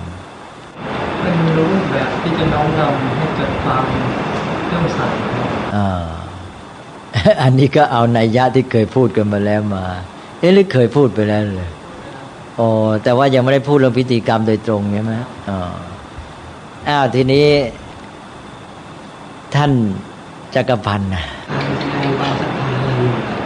เป็นการแสดงศรัทธาอย่างหนึ่งแล้วท่านโอรัตว่าไงข้อดีที่ได้คือหนึ่งเพื่อเป็นการแสดงความเคารพต่อพิธีกรรมนั้นแล้วก็สองเพื่อโน้มนำเข้าสู่ธรรมะครับแล้วก็ข้อที่สามในพิธีกรรมคือถ้าเกิดเป็นพิธีกรรมพิธีงานก็อาจจะเพราะว่าพูดยากมาดูลองมองดูในสายตาของประชาชนทั่วไปสิอย่างชาวบ้านเนี่ยมีความเข้าใจต่อพิธีกรรมว่าอย่างไงว่าเป็นอะไรยังไม่ต้องเอาตัวเองเอาชาวบ้านนี่ถ้าเราเอาตัวเองเราก็จะพยายามพูดให้เป็นเหตุเป็นผลเนี่ยเอาความเข้าใจของชาวบ้านเขารู้สึกอย่างไรเขามาหาพระมาทำพิธีอะไรเงี้ยไหนเลยปลอบประโลมใจนะฮะคลายทุกข์อันนั้นมันคล้ายๆเป็นจุดหมายเอาอย่างนี้ได้ไหมพิธีกรรมเนี่ยมักจะเข้าใจความหมายว่าเป็นการกระทำให้ขลังให้ศักดิ์สิทธิ์เนี่ยพิธีกรรมจะมีความหมายเชิงนี้หรือเปล่าสำหรับคนจำนวนมากทั่วไปนะพิธีกรรมนี่มีขึ้นมาทำให้รู้สึกว่ามันเป็นเรื่องทำให้ขลังให้ศักดิ์สิทธิ์เลยต่างๆนี่นะเป็นอย่างนี้มากทีนี้พอขลังศักดิ์สิทธิ์แล้วเสร็จเนี่ยก็ได้ผลกันสิใช่ไหมเพราะว่านี่ขลังศักดิ์สิทธิ์ก็สามารถมีผลมีอำนาจโดนบันดาลนะทำให้เรานี่พ้นจากปัญหาพ้นจากความทุกข์หรือแก้ไขปัญหาแก้เคราะห์ของเราได้ทำให้เรามีโชคดีได้ลาภได้อะไรใช่ไหมนี่คืออำนาจที่เกิดจากความขลังถูกไหมนะพิธีกรรมก็เป็นเรื่องของความขลังความศักดิ์สิทธิ์เนี่ยนี่แหละฮะนี่ความหมายที่มองกันทั่วๆไปเป็นการกระทำให้ขลังให้ศักดิ์สิทธิ์ตัวพิธีกรรมเองที่จริงมันมาจากคำว่าวิธีบวกกับกรรมวิธีเนี่ยก็แผลงวอเป็นพอมันก็เป็นพิธีใช่ไหมแล้ววิธีแปลว่าอะไรล่ะวิธีก็เราจะเห็นได้ในคำว่าวิธีการใช่ไหมก็เป็นเรื่องของปฏิบัติการที่จะนำไปสู่จุดหมายที่ต้องการใช่ไหมอันนี้กรรมก็แปลว่าการกระทำเพราะฉะนั้นวิธีการที่แผลงเป็นพิธีการก็ขออภัยวิธีกรรมที่แผลงเป็นพิธีกรรมมันก็คือการกระทำที่เป็นวิธีการหรือเป็น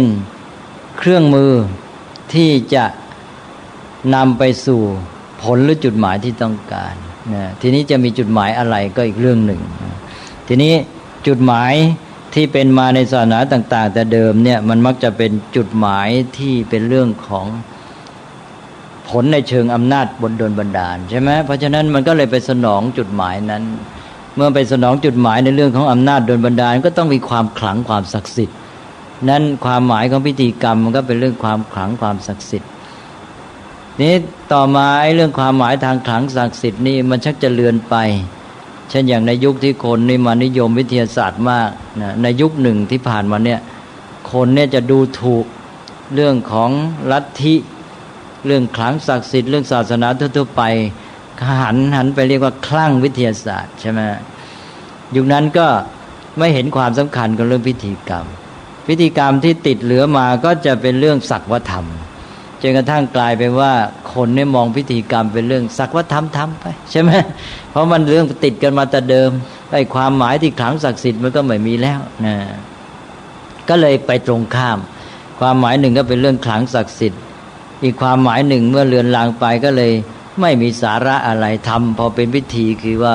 เรื่องพิธีกรรมนี่ศักวธรรมไปอย่างนั้นนั้นเวลาทำอะไรแต่อะไรถ้าทำไม่เอาจริงเอาจังเราก็เลยเรียกกันว่าทำพอเป็นพิธีใช่ไหมกลายไปว่าคำว่าเป็นพิธีนี่ไม่ดีซะอีกทั้งที่เดิมมันตรงข้ามเพราะว่าเรื่องขลังศักดิ์สิทธิ์ก็คือเอาจริงเอาจังใช่ไหมมันตรงกันข้ามเลยรำให้หนักแน่นเวลาเข้าพิธีนี่โอ้โหต้องเตรียมใจเอาจริงเอาจังกลัวเลยนะถ้าทำผิดพิธีนี่กลัวว่าเดี๋ยวเทพเจ้าจะมาหักคอหรือจะเกิดเคราะห์ร้ายอะไรต่างๆยังไม่ได้เลยต้องตั้งใจทำให้ดีเลยเนี่ยมันสุดโต่งสองอย่างนี่ว่าความหมายสุดโต่งสองอย่างนี้น่าจะไม่ใช่ความหมายที่แท้จริงของพุทธศาสนาพุทธศาสนานั้นก็หลักการก็บอกแล้วว่าเราไม่ได้มุ่งในแง่ของอำนาจโดนบันดาลของสิ่งเร้นลับภายนอกนะหรือหวังพึ่งอำนาจภายนอกมาโดนบันดาลช่วยเหลือหลักการพุทธศาสนาไม่ใช่อย่างนั้นนี่ในพุทธศาสนาจะมีพิธีกรรมหรือเปล่าก็เกิดเป็นคำถามขึ้นมาแล้วก็ปรากฏว่ามีนักปราชญ์หลายท่านเช่นอย่างนักปราชญ์ฝรั่งเนี่ยเขาไม่เกี่ยวข้องเขาไม่เคยเห็นวัฒนธรรมไทยในหมู่ชาวพุทธเขามาศึกษาพุทธศาสนาโดยตรงจากคำสอนในคัมภีร์หลายคนบอกว่าพุทธศาสนาเป็นศาสนาที่ไม่มีพิธีกรรมว่างั้นเอาไปโน่นเลยนะแล้วก็บางคนก็เลยไปถึงก็บอกว่าพุทธศาสนาไม่ใช่ศาสนาคือไม่ใช่ศาสนาในความหมายของประเทศเขาในความหมายของอารยธรรมของเขาคือในความหมายของตะวันตกเพราะตะวันตกเขาจะมองศาสนาในความหมายที่เขาใช้ศัพท์ว่า religion ก็จะมีความหมายของเขาซึ่งเขาเองเขาก็จำกัดความยากเต็มทีจนกระทั่งเดี๋ยวนี้ก็ยังหาลงกันไม่แต่ว่ามันมีอันหนึ่งที่เขาบอกว่าเป็น religion เนี่ยมันจะต้องมีความผูกพันกับสิ่งเร้นลับเหนือธรรมชาติเขาเรียกว่า supernatural นะซึ่งมนุษย์เนี่ยไม่สามารถจะเข้าใจได้อยู่นอกเหนือความสามารถของตนต้องไปผูกพันกันนั้นทีนี้พุทธศาสนาไม่มีความผูกพันอันนี้เพราะนั้นไม่เป็นศาสนาในความหมายของเขานะไม่ใช่ความหมายของเราในความหมายของคำว่า religion เพราะนั้นเรื่องนี้ก็เลยกลายเป็นเรื่องใหญ่ถกเถียงกันมากเราก็กลับมาสู่เรื่องพิธีกรรมนี่หันกลับไปดูศาสนาโบราณต่างๆก็มีเรื่องพิธีกรรมนี่เป็นเรื่องสำคัญนะ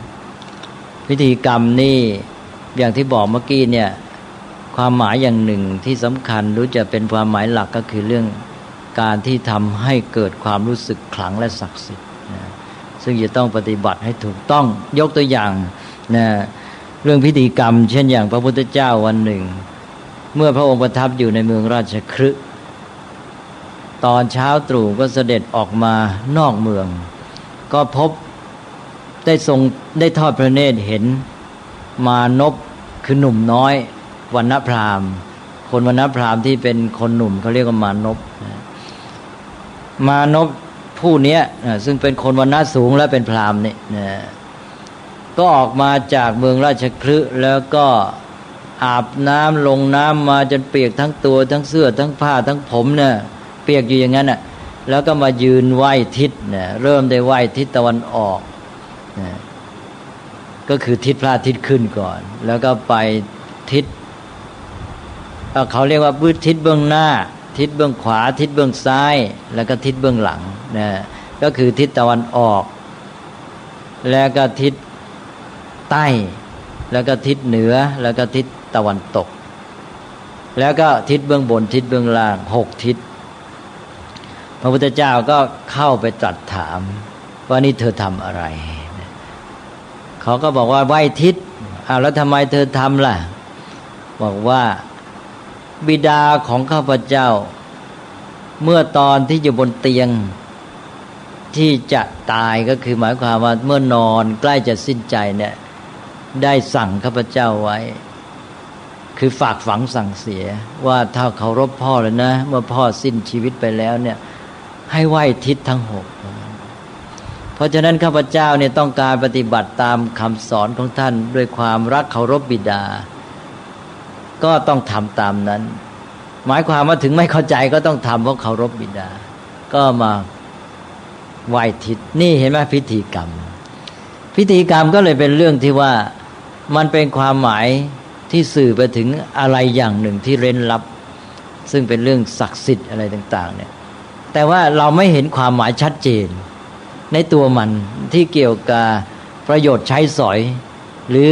เรื่องของเหตุผลในชีวิตประจำวันมองไม่เห็นใช่ไหมว่าทำไมไปไหว้ทิศตะวันออกทิศเหนือไปอาบน้ำมาเปียกทั้งตัวแล้วก็มายืนไหว้ทะโน้นทีทะนี้ทีนะถ้าคนต่างวัฒนธรรมมามองก็เป็นเรื่องแปลกนะอาจจะเป็นเรื่องขำไปเลยก็ได้แต่ว่าคนพวกอื่นอาจจะเห็นว่าไม่มีความหมายแต่พวกที่ทำนั้นถือว่าเป็นเรื่องสำคัญใช่ไหมทีนี้ความหมายนี่ก็คือขั้นที่หนึ่งก็คือความศักดิ์สิทธิ์ความขลังอันนี้เป็นตัวยึดไว้แต่ความศักดิ์สิทธิ์ความขลังนั้นเขาไม่เห็นเหตุผลที่แท้จริงในเชิงที่เป็นชีวิตประจำวันหรือเหตุผลที่จะเข้าใจได้นะอันนี้ว่าอาจจะเป็นได้ว่ามันมีเหตุผลที่แฝงอยู่เบื้องหลังแต่เหตุผลเหล่านั้นเป็นเหตุผลที่ซ่อนเร้นซึ่งอาจจะเป็นเหตุผลด้วยความปรารถนาดีต่อผู้กระทำแต่ว่ามันยากที่จะสื่อสารในระยะยาวเพื่อจะให้ข้อปฏิบัติที่เป็นพิธีกรรมนี้สืบต่อไปได้นานๆใช่ไหมก็กำหนดให้ทำกันไปแล้วเอาความศักดิ์สิทธิ์เนี่ยมาเป็นจุดกำหนดมาเป็นอำนาจมาเป็นตัวที่ทำให้ผูกมัดจิตใจคนต้องทำเพราะกลัวเป็นต้นใช่ไหมถ้าไม่ทำแล้วเกิดผลร้ายเกิดเคราะห์อะไรถ้าทำแล้วได้ผลดีมีโชคลาภนี่ก็มาสนองกิเลสของคนเอากิเลสของคนมาช่วยผูกมัดถ้าขืนไปอธิบายกันอยู่แล้วพิธีกรรมข้อปฏิบัติมันเยอะแยะไปหมดอธิบายกันไม่หวาดไม่ไหวแล้วคนไม่เอาใจใส่ก็เอากันในเรื่องอำนาจได้รับแกทำไปก็แล้วกันแล้วแกก็ได้โชคได้ลาภไม่มีเคราะห์อะไรใช่ไหมถ้าแกไม่ทำก็จะเกิดเคราะห์ร้ายคนก็ตั้งใจทำทั้งที่ไม่รู้เรื่องศาสนาต่างๆก็เลยมาในลักษณะเนี้ยที่เขาเรียกว่าเกิดด็อกมาข้อปฏิบัติความเชื่อที่ตายตัวกันที่ต้องทำอย่างไรอย่างหนึ่งตายตัวก็ศาสนาพวกศรัทธานี่ก็จะอยู่ด้วยลักษณะนี้ก็พิธีกรรมก็จะอยู่ในลักษณะนี้ด้วยนี่ก็มาในพุทธศาสนานี่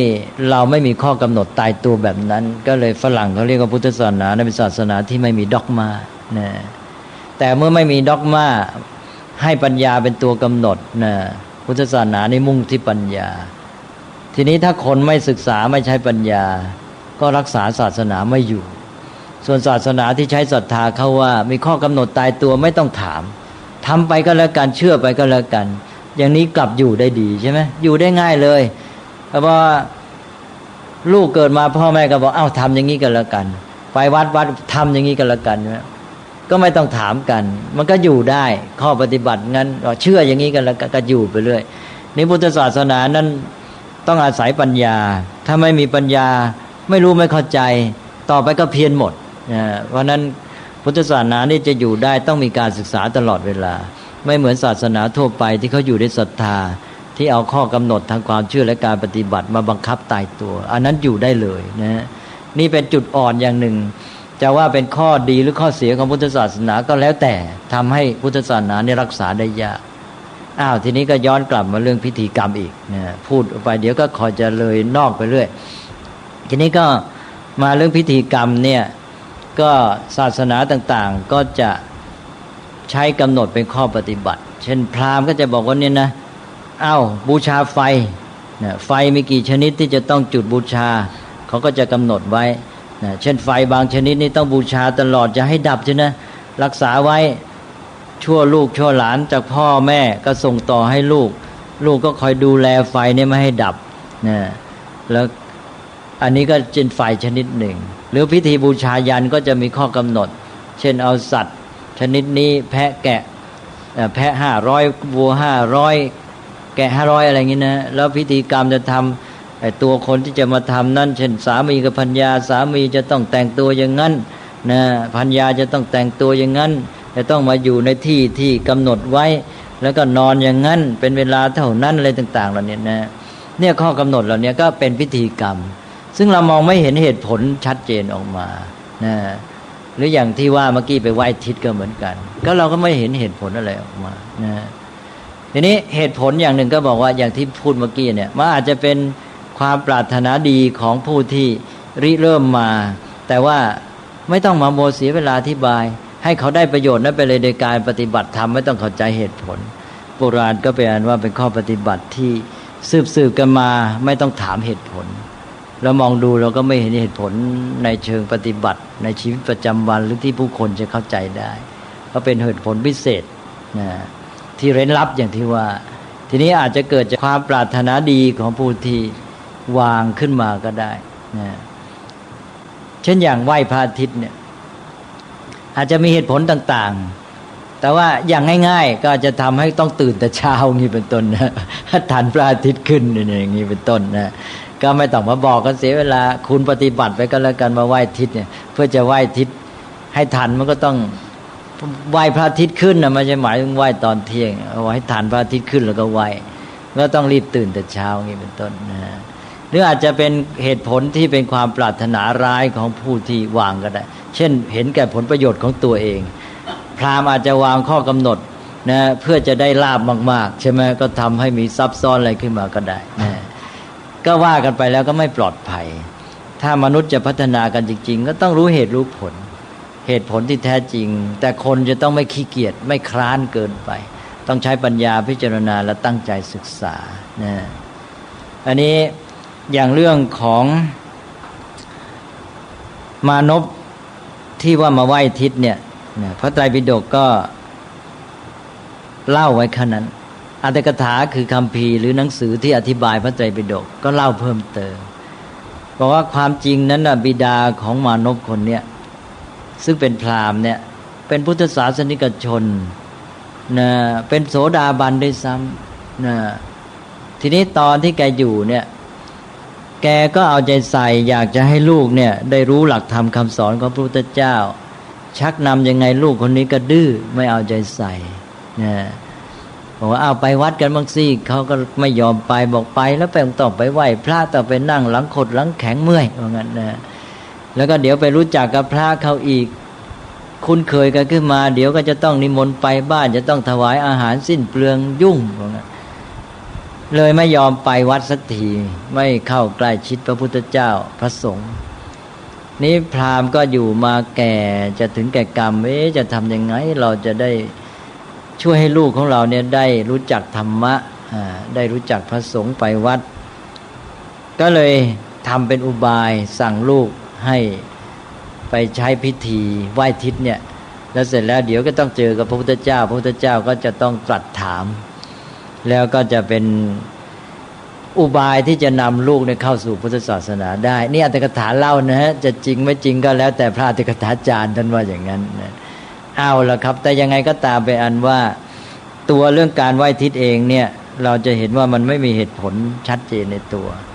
นี่พระพุทธเจ้าเมื่อได้พบกับมานพนี้แล้วพระองค์ก็เลยตรัสว่าการไหว้ทิศอย่างนี้ไม่ใช่การไหว้ทิศในอริยวินัยนี่นะในอริยวินัยก็คือแบบแผนอริยะของอริยชนมานพก็เลยมีได้เลยการไหว้ทิศในแบบแผนของอริยชนอย่างข้าพเจ้านี่ไม่ใช่ไหว้ทิศแบบอริยชนแล้วนี่ใช่ไหมก็เลยถามว่าแล้วยังไงล่ะที่เขาเรียกว่าเป็นการไหว้ทิศในแบบแผนของอริยชนพระพุทธเจ้าก็เลยตรัสแสดงว่าทิศต่างๆเนี่ยก็คือผู้คนที่อยู่ในสถานะต่างๆกันที่เราต้องมีความสัมพันธ์นะเมื่อเราดำเนินชีวิตอยู่ในสังคมเราจะต้องมีความสัมพันธ์กับคนที่อยู่ในสถานะแห่งความสัมพันธ์ต่างๆกันซึ่งจัดแยกได้เป็น6ประเภทแล้วปฏิบัติหน้าที่ต่อบุคคลเหล่านั้นให้ถูกต้อง นั้นเรียกว่าการไหว้ทิศนี่พระองค์ก็ตรัสอย่างนี้แล้วพระองค์ก็ตรัสถึงทิศที่หนึ่งทิศตะวันออกทิศเบื้องหน้าแต่แก่บิดามารดาจะต้องปฏิบัติต่อกันระหว่างบิดามารดากับบุตรอย่างนั้นนะเนี่ยเมื่อทำอย่างนี้เรียกว่าไหว้ทิศไปเรื่อยๆนะจัด6ทิศอันนี้จะไม่มาพูดกันในที่นี้เพราะต้องการอธิบายเรื่องพิธีกรรมนะก็เกิดมีความหมายขึ้นมานะพระพุทธเจ้าก็ให้ความหมายใหม่กับเรื่องทิศ6และการไหว้ทิศก็เป็นเรื่องเป็นเหตุเป็นผลเป็นการใช้ประโยชน์ในเรื่องของชีวิตและสังคมมนุษย์แต่ว่าพิธีกรรมในความหมายเดิมเนี่ย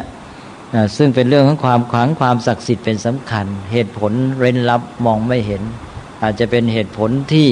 เป็นประโยชน์อยู่เบื้องหลังก็มีหรือเหตุผลนั้นไม่จริงไม่จังหรืออาจจะเป็นเหตุผลพ้นสมัยไปแล้วก็ได้อาจจะตอนบัญญัตินั้นมีเหตุผลที่เป็นประโยชน์แท้จริงอยู่เบื้องหลังแต่ว่าเพราะว่าไม่รู้อะไรตามสืบกันมาเหตุผลนั้นอาจจะสำหรับชีวิตในยุคก่อนซึ่งสมัยนี้ไม่เกี่ยวแล้วก็ได้ใช่ไหมก็กลายเป็นว่าถือปฏิบัติกันไปตามความเชื่ออาจจะเป็นความหลงความงมงายก็ได้นี่ในยุคเดิมนั้นที่นักปราชญ์เขาบอกเขาศึกษาแล้วเนี่ยพุทธศาสนาไม่มีพิธีกรรม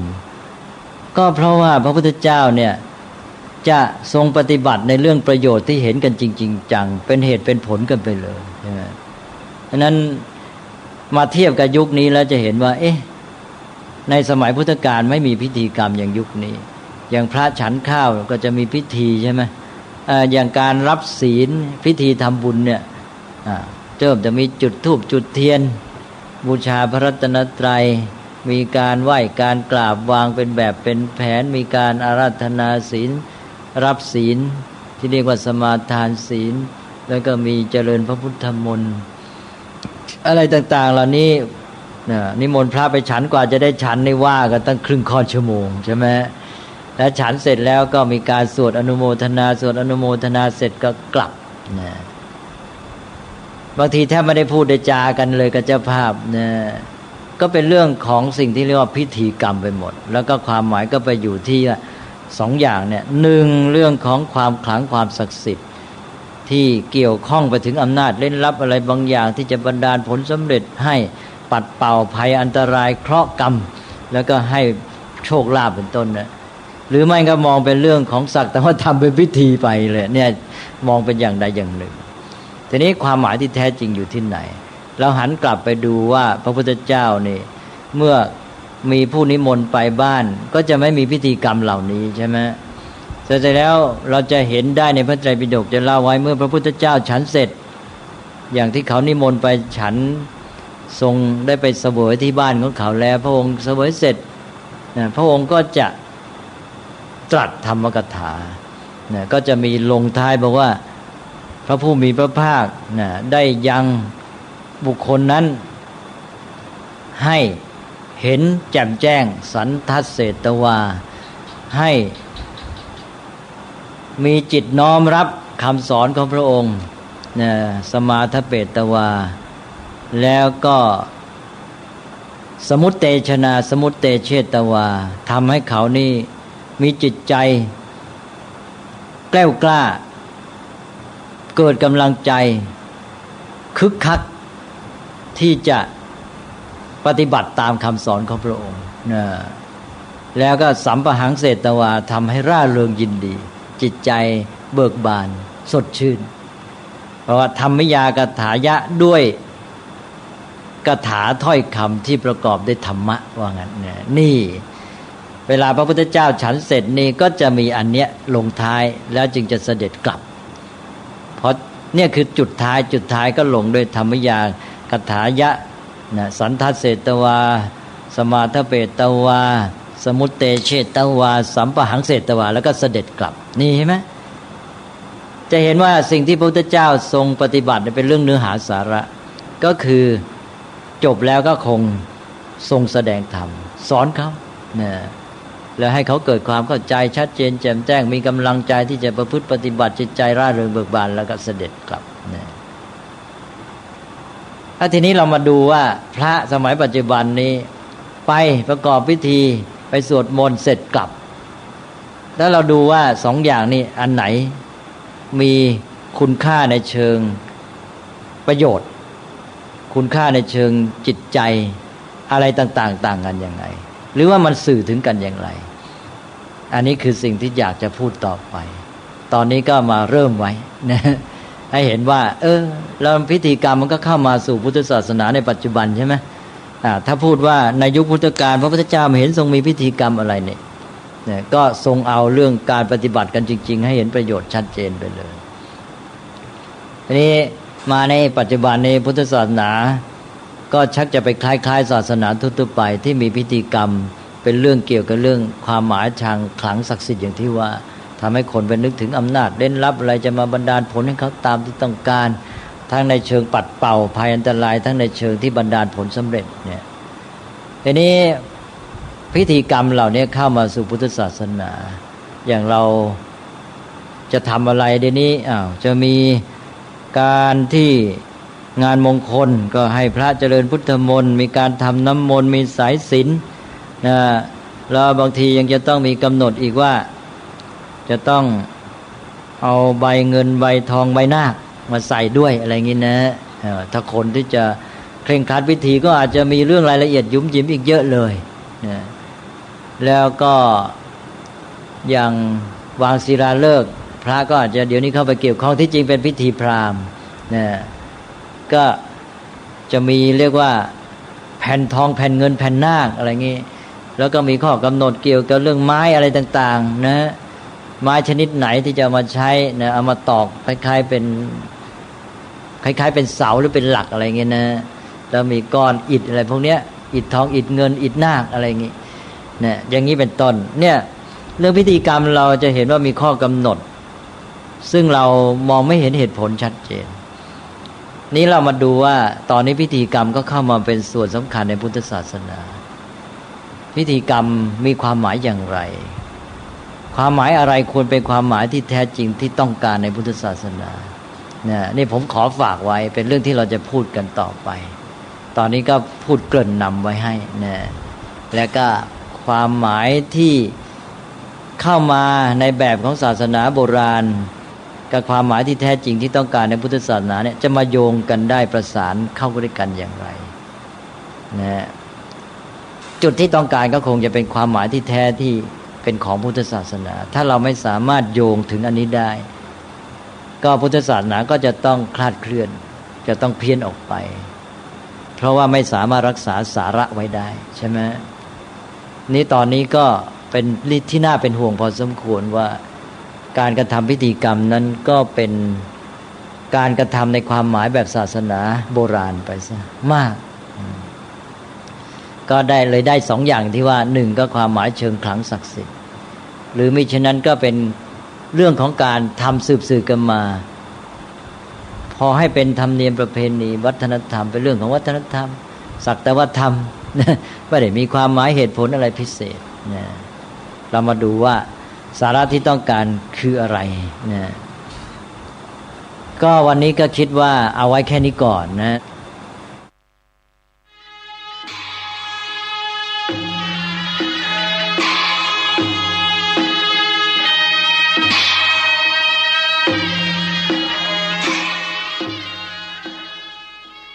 ขอความเจริญในธรรมและความผาสุกทางใจจงได้มาบังเกิดมีแก่ท่านสาธุชนคนดีผู้เจริญในศีลในธรรมทุกท่านพร้อมกันนี้ขอยกมือ10 นิ้วกราบอาราธนาเอาคุณพระพุทธเจ้าคุณพระธรรมพระสงฆ์คุณพ่อคุณแม่คุณครูบาอาจารย์ผู้ประสิทธิ์ประสาทวิชาความรู้บุญศีลบุญทานสิ่งศักดิ์สิทธิ์ทั้งหลายอันมีพระสยามเทวาธิราชพระบรมธาตุดอยสุเทพและครูบาเจ้าศรีวิจัยเป็นต้นขอได้โปรดมาอภิบาลปกปักรักษาพระสงฆ์พระเจ้าพระเนนเถนน้อยและท่านผู้รับฟังรายการเมื่อเจ้าทุกคนทุกท่านเพื่อปากันมีความสุขกายสุขใจเหมือนกันทุกตนทุกองค์ทุกผู้ทุกคนตลอดกาลนานมาแถมแล้วเนอเสียงก้องเสียงกองเสียงมองต่ำเข้าเสียงตุเจ้า เทศนาธรรมมาเยี่ยมมาใจท่านสาธุชนคนดีทั้งหลายถึงบ้านถึงจองเพื่อเอาธรรมะแบบรากหญ้าแบบธรรมดามาฮือพ่อแม่พี่น้องทั้งหลายฟังก่อนที่จะได้ฟังนี้ขอเชิญชวนมวลพุทธบริษัททั้งหลายไหว้พระเหมือนกับนักมวยไหว้ครูระลึกถึงครูบาอาจารย์ก่อนผู้ที่ไปแสวงหาสัจธรรมสี่อสงไขยปลายแสนมหากัปและ10 ชาติปางสุดท้ายได้เกิดมาเป็นพญาเวสสันตละตาลเข้าของทรัพย์สมบัติสละบัลลังก์ไปบวชเป็นพระฤาษีตาลเมียตาลลูกบำเพ็ญขนาดนักจนได้ตรัสรู้เฮาไหว้ครูบาอาจารย์เนี่ยก่อนเนออาลังหังสัมมาสัมพุทโธภควาพุทธังภควันตังอภิวาเทมิกราบสวากขาโตภควตาธัมโมธัมมังนัมสสามิกราบสุปฏิปันโนภควโตสาวกสังโฆสังฆังนะมามิกราบหันทัพไมยังพุทธัสสะภควโตบุพภาภะคณะมะกะลังกะโลมาเสนะโมตัสสะภควโตอะระหะโตสัมมาสัมพุทธัสสะนะโมตัสสะภควโตอะระหะโตสัมมาสัมพุทธัสสะนะโมตัสสะภควโตอะระหะโตสัมมาสัมพุทธัสสะพุทธังสรณังกัจฉามิธัมมังสรณังกัจฉามิสังฆังสรณังกัจฉามิตุติยัมปิพุทธังสรณังกัจฉามิตุติยัมปิธัมมังสรณังกัจฉามิตุติยัมปิสังฆังสรณังกัจฉามิตติยัมปิพุทธังสรณังกัจฉามิตติยัมปิธัมมังสรณังกัจฉามิตติยัมปิสังฆังสรณังกัจฉามิอิติปิโสภะคะวา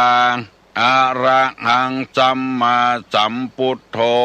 วิชชาจรณะสัมปันโนสุขโตโลกาวิทูอนุตตโลปุริสาธัมมสารถิสัทธาเทวมนุสสานังพุทโธภควาติสวากขาโตภควตาธัมโมสันติติโกอากาลิโกเอหิปัสสิโกโอปนะยิโกปัจจัตตังเวทิตโพวินยูหิติสุปฏิปันโนภควโตสาวกสังโฆอุจุปฏิปันโนภควโตสาวกสังโฆญาญะปฏิปันโนภควโตสาวกสังโฆสามิเจปฏิปันโนภควโตสาวกสังโฆญาติตังจัตตาลิปุริสายุคานิอัฏฐปุริสาปุคลาเอสาภควโตสาวกสังโฆอาหุไนโยปาหุไนโยทักขิไนโยอัญจลิกาลนิโยอนุตตะลังปุญญเขตังโลกัสสาติกราบหนึ่งกราบสองกราบสามกาเลนะธรรมัสสวนังเอตัมมังคละมุตตะมังมาแล้วเน้อพ่อออกแม่ออกปู่ป้านาอาศรัทธานักศิลป์นักบุญทั้งหลายมาแล้วเสียงก้องเสียงกองเสียงมองต่ำเข้าเสียงตุเจ้าเทศนาธรรมต ตามกาลตามเวลามาแล้วมาถึงบ้านมาถึงบนเฮือนมาถึงในเฮือนมาถึงในมุ้งในสุดมาถึงเตาไฟมาถึงห้องน้ำมาถึงในรถที่กำลังเปิดวิทยุรับฟังอยู่มาถึงกาดถึงลีมาถึงในไร่ในสวนมาถึงกุฏิที่ท่านทั้งหลายปากันเปิดวิทยุอยู่การฟังธรรมตามกาลเวลาเป็นมังคละชีวิตเวลานี้ เฮากำลังซักผ้าอยู่ก็มีกำลังสะล้างเข้ามาอยู่ก็มีกำลังนอนอยู่ก็มีกำลังทำการทำงานอยู่ก็มีกำลังนั่งฟังอยู่ก็มีบ่ได้เนี่ยการเนี่ยงานอย่างเตื้อเข้าบ่ได้กินเตื้อกำลังนั่งฟังธรรมเป็นการฟังธรรมแบบชนิดที่ว่าบ่ต้องเสียการเสียงานนั่งนอนยืนเดินอยู่ก็ได้จะแต่งเนื้อแต่งตัวจะได้ก็ได้อยู่บ่จำเป็นต้องไปเอาขันไปตัวยกมือไหว้ตัวบ่จำเป็นฟังกับบ้านกับหอกับเฮือนเป็นมงคลกับตัวเฮาแล้วฟังไปใจเน้อพี่เหยน้องเหยหลายคนโทรมาบอกว่าฟังตุลุงถึงวันฟังเนี่ยหยังตุลุงจะย้ำอยู่บ่อยๆฟังเพื่อเอาพระธรรมคำสั่งสอนไปสอนจิตสอนใจตัวเองเพราะว่าธรรมะนี่เป็นได้หลายอย่างเป็นเครื่องประดับประดาเป็นอาหารเป็นยารักษาโรคเป็นเปื้อนเป็นฝุ่งของเฮายามเวลาตกทุกข์ได้ยากเป็นได้หลายกูเกือบกูอย่างในโลกนี้ตุลุงจะยกตัวอย่างว่าเป็นเปื้อนของเฮาทำกรรมสั่งสอนนี่คนอื่นมาปลอบอกปลอบใจเฮาบ่ได้ดีที่เอาธรรมมาสั่งเอามาเป็นเปื้อนเป็นฝูงปลอบจิตปลอบใจเฮาเวลาเฮาต้องการอาทิเช่นเฮาทุกอกทุกใจบางคนบ่ได้เอาธรรมะมาเป็นเปื้อนปลอบจิตปลอบใจอาจจะทำอัตวินิบาตกรรมคือฆ่าตัวเก่ากินยาตายกาแขวนคอตายกาวิทลงน้ำกาเผาตัวเก่าตึงห่อตึงเหือนกาสปะสปืนเพราะบ่ได้เอาธรรมะมาเป็นเปื้อนกาขายล้มละลายกาหมู่นี้เป็นต้นตุลุงจะยกตัวอย่างคนที่บ่เอาธรรมมาเป็นเปื้อนมีเท่าแก่คนหนึ่งมาอยู่เมืองไทยตอนนั้นเป็นลูกจ้างเปิ้นมาตุยเหือข้ามน้ำข้ามทะเลมาพอมาถึงเมืองไทยแล้วพอใจเมืองไทยหันว่าการการหาการค้าการขายของเปิ้นน่ะสะดวกสบายก็เลยมาปักตั้งสั่งกินอยู่ที่เมืองไทยอยู่ต่อมาก็ได้แต่งงานมีเมียเก้าหัวทีก็บัดใจเนี่ยอย่างหาบน้ำแข็งเอาไปขายตามร้านต่างๆกิจการเจริญขึ้นรุ่งเรืองขึ้นมีเงินมีทองขึ้นได้อยู่ดีกินดีขึ้นจนปดตั้งโรงงานน้ำแข็งตัวเก่าคนจีนนี่อยู่ที่ไหนนี่ร่ำรวยที่หั่นเพราะมีความอุตสาหะวิริยะจนมีเลือกส่วนให้นามีผลไม้อย่างต่างๆอยู่มาแถมปีหนึ่งปรากฏว่าฝนบ่ตกตามฤดูกาลหน่วยไม้หน่วยตอกบ่ค่อยออกตามฤดูก็ขาดทุนตั้งแต่มาอยู่เมืองไทยนี่บ่ปุดตื่นสักกำเตื้อมาปุดตื่นปีนี้เดือดไปที่ไหนก็เดือดชิกหายแล้ว ว่าขักทุงแย่เลยชิกหายแล้วปอจะฆ่าตัวตายแล้วเปิ้นก่อนแนะนำเท่าแก่คนนี้เป็นเท่าแก่แล้วเป็นเจ้าลูกจ้างละไปหาตุเจ้าว่าชิกหายแล้วชิกหายแล้วคือสิบหายละมันเหลืออย่างละมันว่าไปหาตุเจ้าก็ถามว่าเท่าแก่เป็นอย่างไรโอ้ชิกหายแล้วหมกแล้วเป็นนี่ขักทุงแย่เลยตุเจ้าเปิ้นก็เอาธรรมะมาเป็นเปื้อนเท่าแก่บ่ได้ชิบหายโลบ่ได้ขาดทุนโลกำไรมันลดลงไปกังไรยังไงลดลงไปว่าลงทุนเป็นไม่รู้จักกี่ล่างแล้วนี่ไม่มีอะไรหมกเนื้อหมกตัวแล้วตุเจ้าก็ว่าเท่าแก่เหยเท่าแก่ลูกเมืองจีนมาอยู่เมืองไทยเมื่อทีน่ะมาอย่างใดก็เล่าให้ตุเจ้าฟังมารับจ้างเขามารับจ้างกับอาเซียอาเฮียเขา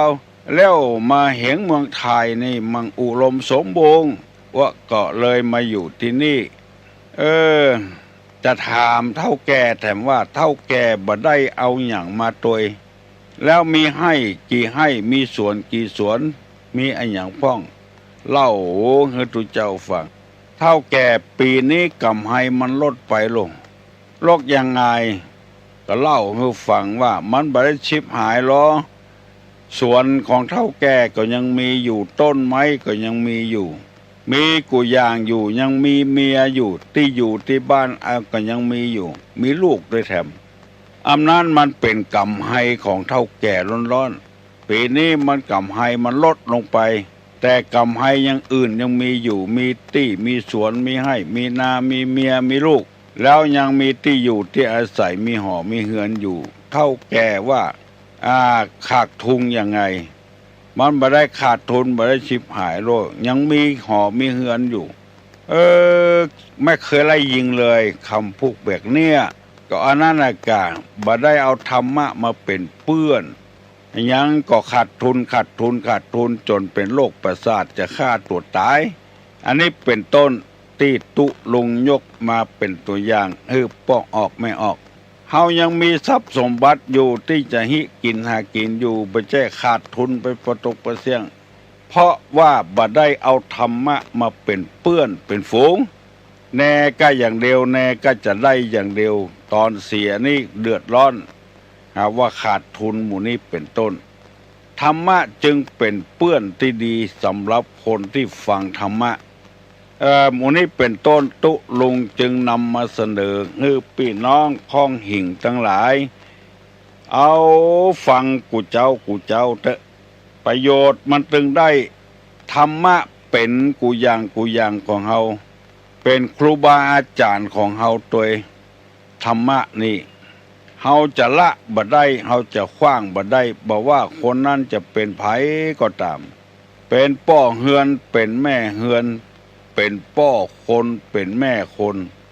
เป็นลูกของคนเป็นลูกจ้างของคนเป็นนายจ้างของคนจะต้องเอาธรรมะมาเป็นเปื้อนเป็นฝูงเอาธรรมะมาเป็นครูบาอาจารย์ถ้าคนเอาถ้าขาดศีลขาดธรรมอย่าแล้วบอกว่าเป็นภัยก็ตามความยุ่งเหยิงย่อมเกิดขึ้นในบ้านนั้นจองนั้นหอนั้นเฮือนนั้นและคนนั้น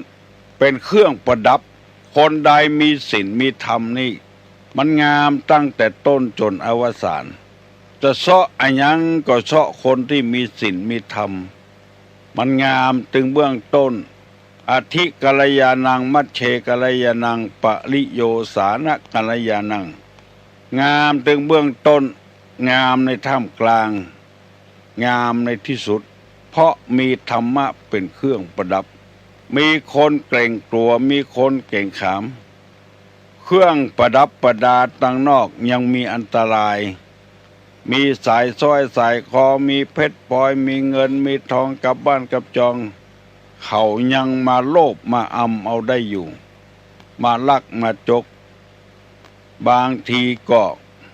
เสียชีวิตไปเพราะเข้าของทรัพย์สมบัติภายนอกคนมีศีลมีธรรมนี่เป็นเครื่องประดับเป็นอาหารทางจิตทางใจบ่จนบ่ผอมสักเตื้อคำว่าผอมนี่คืออับจนตั้งจิตตั้งใจ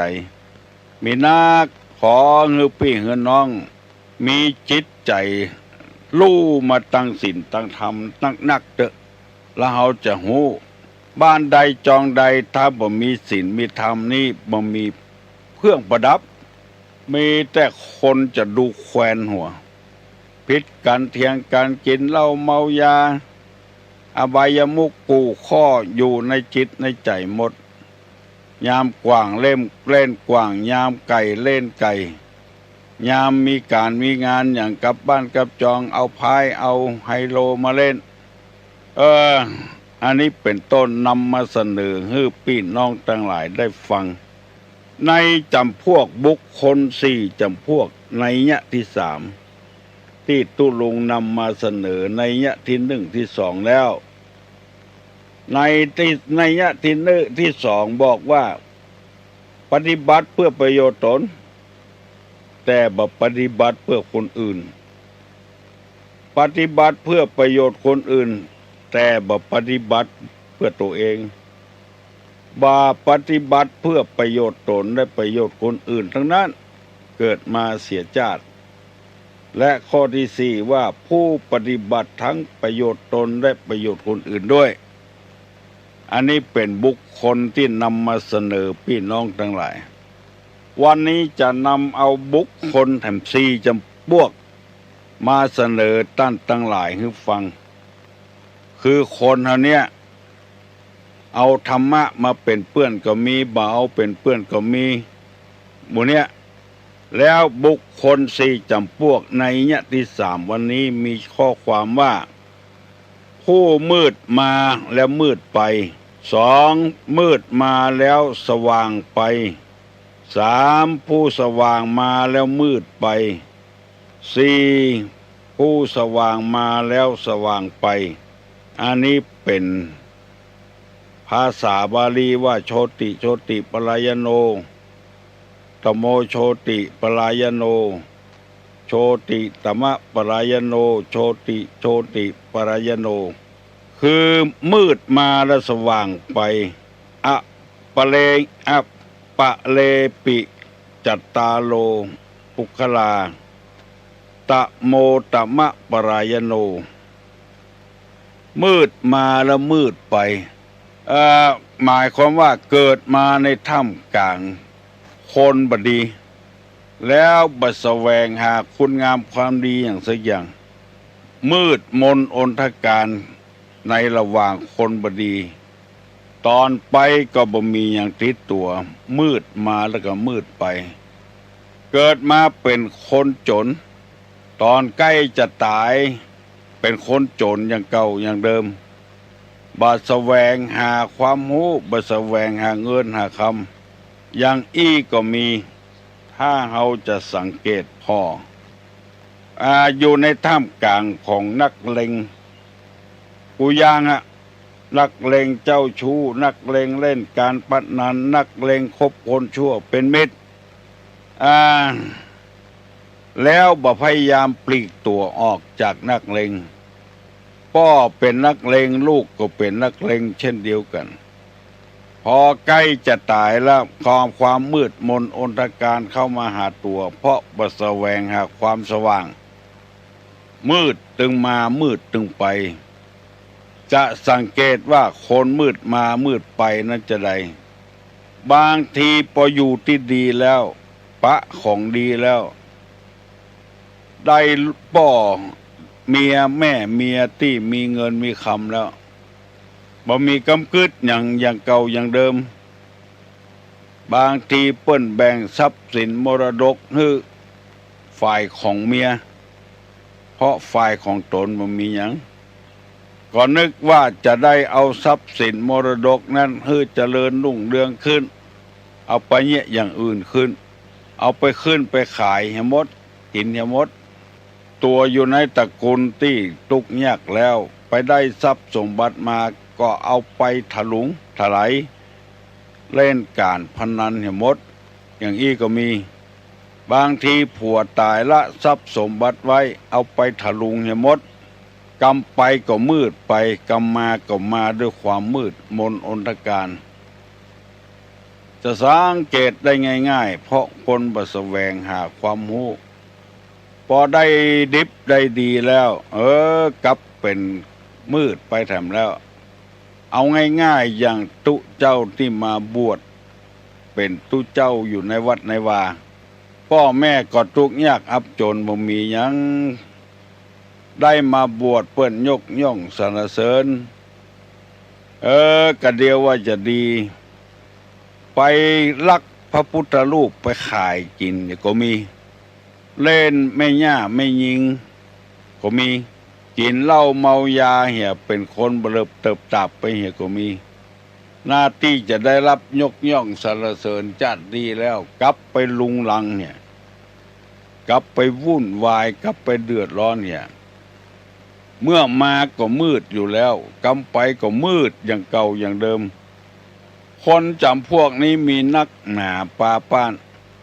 ที่เปิ้นแปลงกรรมนี้มาเพื่อจักให้คนที่ได้ยินได้ฟังธรรมะคำสั่งคำสอนเมื่อเฮามืดมาแล้วอย่าไปมืดไปเพื่อมีความสว่างไสวติดก้นติดตัวไปพ้องเพื่อเปิ้นได้อวดในอ้างเหี่ยพ้องอันนี้บ่เอาอย่างสักอย่างธรรมะธรรมโมก็บ่เล่นโดยก่อกรรมทำความชั่วทุกข์ยากลำบากลำบนยังบ่พอไปติดคอกติดตารางแถมเพราะว่าบ่ฮับเอาทำกรรมสั่งสอนเพราะฉะนั้นจะหันว่าเมื่อเจ้าก็ดีเมื่อวันก็ดีจะมีตุเจ้าเอาพระธรรมกรรมสั่งสอนมาฝากมาฝังมาเทศให้พี่น้องทั้งหลายฟังเพื่อเจริญรุ่งเรืองพ่อแม่เป็นคนบดีก็เดียวว่าลูกจะเป็นคนดีซ้ำสืบเชื้อพ่อเชื้อแม่มันนิสัยมันติดชอบเป็นจู้กับชาวบ้านมืดมาแล้วยังบ่พอจะมืดไปโดยแถมบอกว่าคนนั้นจะเป็นเมียไผบอกว่าคนนั้นจะเป็นลูกไผเป็นพี่เป็นน้องเป็นเพื่อนเป็นป้องกันแต่ก็ยังเอาอยู่โหว่าเปิ้นมีผัวแล้วก็ยังเอาอยู่บ่หาความสว่างไสวเข้าในตัวอันนี้เปิ้นว่ามืดมาแล้วมืดไปขอฝากฝังให้พี่น้อง10ชาวบ้านพยายามทำให้สว่างมาสว่างไปอันนี้เป็นของคนที่1เรียกว่าตะโมตมะปรายโนมืดมาละมืดไปอย่างที่2ว่าตะโมโชติปรายโนเมื่อมืดมาแล้วสว่างไปตอนมานี่มามืดกำไปนี่สว่างไสวเปิ้นอวดเปิ้นอ้างคือตัดสินใจบ่ก่อกรรมบ่ทำความชั่วทำแต่คุณงามความดีบ่มีเงินบ่มีทองไปยืมเงินทองเปิ้นมาแล้วเอามาเป็นกองทุน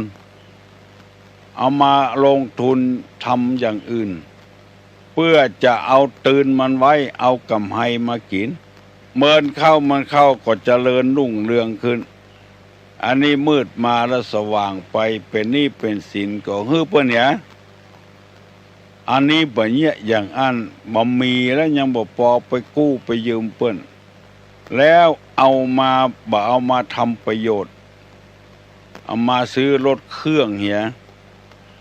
เอามาซื้อโทรศัพท์มือถือเหียกูย่างนี่มันบ่เจริญมันจะมืดลงไปแถมเปิ้นมาถามหานี่หาศีลก็โคตรหรือเปิ้น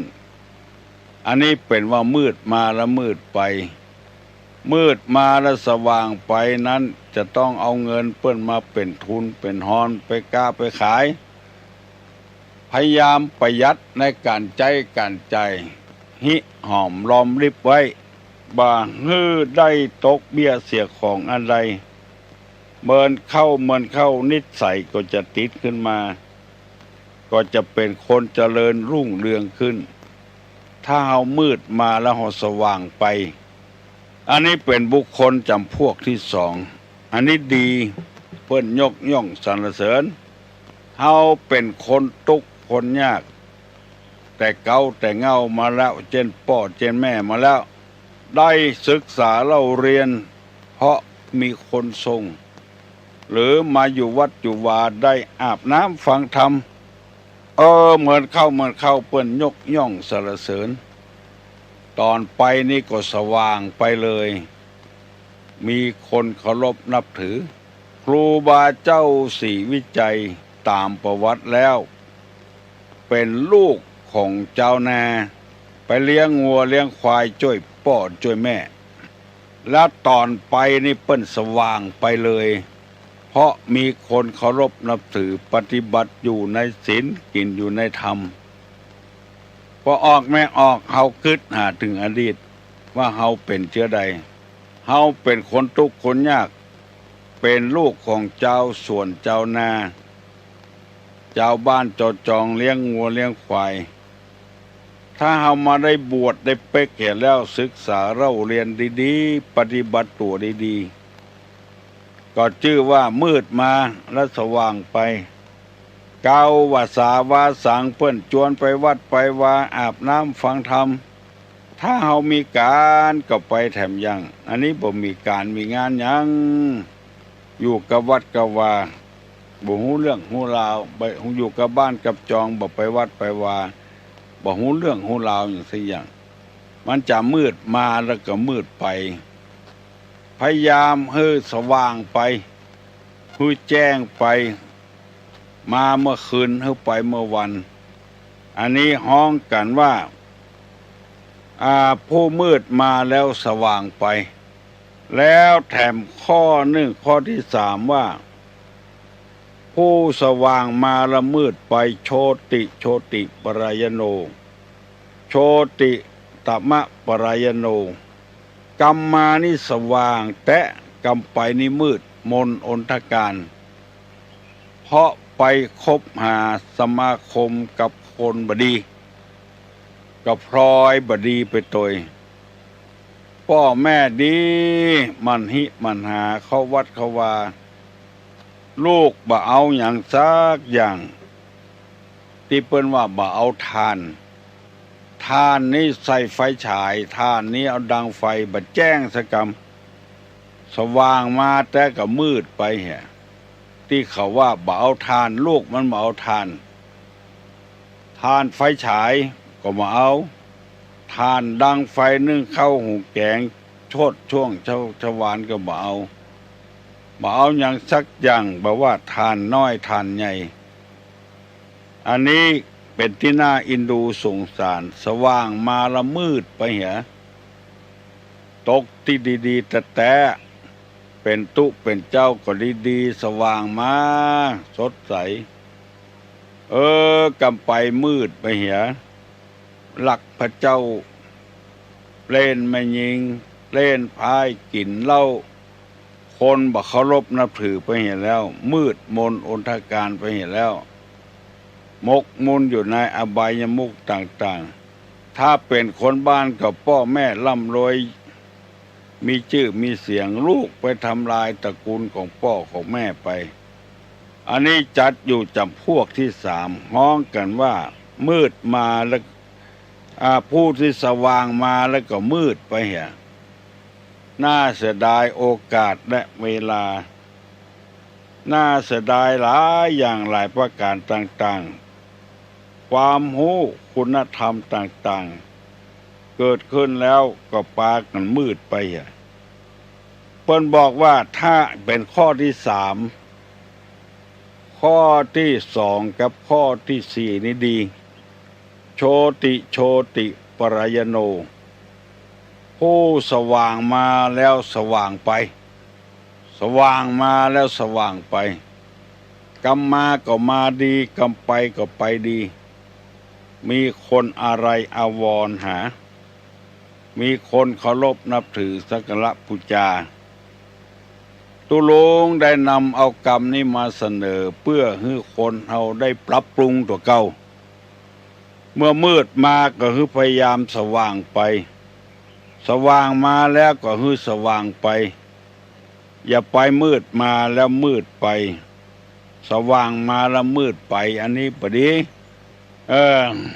มีเงินมีทองก็พยายามเก็บหอมรอมริบเอาไว้จะไปใจจ่ายสุรุ่ยสุร่ายเอาไปเล่นเอาไปขว้างไปตุม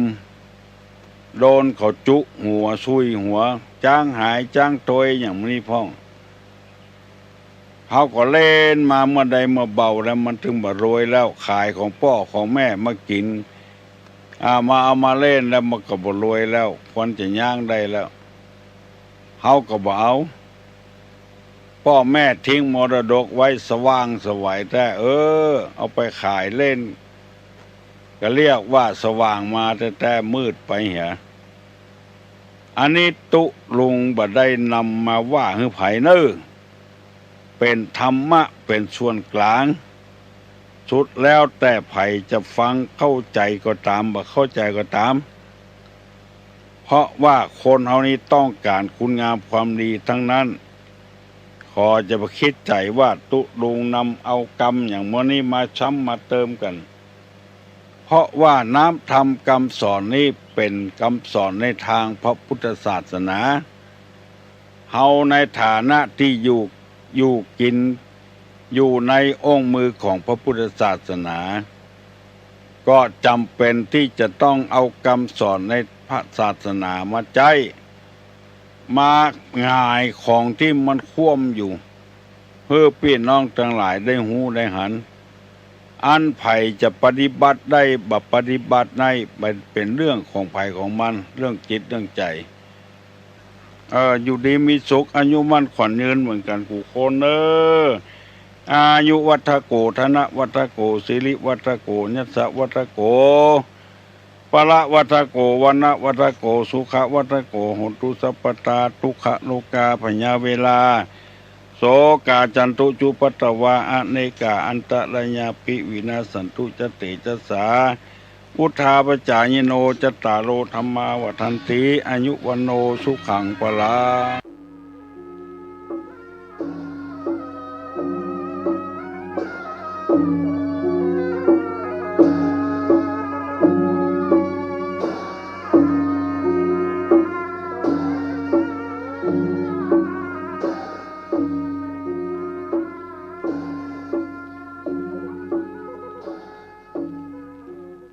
การขัดเงาในกระจก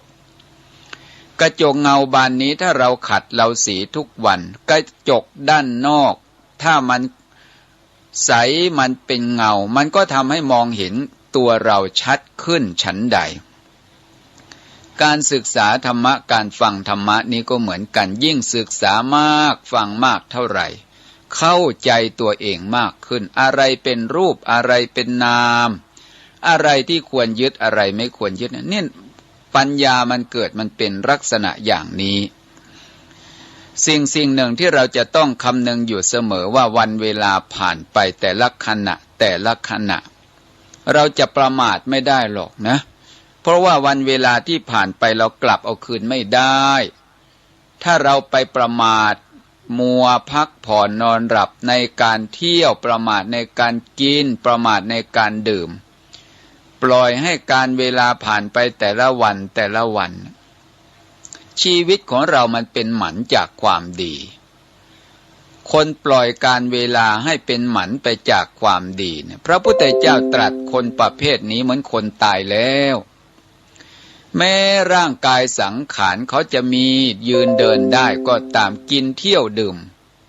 แต่ชีวิตของเขาไม่ต่างอะไรกับคนที่ตายนอนอยู่ในโลงคนตายนอนอยู่ในโลงสร้างคุณงามความดีไม่ได้ฉันใดชีวิตของบุคคลผู้เป็นอยู่ด้วยความประมาทจะไปต่างอะไรกันเนี่ยปมาโทมัจจุโนปัฏฐังความประมาทเป็นทางแห่งความตายคือจิตใจของเขาได้ตายจากศีลตายจากทานตายจากธรรมตายจากสมาธิตายจากปัญญาเกิดมาแล้วก็ไม่ได้สร้างที่พึ่งให้แก่จิตใจของตนเองอย่างนี้น่าเสียดายนะพ พระพุทธเจ้าตรัสถึงเรื่องการฝึกจิตอบรมจิตไว้ว่าจิตตัสสะธรรมโถสาธุการฝึกจิตนี้เป็นความดีจิตคนเราเบานักรักษายากฝึกลำบากอยากไปที่ไกลหลายย่อมไม่รู้ไม่เห็นที่เป็นตายเมื่อมุ่งหมายที่ใดไปทันทีการฝึกจิตดวงนี้ดียิ่งนักอริยมรรคพร้อมพลั่งรวมทั้งสี่ความเกะกะพยศหมดด้วยดีเป็นจิตที่ผุดผ่องควรต้องการนะบางทีจิตของเรานี่ก็ต้องอาศัยการฝึกในการให้ทานฝึกในการรักษาศีลฝึกในการฟังเทศน์ฟังธรรมฝึกในการสวดมนต์ไหว้พระฝึกในการเจริญภาวนาฝึกให้จิตมันชินให้จิตมันเสพคุ้นอยู่ในเรื่องเหล่านี้เมื่อจิตมันชินจิตมันเสพคุ้นอยู่ในเรื่องเหล่านี้ใจของเราเนี่ยจะไม่เกิดความทุกข์จิตของเราก็จะเป็นไปตามต้องการถ้าเราไม่ได้ฝึกหัดอบรมจิตเวลาใกล้จะดับจิตใครหนอจะมาช่วยเราได้พระเจ้าพระสงฆ์ก็ช่วยไม่ได้แล้วถ้าเราไม่ฝึกกันจะไปฝึกเมื่อตอนใกล้จะดับจิตมันเข้าระหว่างประเภทที่บอกว่าเรือล่มไม่ตอนจอดนะตาบอดเมื่อตอนเท่าอย่างนี้มันน่าสงสารเรามีโอกาสควรจะได้รีบตักตวงเอาคุณงามความดีที่โบราณท่านพูดเป็นคติธรรมเตือนจิตไว้ว่ารีบทอรีบพายตะวันจะสายตลาดจะวายสายบัวจะเน่าไม่ใช่ว่าใกล้จะดับจิตยังคิดถึงหาพระมาช่วยทีนะถ้าเป็นอย่างนี้กว่าถั่วสุกงาก็ไม่พอดีเลยในที่สุดก็หาอะไรเป็นที่พึ่งไม่ได้ตายไปแล้วคนไม่ได้มีที่พึ่งเหมือนคนเดินทางไม่เตรียมเสบียงนั่นแหละก็ทรัพย์สมบัติที่เขาจะพึงเหลือนำติดตัวไปได้ตายจากมนุษย์ชาติหน้าก็ไปเกิดเป็นจิ้งจกตุ๊กแกเป็นงูเขียวเป็นมดเป็นปลวกเฝ้าบ้านเฝ้าเรือนอย่างนี้นั่นคือทรัพย์สมบัติของบุคคลผู้ประมาทนะอันนี้เป็นเรื่องที่เราจะต้องปรารภทำกันวันนี้จึงอยากจะนำเรื่องธรรมะอันเป็นที่พึ่งธรรมะอันเป็นที่พึ่งหรือการกระทำธรรมะอันจะเป็นที่พึ่งให้แก่สัตว์โลกพระพุทธองค์ได้ทรงแสดงไว้ในคัมภีร์อังคุตรนิกายทัสกนิบาตนะทัสกนิบาตก็พูดถึงธรรมะหมวด10ในพระไตรปิฎกเล่มที่24ที่พระพุทธองค์ได้ตรัสเรื่องนาถกรณธรรมนะคือธรรมที่จะทำเป็นที่พึ่งของสัตว์ทั้งหลายมีถึง10ประการมาเล่ามาบรรยายให้สาธุชนทั้งหลายได้สดับรับฟังกันเรื่องของการกระทำธรรมะให้เป็นที่พึ่ง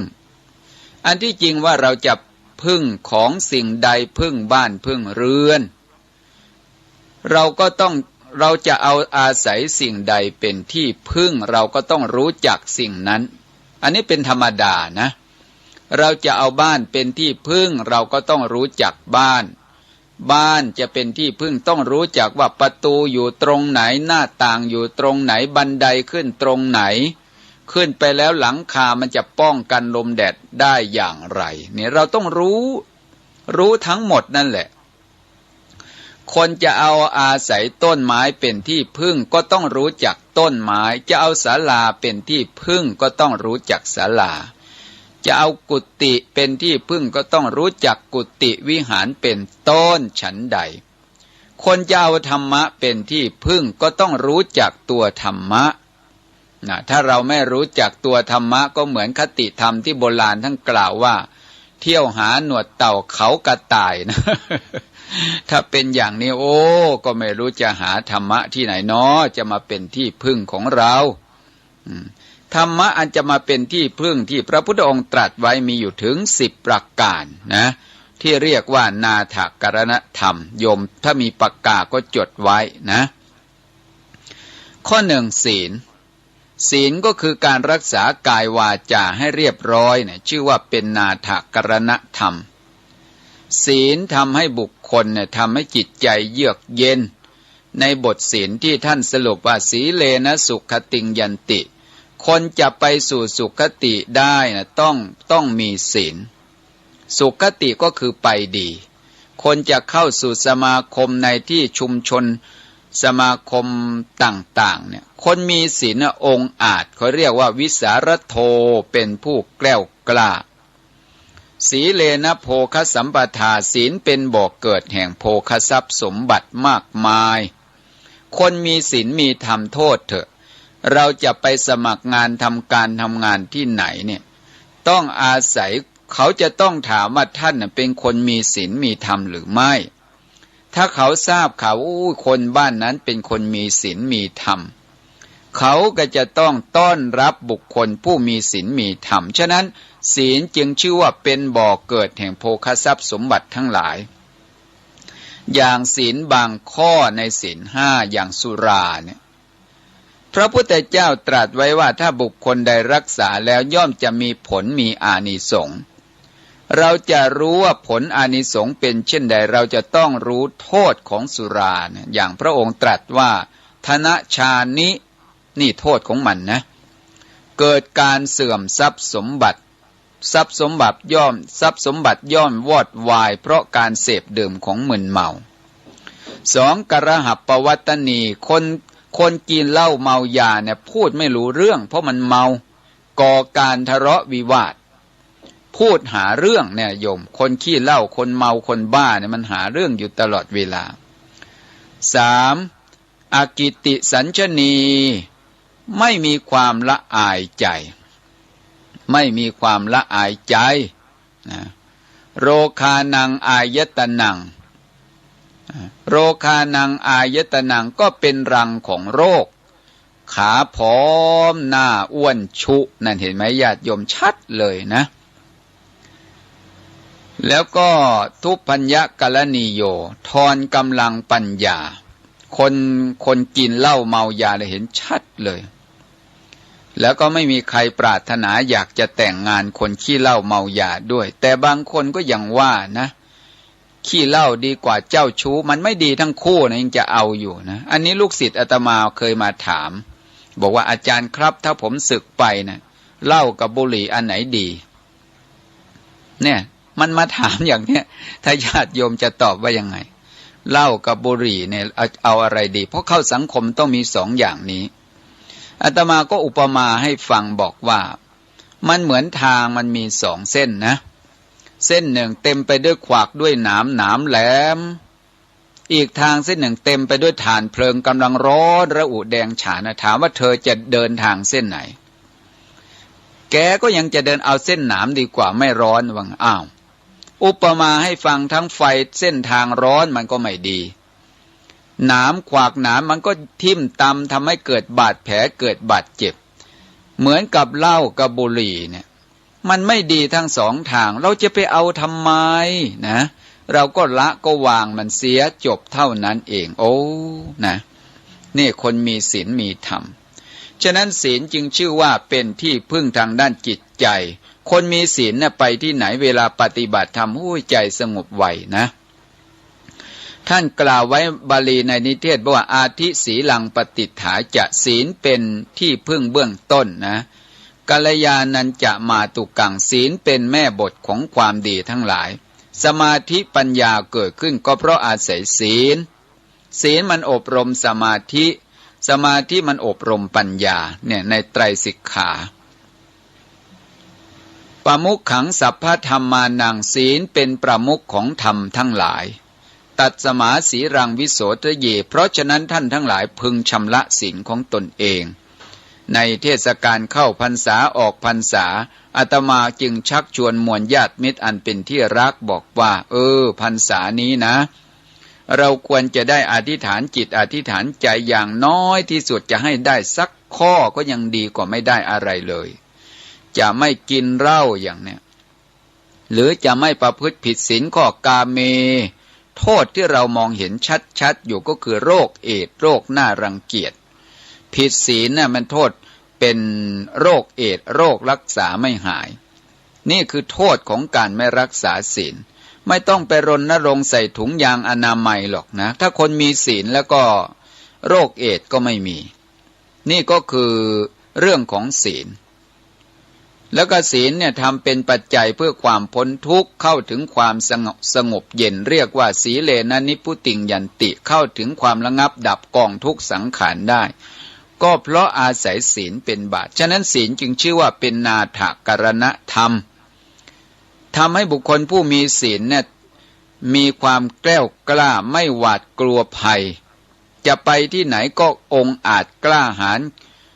คนมีศีลชื่อว่าได้อาภรณ์เครื่องประดับเรียกว่าศีลังอาภารนังศีลเป็นอาภรณ์เครื่องประดับไม่กลับเก่าคร่ำคร่าตามกาลสมัยแต่งามภูษาอาภรณ์มันงามตามยุคตามสมัยท่านจึงพูดเป็นคติธรรมไว้ว่างามภูษาอาภรณ์เครื่องประดับย่อมแปลกับความงามตามสมัยงามที่ยงคงล้ำกว่างามใดคืองามใจใฝ่ธรรมประจำตนนะอันนี้ก็ฝากไว้เป็นนาถกรณธรรมข้อที่หนึ่งคือศีลสองพาหุสัจจะความเป็นผู้ได้สดับตรับฟังมามากเหมือนอาตมาที่กล่าวเบื้องต้นว่าการฟังมันเป็นอุบายทำให้เกิดปัญญายิ่งฟังธรรมะเนี่ยฟังมากเท่าใด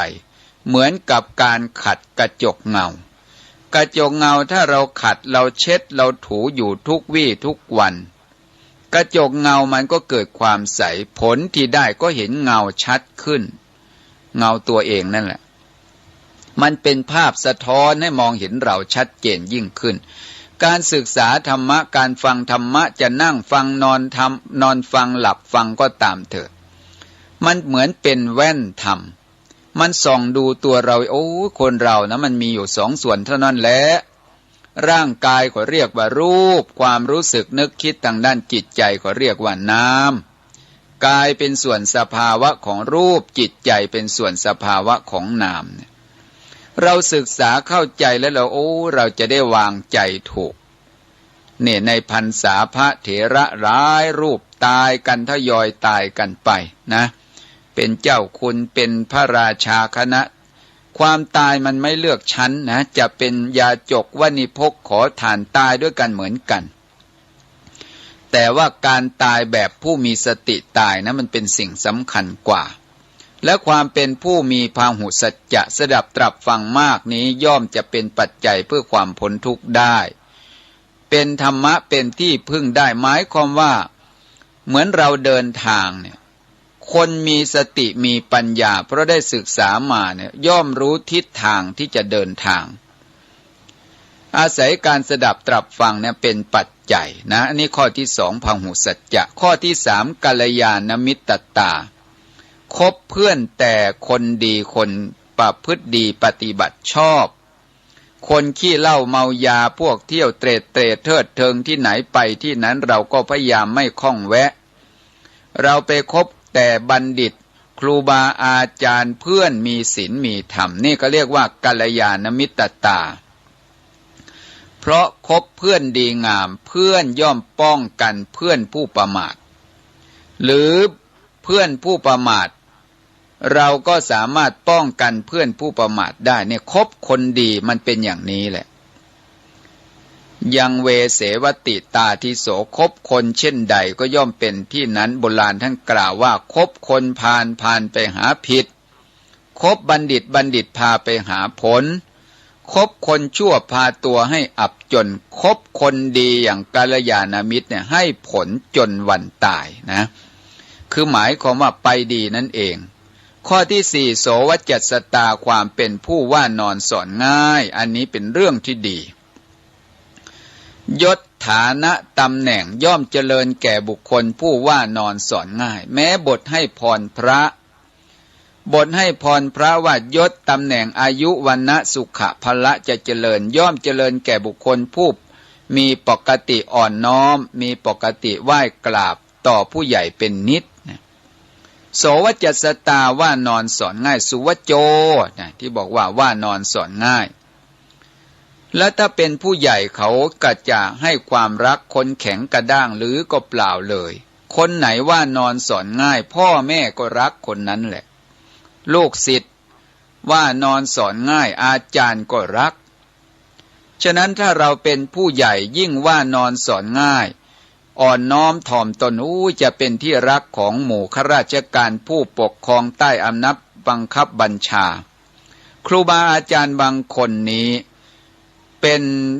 ป็นผู้อดทนต่อคำตักเตือนของญาติมิตรลูกศิษย์ลูกหาเขาเรียกว่าวัจนคโมดอดทนต่อคำแนะนำตักเตือนลูกศิษย์ลูกหาได้อาจารย์ท่านนั้นจะเป็นที่เคารพรักของพวกลูกศิษย์แม้ผู้ใหญ่ในกระทรวงทบวงกรมถ้าเป็นคนอ่อนน้อมถ่อมตนแสดงตนเป็นทาสรับใช้จริงๆนะไม้สูงไม้ใหญ่ไม้มีแก่นเอาความอ่อนไว้ด้านนอกเอาความแข็งแกร่งไว้ด้านในนะเนี่ยเราไปดูคนใหญ่ๆตัวโตเนี่ยส่วนมากนะเป็นผู้มีมัทวะความอ่อนโยนเปรียบเทียบเหมือนรวงข้าวนะข้าวอันใดที่มันมีเมล็ดมันจะอ่อนค้อมลงเบื้องล่างเพราะมันหนักเมล็ดข้าวแต่รวงข้าวอันใดที่มันรีบมันก็ชูคอชูงวงขึ้นไอ้คนที่แข็งกระด้างน่ะเหมือนกับพวกดาบพวกจาบยืนตาม3 แยก 4 แยกสูดควันรถอยู่ตลอดเวลาโอ้ยคำพูดก็หยาบญาติโยมคำพูดแต่ละคำที่พูดกับคนขับรถอายุคนรุ่นลูกรุ่นหลานคนขับรถก็รุ่นพ่อรุ่นแม่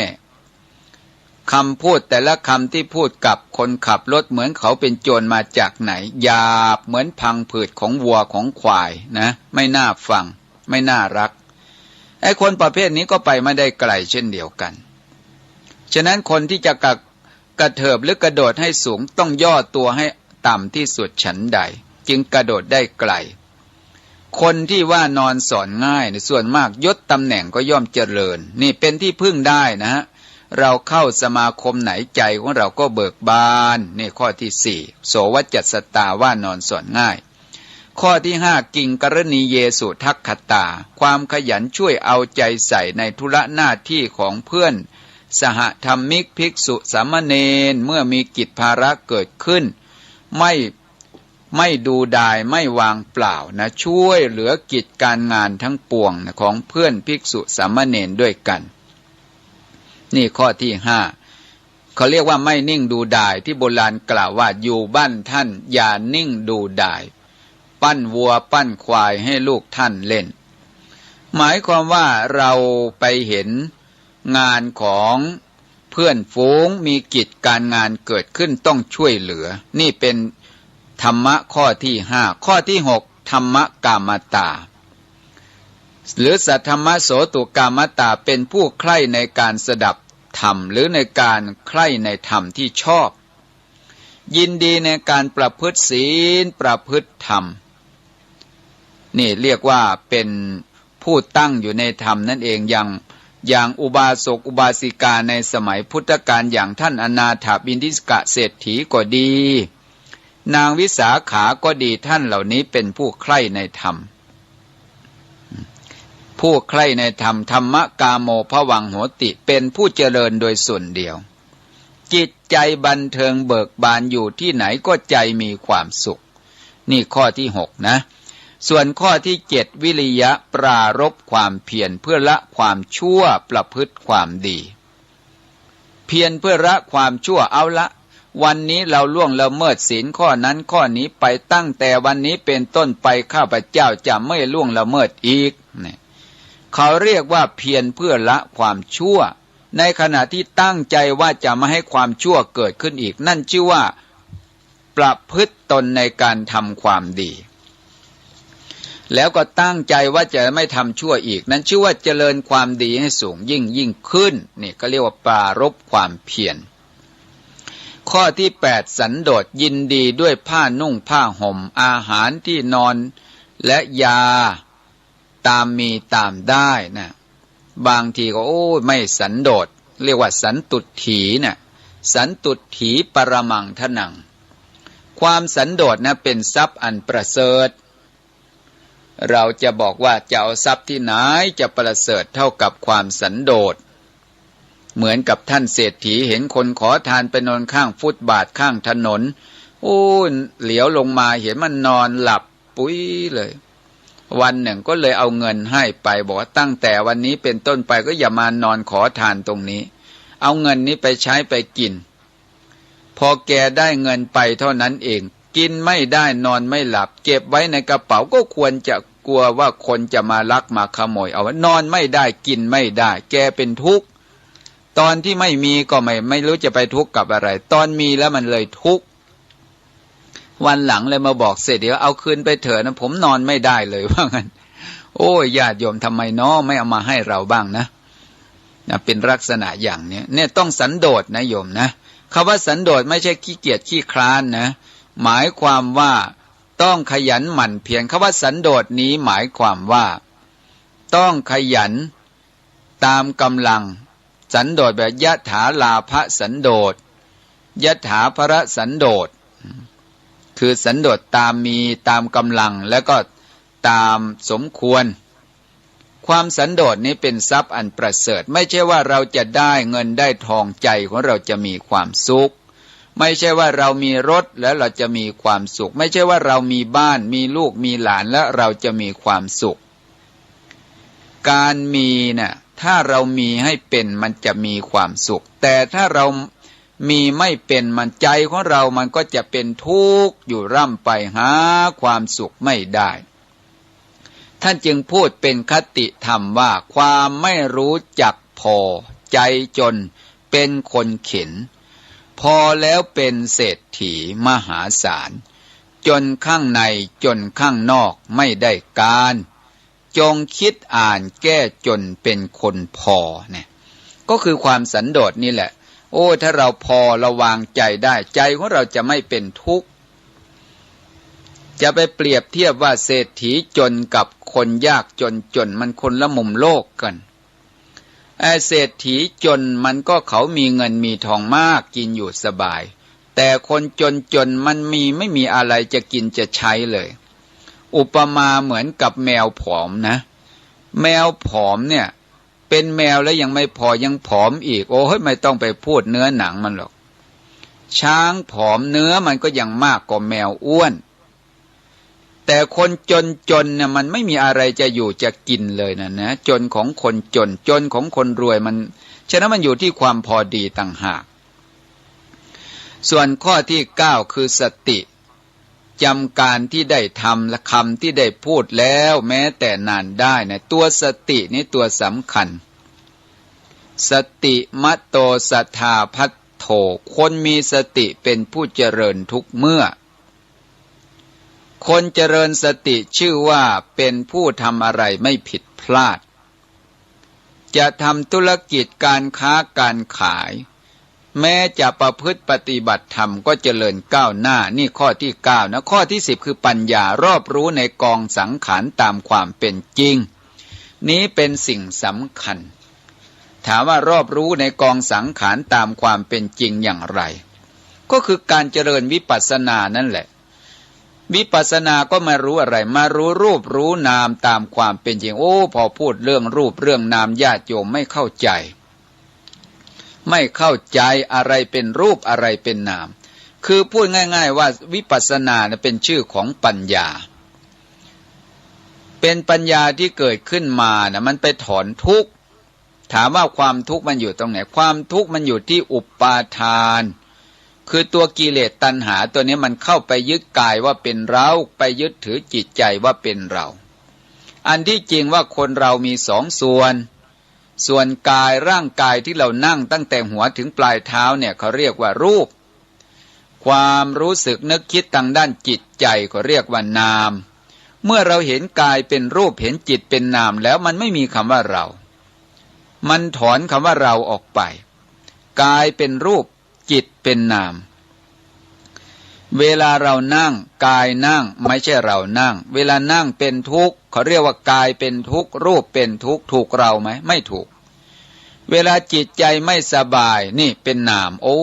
นามธรรมมันเป็นอย่างนี้นามธรรมนี้มันเป็นอย่างนี้เรารู้ว่ามันไม่สบายโอ้นามนี่มันคิดถึงลูกจิตนี้มันคิดถึงแฟนจิตนี้มันไปกังวลเรื่องรถจิตนี้มันไปกังวลเรื่องงาน แต่ถ้าเรามีสติมารู้จิตว่าโอ้นามธรรมคือจิตเนี่ยมันนึกคิดมันต้องเป็นอย่างนี้ไปห้ามจิตไม่ให้คิดห้ามไม่ได้หรอกแต่ให้เรารู้ว่าโอ้จิตเนี่ยมันเป็นนามธรรมพระพุทธเจ้าสอนว่าทุกขังปริญญยบัตทุกเป็นธรรมที่ควรกำหนดรู้ตัวรูปตัวนามเนี่ยมันเป็นตัวทุกข์เราเห็นรูปเห็นนามตามความเป็นจริงตัวนี้แหละญาติโยมสาธุชนทั้งหลายท่านเรียกว่าปัญญาเมื่อปัญญาเห็นว่ากายเป็นรูปเห็นว่าจิตเป็นนามมันถอนคำว่าเราออกไปเมื่อถอนคำว่าเราออกไปแล้วสักเปรียบเทียบคำว่าเขาคือบุคคลอื่นที่คนนั้นนั่งคนนี้นอนคนนั้นยืนคนนั้นเดินอันที่จริงไม่ใช่คือกายยืนกายเดินกายนั่งกายนอนมันไม่มีเราไม่มีศักดิ์เปรียบเทียบคำว่าเขาก็ไม่มีที่เราสมมติว่าเป็นเขาก็คือเอารูปว่าเป็นเขาเอานามว่าเป็นเขาเราจะถอนตัวนี้ออกมาก็ต้องอาศัยถอนความเห็นผิดท่านจึงยกปัญญาขึ้นมากล่าวปัญญาคือสภาพที่เข้าไปรู้ตามความเป็นจริงรู้รูปรู้นามตามความเป็นจริงที่ท่านกล่าวเป็นคติธรรมว่ารู้รูปนามตามความจริงสิ่งปรากฏใจลันทดไม่เที่ยงแท้แลหนอขันเดี๋ยวเกิดขึ้นเดี๋ยวตั้งอยู่แล้วดับพลันเห็นอย่างนั้นอยู่แจ้งชัดอนัตตาหมายความว่าทั้งกายทั้งจิตทั้งรูปทั้งนามเนี่ยโอ้ยมันบังคับบัญชาไม่ได้ให้พยายามศึกษาเรื่องเหล่านี้คนเจริญสติอยู่กับรูปคนเจริญสติอยู่กับนามเนี่ยไม่หลงตายเวลากายเป็นทุกข์เขาเข้าใจถูกว่าที่เป็นทุกข์มันเป็นเรื่องของรูปมันเลยไม่ถูกเราเวลาจิตใจกระสับกระส่ายถ้าคนไม่มีธรรมะไปโทษคนนั้นบ้างคนนี้บ้างจริงๆแล้วคนปฏิบัติธรรมต้องเพ่งโทษตนเองโอ้นามธรรมคือจิตนี้มันนึกคิดไปต่างๆนานาบังคับบัญชาไม่ได้นี่ถ้าเรารู้อย่างนี้ใจของเราจะได้เกิดการละการวางมันจะไปทำลายถ่ายถอนความเห็นผิดอันที่จริงแล้วการเดินเพราะจิตสั่งให้เดินที่เดินมันเป็นกายเดินแต่เวลาเดินเนี่ยยกย่างเหยียบไปเนี่ยเราก็บอกว่าเป็นเราเดินไอ้ที่จริงที่เดินคือกายเดินกายไม่ใช่เราความรู้ที่เข้าไปรู้เดินก็เป็นนามธรรมเห็นไหมญาติโยมเวลานั่งจริงๆไม่ใช่เรานั่งที่นั่งคือก้นเนี่ยคือกายนั่งแต่เวลานั่งแล้วเป็นเรานั่งทุกทีนะจริงๆแล้วเป็นรูปนั่งนะกายนั่งรูปนั่งถูกทั้งนั้นจะเรียกว่ากายก็ถูกจะเรียกว่ารูปก็ถูกมันไม่ผิดหรอกนะให้เราเข้าใจโยกมีสติรู้ย่างมีสติรู้เหยียบมีสติรู้การบริกรรมนี้มันก็แล้วแต่นะแล้วแต่เราจะไปพูดไปบริกรรมแต่ถ้าเราเข้าใจมันจะได้ไปพัฒนาสติปัญญาของเราให้มันไวต่อการรับรู้โยกนะรู้ย่างรู้เหยียบรู้โยกรู้ย่างรู้เหยียบรู้ถ้ามันเที่ยงมันก็ยกขึ้นไม่ได้ใช่ไหมเหยียบอยู่ยังไงมันก็เที่ยงก็นิ่งอยู่กับที่พอยกขึ้นมาขณะเหยียบดับไปขณะยกจึงมีพอเราย่างเท้าไปปรากฏขณะยกหมดไปขณะย่างเท้าจึงมีเวลาเหยียบเท้าหย่อนเท้าลงกับพื้นอาการย่างยกหมดไปอาการเหยียบจึงมีมันเป็นคนละขณะกันเนี่ยรูปังอนิจจังรูปไม่เที่ยงเห็นสภาพตามความเป็นจริงเรียกว่าเห็นปรมัตถธรรมตามความเป็นจริงไม่ใช่สมมุติปัญญาที่ไปรู้สภาพความจริงนั่นเรียกชื่อว่าปรมัตถธรรมที่เราไปรู้ว่าเรายกเราย่างเราเหยียบอันนี้เขาเรียกว่าบัญญัติธรรมคือคำสมมุติภาษาอังกฤษเขาก็ไม่เรียกว่ายกไม่เรียกว่าย่างไม่เรียกว่าเหยียบแต่ภาษาของเขาสื่อความหมายกันได้พม่าเขาก็ไม่ได้พูดอย่างนี้เขมรเขาก็ไม่ได้พูดอย่างนี้แต่เขาสื่อความหมายเข้าใจกันได้นะไอ้คำพูดเนี่ยเป็นคำบัญญัติที่เราสมมุติกันขึ้นเรียกว่าบัญญัติธรรมบัญญัติก็คือคำสมมุติคำว่าปรมัตถ์ก็คือสภาพความจริง สภาพความจริงเช่นว่าญาติโยมเนี่ยเอามะม่วงมันมะม่วงเปรี้ยวก็ได้นะแหมพูดถึงมะม่วงแล้วเปรี้ยวปากโยมยิ่งเป็นมะขามอ่อนกับเกลืออากาศร้อนๆอย่างเนี้ยโอ้ยเอามะขามอ่อนมาจิ้มเกลือกินเท่านั้นโยมเห็นคนอื่นเอามะขามอ่อนใส่ในปากเท่านั้นน้ำลายแตกพลากแล้ว นี่แหละญาติโยมความรู้รสเอารสของผลหมากรากไม้มะขามเป็นต้นใส่ในปากแล้วไม่มีคำพูดนะรสนะแต่ที่เราพูดออกไปว่าเปรี้ยวว่าจืดว่าหวานอันนั้นเป็นคำพูดเนี่ยเป็นคำสมมุตินะเปรียบเทียบให้ฟังการรู้สภาพความจริงมันเป็นสภาพของรูปและสภาพของนามนะไม่ใช่ตัวเรานะเวลายืนเวลาเดินเนี่ยเขาเรียกว่ากายเดินมีสติตามดูกายเดินกายเดินยกก็รู้ย่างก็รู้เหยียบก็รู้เดินไปเดินกลับเดินแบบผู้มีสติเดินเขาเรียกว่ารู้ตามความเป็นจริงคนเจริญวิปัสสนานี้ต้องอาศัยคณิกะสมาธินะเป็นหลักคือรู้ขณะหนึ่งนั่นเองจะเรียกว่าคณิกะปัญญาก็ได้แต่ในคัมภีร์ดีกาวิสุทธิมรรคท่านแสดงบาลีไว้ว่าวินาคณิกะสมาธิงวิปัสสนังนะสัมภวติวิปัสสนาถ้าเว้นเสียซึ่งคณิกะสมาธิเสียแล้ววิปัสสนังนะสัมภวติวิปัสสนาเกิดไม่ได้เลยท่านว่าอย่างนั้นยืนเดินนั่งเวลานั่งก็กายนั่งนะนั่งสติระลึกถึงกายนั่งว่าที่นั่งคือกายนั่งไม่ใช่เรานั่งแต่เวลานั่งเป็นทุกข์เขาเรียกว่ากายเป็นทุกข์รูปเป็นทุกข์ถูกเราไหมไม่ถูกนี่เมื่อเราถอนคำว่าอุปาทานคำว่าเราออกไปแล้วที่นั่งคือกายนั่งแต่เราสำคัญผิดคิดว่ากายเป็นเราคนที่จะเป็นทุกข์ก็คือเราเพราะฉะนั้นการเจริญวิปัสสนาก็คือมารู้ความจริงและเวลากายนั่งเนี่ยกายมันนิ่งเวลากายนิ่งจิตมันจะเคลื่อนไหวบางทีรู้กายเบื้องบนบ้างนั่นมีศีรษะเป็นต้นเนี่ยสติมาที่กายเบื้องบนนั่นคือกายนั่งส่วนนี้เป็นปัจจุบันอารมณ์เวลาหายใจเข้าทรวงอกเริ่มไหวเริ่มตึงเนี่ยจิตมารู้อาการไหวอาการตึงที่อกที่ท้องมันทิ้งอะไรทิ้งกายนั่งส่วนบนเรียกว่ารูปกายนั่งส่วนนี้ดับไปกายนั่งส่วนล่างจึงปรากฏบางทีขากระทบกับพื้นอ่อนตึงไหวปรากฏจิตไปรู้อาการอ่อนไหวปรากฏส่วนกายส่วนล่างทิ้งอกทิ้งท้องและจึงไปรู้กายส่วนล่างเรียกว่ารูปนั่งกายเก่าดับไปเรียกว่ารูปนั่งกายใหม่ปรากฏเกิดขึ้นสังเกตที่นามนะนามคือจิตที่มันน้อมไปเนี่ยนี่ไปเห็นกายปรากฏโดยความไม่เที่ยง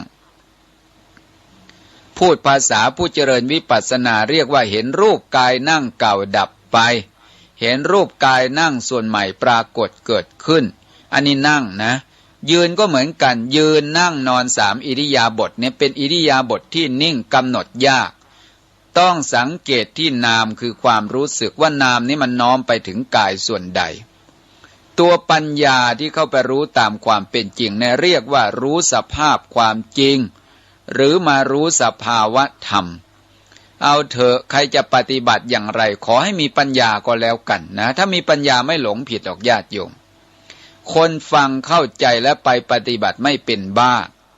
นะบางคนก็ชอบพูดว่าคนปฏิบัติแล้วเป็นบ้าไม่เป็นหรอกญาติโยมถ้าฟังเข้าใจนะถ้าสงสัยแล้วก็คุยกันมาถามกันถามใครก็ถามครูบาอาจารย์นะจะได้เข้าใจและเป็นประโยชน์และเราจะได้นำไปประพฤติปฏิบัติผลประโยชน์ที่จะพึงได้ก็คือตัวเราอันนี้จะเป็นการพัฒนาทางด้านจิตใจของเราให้สูงขึ้นเอาล่ะญาติโยมสาธุชนทั้งหลายรายการธรรมะคลายทุกวันนี้ก็มาถึงช่วงท้ายรายการนะอาตมาภาพต้องจากลาท่านผู้ฟังไปเพียงแค่นี้ขอความผาสุกความสวัสดีความเจริญในธรรมจงมีแก่ท่านสาธุชนผู้สดับรับฟังโดยทั่วถึงกันจงทุกท่านขอเจริญพรขอเจริญพรบรรดาท่านสาธุชนทั้งหลายวันนี้รายการธรรมะคลายทุกข์ก็ได้มาพบกับท่านสาธุชนทั้งหลายตามปกติเช่นเคยญาติโยมสาธุชนทั้งหลายในเทศกาลเข้าพรรษาเราก็มาประพฤติปฏิบัติธรรม บำเพ็ญบารมีด้วยการให้ทานบ้างรักษาศีลบ้างเจริญภาวนาบ้างตามโอกาสนะแต่ว่าการสร้างบารมีเนี่ยให้ทานก็ดีรักษาศีลก็ดีเจริญภาวนาก็ดีเป็นเรื่องที่เราจะต้องบำเพ็ญกันเพราะว่าชีวิตหนึ่งในอัตภาพหนึ่งในโลกนี้เราจะอยู่ในโลกคงไม่นานหรอกเราก็มาฟังธรรมะแนวการปฏิบัติว่าธรรมะที่เราศึกษากันแล้วก็ฟังธรรมกันอยู่นี้ก็เพื่อประโยชน์ให้แก่ท่านผู้ฟังว่าการฟังธรรมะนี้ก็เป็นประโยชน์เกื้อกูลแก่ชีวิตของเราว่าชีวิตของเราจะเจริญก้าวหน้าจะพัฒนาสถาพรก็ต้องอาศัยหลักธรรมะจากพระธรรมคำสอนเนี่ยเป็นเครื่องชี้เป็นเครื่องนำทางแต่ถ้าเกิดว่าเราไม่นำทางชีวิตด้วยการประพฤติปฏิบัติธรรมชีวิตของเรามันก็เดินทางไม่ถูกบางทีก็เดินหลงทางบ้างผิดทางบ้างแต่อย่างไรก็ตามนะในช่วงระยะเวลาที่การทำงานของเรายังดำเนินอยู่ในโลกนี้เราก็ต้องพัฒนาทางด้านจิตใจของเราการพัฒนาทางด้านจิตใจต้องพัฒนาได้หลายด้านนะหลายแง่หลายมุมคือปัญญามันจะเกิดก็ต้องอาศัยการฟังนะการฟังนี่มันเป็นบาดฐานให้เกิดปัญญานะการฟังนี้เป็นบาดฐานให้เกิดปัญญาท่านจึงเรียกชื่อว่าสุตตมยปัญญาปัญญานี้สำเร็จจากการฟังถ้าเราไม่ฟังก็ไม่รู้นะไม่ฟังไม่รู้แต่ถ้าเราไม่ฟังและเราไปปฏิบัติมันโอกาสเสี่ยงนะเสี่ยงต่อการเดินทางผิดเพราะฉะนั้นวันนี้ก็อยากจะนำธรรมะเกี่ยวกับเรื่องธรรมะแนวการปฏิบัติแต่ธรรมะแนวการปฏิบัตินี้ก็คงจะพูดเป็นธรรมะชั้นเบื้องปลายธรรมะเบื้องต้นได้แก่ทานเราก็ได้ฟังกันมานานขั้นกลางก็ได้แก่การรักษาศีลขั้นสูงก็คือการเจริญภาวนานะการเจริญภาวนานี้ก็แบ่งเป็นสองทางด้วยกันเจริญภาวนาในขั้นแนวสมาธินะก็เรียกว่าสมถภาวนาคือการทำให้ใจของเราเกิดความสงบแต่ถ้าเป็นวิปัสสนาภาวนาแล้วก็ต้องอาศัยปัญญาเป็นหลักเป็นแนวธรรมเป็นแนวทาง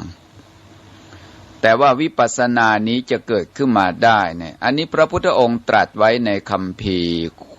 ขุททกนิกายทุกกนิบาตนะทุกกนิบาตอังคุตรนิกายว่าเหตุให้เกิดวิปัสสนาเนี่ยมีสองอย่างหนึ่งปรโตโคสะ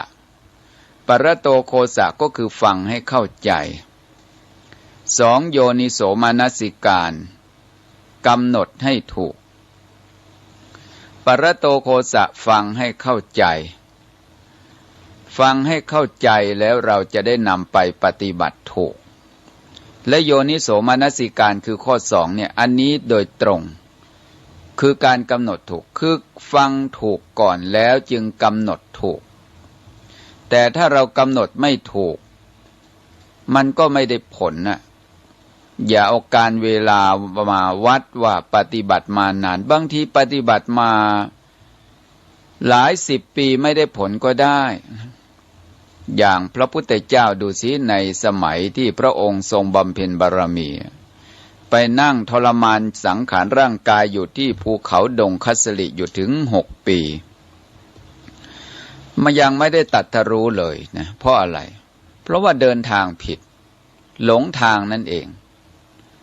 แต่เมื่อพระองค์ดำเนินเดินตามทางถูกแล้วคืนเดียวได้บรรลุแล้วฉะนั้นเรื่องของการฟังเนี่ยเรื่องการฟังเนี่ยเป็นเหตุให้เกิดกัมมสกตาปัญญาคือรู้ว่า สัตว์ทั้งหลายมีกรรมเป็นของตนเอง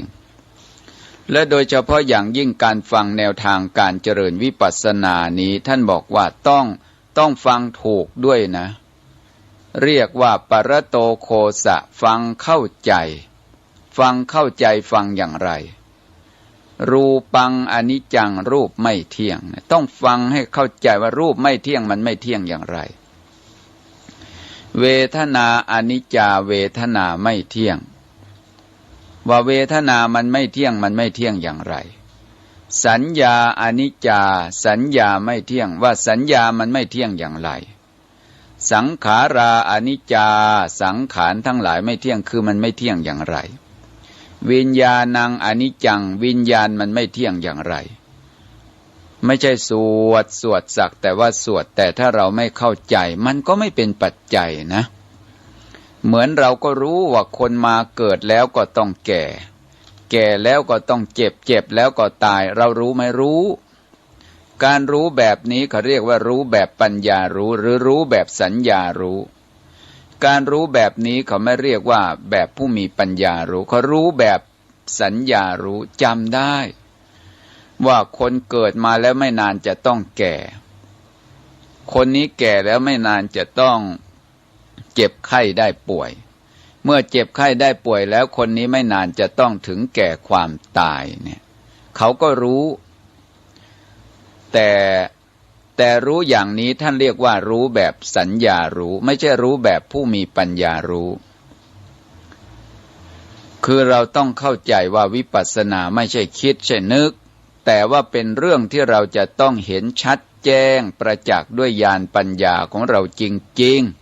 ๆเหมือนกับเรากินมะม่วงสักลูกนะรสของผลมะม่วงที่เกิดขึ้นเราสามารถที่จะพิสูจน์ได้และรสของมะม่วงที่เราทานเข้าไปไม่ต้องพูดนะว่ารสอะไรเมื่อเราทานเข้าไปรสที่ปรากฏนั่นคือสภาวะธรรมไม่มีคำพูดแต่ที่เราพูดออกไปว่าเปรี้ยวว่าหวานว่ามันว่าเค็มอันนั้นมันเป็นคำพูดไม่ใช่รสของมะม่วงเหมือนกับว่ารู้ว่าเกิดแก่เจ็บตายมันเป็นความรู้แบบเราจำกันมาแต่รู้อย่างนี้ถูกไม่ถูกเขาเรียกว่าธรรมสัญญาแต่มันไม่ได้ถอนกิเลสนะไม่ได้ถอนกิเลสแต่การถอนกิเลสเนี่ยต้องถอนที่ปัจจุบันมันถอนที่ความเห็นถูกถอนความเห็นถูกเมื่อมันไปเห็นชัดแจ้งเห็นว่ามันไม่เที่ยงเห็นว่ามันทนอยู่ในสภาวะเดิมนั้นไม่ได้แล้วก็บังคับบัญชาไม่ได้การเห็นอย่างนี้จึงจะชื่อว่าเห็นด้วยปัญญาจึงบอกว่ารูปังอนิจจังรูปไม่เที่ยงว่าเหตุให้เกิดวิปัสสนาที่พูดนี้หมายถึงว่าเหตุให้เกิดวิปัสสนาไม่ใช่ตัววิปัสสนานะคือตัวเหตุปรโตโคสะก็คือฟังมาจากสำนักครูบาอาจารย์ที่ท่านศึกษามาดีแล้วจากพระไตรปิฎกและอัตถกถานั่นเรียกว่าปรโตโคสะนี่ข้อหนึ่งข้อที่สองเรียกว่าโยนิโสมนสิการคือกำหนดถูกทำไว้ในใจโดยอุบายอันแยบคายนะคือกำหนดถูกนั่นเองแต่ถามว่าตัวสองอย่างเนี่ยเป็นวิปัสสนาไม่เป็นอ่ะนี่เรียกว่าตัวเหตุท่านก็บอกแล้วว่าเหตุให้เกิดวิปัสสนาในคัมภีร์มิลินทปัญหาท่านก็อุปมาเปรียบเทียบว่าโยนิโสมนสิการมันเหมือนกับพระอาทิตย์จะอุทัยขึ้นในยามเช้าต้องเห็นแสงอรุณก่อนฉันใด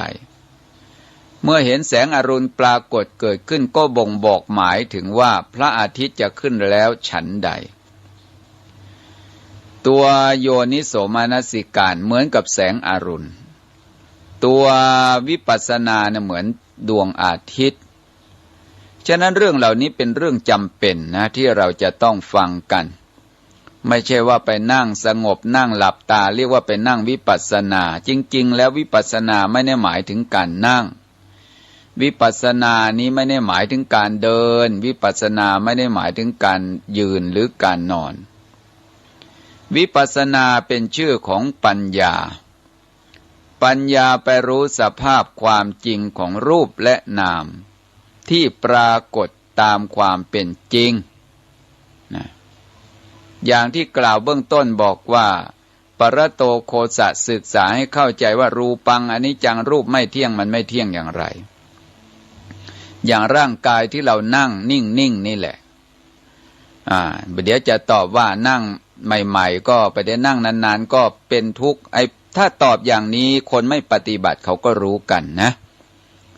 นั่งนานๆแล้วก็เป็นทุกข์ถ้าจะถามต่อไปว่าถ้านั่งไม่ทุกข์ก็แสดงว่ามันเที่ยงสินะ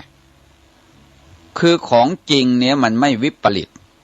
ตอบยังไงมันก็ทรงไว้ซึ่งความจริงขึ้นชื่อว่ารูปขึ้นชื่อว่านามมันทรงไว้ซึ่งความไม่เที่ยงมันเกิดดับอยู่ตลอดเวลาเราจะรู้หรือไม่รู้มันก็เป็นอย่างนี้มันไม่ได้เป็นวิปัสสนาเนี่ยเขาเรียกว่าสภาวธรรมคำว่าสภาวธรรมแปลว่าสภาวะที่เป็นความจริงของมันอย่างนั้นเนี่ยเขาเรียกว่าสภาวะมาจากภาษาบาลีว่าสะมาจากคำว่าสกะสกะนี่มาจากคำว่าอัตตะนะแปลงอัตตะคำว่าอัตตาเนี่ยแปลว่าตนอัตตาเนี่ยแปลว่าตนตนมีสองส่วนที่เป็นกายกับส่วนที่เป็นใจนี่เขาเรียกว่าอัตตาแปลงอัตตะมาเป็นสกะนะคำว่าสกะก็แปลว่าของตนที่เราท่องพุทธภาษิตว่าอัตตาหิอัตโนนาโถตนแลเป็นที่พึ่งของตนอัตตะตอนนั้นแปลว่าตนคำว่าตนนี่แยกเป็นสองส่วนกายกับส่วนใจที่ท่านเรียกว่าสภาวะธรรมนะคำว่าสภาวะธรรมสะสอเสือตัวเดียวเนี่ยก็แปลว่ามีสภาวะของตนสภาวะภาวะก็แปลว่าความมีความเป็นนะแปลว่ามีหรือเป็นสภาวะธรรมธรรมที่เป็นสภาวะของตนขึ้นชื่อว่ารูปนะร่างกายตั้งแต่ศีรษะถึงปลายเท้าเขาเรียกว่ารูปทำไมร่างกายท่านจึงเรียกว่ารูปเพราะว่ามันเปลี่ยนแปลงแตกสลายอยู่ตลอดเวลานี่ท่านจึงเรียกว่ารูปมาจากภาษาบาลีว่าลุปปะนรคขณะมีสภาวะที่จะเปลี่ยนแปลงเสื่อมสิ้นสลายไปอยู่ตลอดเวลาตั้งแต่ร่างกายตอนเป็นเด็กมันก็แตกสลายในสมัยที่เป็นเด็กร่างกายที่เป็นหนุ่มเป็นสาวมันก็แตกสลายดับไปในสมัยที่เป็นหนุ่มเป็นสาวใช่ไหมญาติโยมหรือว่าตอนที่เราเป็นเด็กเนื้อหนังมันยังนิ่มยังใสเหมือนเดิมอยู่ตอนนี้อายุมากแล้วเข้าวัยกลางคนหรือปัจฉิมวัยแก่เฒ่าและหนังเหี่ยวหนังยานใช่ไหมญาติโยมถามว่ารูปหนังเนื้อตอนเด็กๆมันหายไปไหนหมดแล้วคือรูปเก่ามันเปลี่ยนแปลงแตกสลายดับไปตามกาลเวลาแต่ที่เหลืออยู่เนี่ยมันเป็นรูปกายที่มันสืบทอดกันมาเขาจึงเรียกว่ารูปแปลว่าแตกสลายรูปเดี๋ยวจะอธิบายให้ฟังว่าคำว่ารูปเนี่ยมันแตกสลายอย่างไรรูปเนี่ยมันมี6รูปใหญ่ๆนะรูปที่ปรากฏทางตามันก็แตกสลายทางตารูปที่ปรากฏทางหูมันก็แตกสลายทางหูรูปที่ปรากฏทางจมูกคือกลิ่นมันก็แตกสลายดับไปที่ปลายโพรงจมูก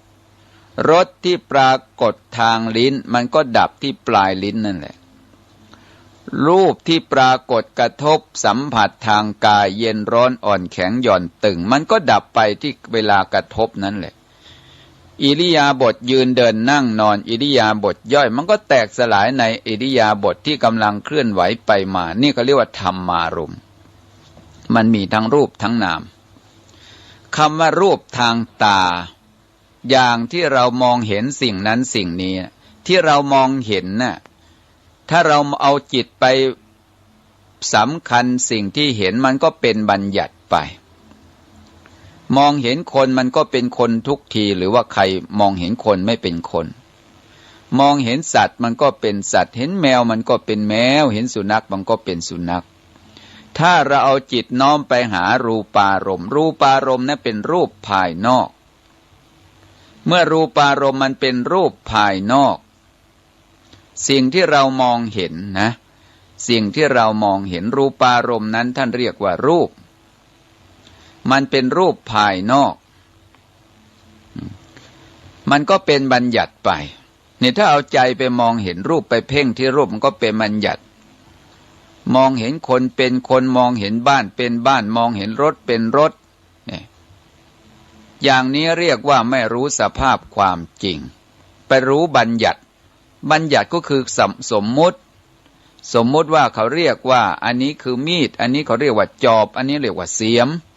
อันนี้เรียกว่าคนอันนี้เรียกว่าสัตว์อันนี้ช้างอันนี้วัวควายเนี่ยแล้วแต่จะสมมุติไปละสิ่งที่เราเห็นทางภาษาธรรมะว่าสิ่งที่เห็นนั้นเขาเรียกว่ารูปแต่ผู้เจริญวิปัสสนาต้องเข้าใจคำว่ารูปเนี่ยมันแตกสลายมันดับไปที่ตรงไหนที่บาลีทั้งกล่าวว่าจักขุนาสังวโรสาธุคำว่าจักขุนาสังวโรตัวนั้นเป็นชื่อของสติเอาสติมากำหนดไว้ที่ตาไอ้ที่เราไปรู้ว่าเป็นสิ่งนั้นสิ่งนี้เพราะเราไม่เอาสติมากำหนดที่ตาเพราะการเห็นน่ะความเห็นคือตัวจิตคือตัววิญญาณที่เกิดทางตาเขาเรียกว่าจักขุวิญญาณเนี่ยมันไปเห็นทางตาไม่ใช่ตาเห็นนะแต่ที่เห็นที่รู้น่ะมันเป็นจักขุวิญญาณนี่วิญญาณในทางพระพุทธศาสนาหมายเอาวิญญาณที่ไปรับรู้สภาพความจริงถ้าไปรู้ทางตาเขาเรียกว่าจักขุวิญญาณฉะนั้นสภาพที่เห็นทางตาสภาพที่เห็นทางตาในจิตท่านจึงให้เอาสติมากำหนดที่ตานะตาเห็นรูปเอาสติมากำหนดไว้ที่ตาเมื่อเอาสติมากำหนดไว้ที่ตาสภาพจิตและจิตมันจะไปทิ้งการที่จะไปเพ่งดูรูปต่างๆเราก็จับความรู้สึกว่าที่ตาเมื่อตาไปเห็นรูปความรู้สึกที่เห็นความรู้สึกรู้น่ะความรู้สึกที่เกิดขึ้นจากการรู้เห็นทางตาเขาเรียกว่าจักขุวิญญาณโยมลองมองไปไกลๆแล้วเอาความรู้สึกจับไว้ที่ตาแล้วลองสายหน้าดูสิว่าตาสิ่งที่เราเห็นเห็นขณะก่อนกับเคลื่อนหน้าสายตาทอดไปสไลด์ไปเนี่ยเขาเรียกว่าหันหน้าไปขณะเก่าที่เราเห็นกับขณะที่เรารู้เห็นใหม่มันเป็นคนละขณะกันต้องเอาจับความรู้สึกฉะนั้นว่าการกำหนดการเห็นทางตาจึงบอกว่าเห็นเป็นนามเห็นถามว่าตาเห็นได้ไหมตามันก็เป็นปัจจัยนะไม่ใช่ว่าตาเห็นไม่ได้ตาเนี่ยมันเป็นปัจจัย คนตายมีตาไหมก็มีแต่เห็นไม่ได้ก็มีตาเหมือนกันประสาทตาก็มีแต่มันเห็นไม่ได้เหตุที่เห็นไม่ได้เพราะว่าไม่มีจิตหรือไม่มีวิญญาณแต่คนที่ไปรู้ไปเห็นทางตาเขาเรียกว่าจักขุวิญญาณนะคือวิญญาณที่ไปรู้ทางตาไปรู้รูปที่เห็นทางตาเห็นแล้วความรู้สึกที่ไปรู้เห็นรูปที่กระทบแล้วรูปารมณ์คือรูปภายนอกเนี่ยมันมา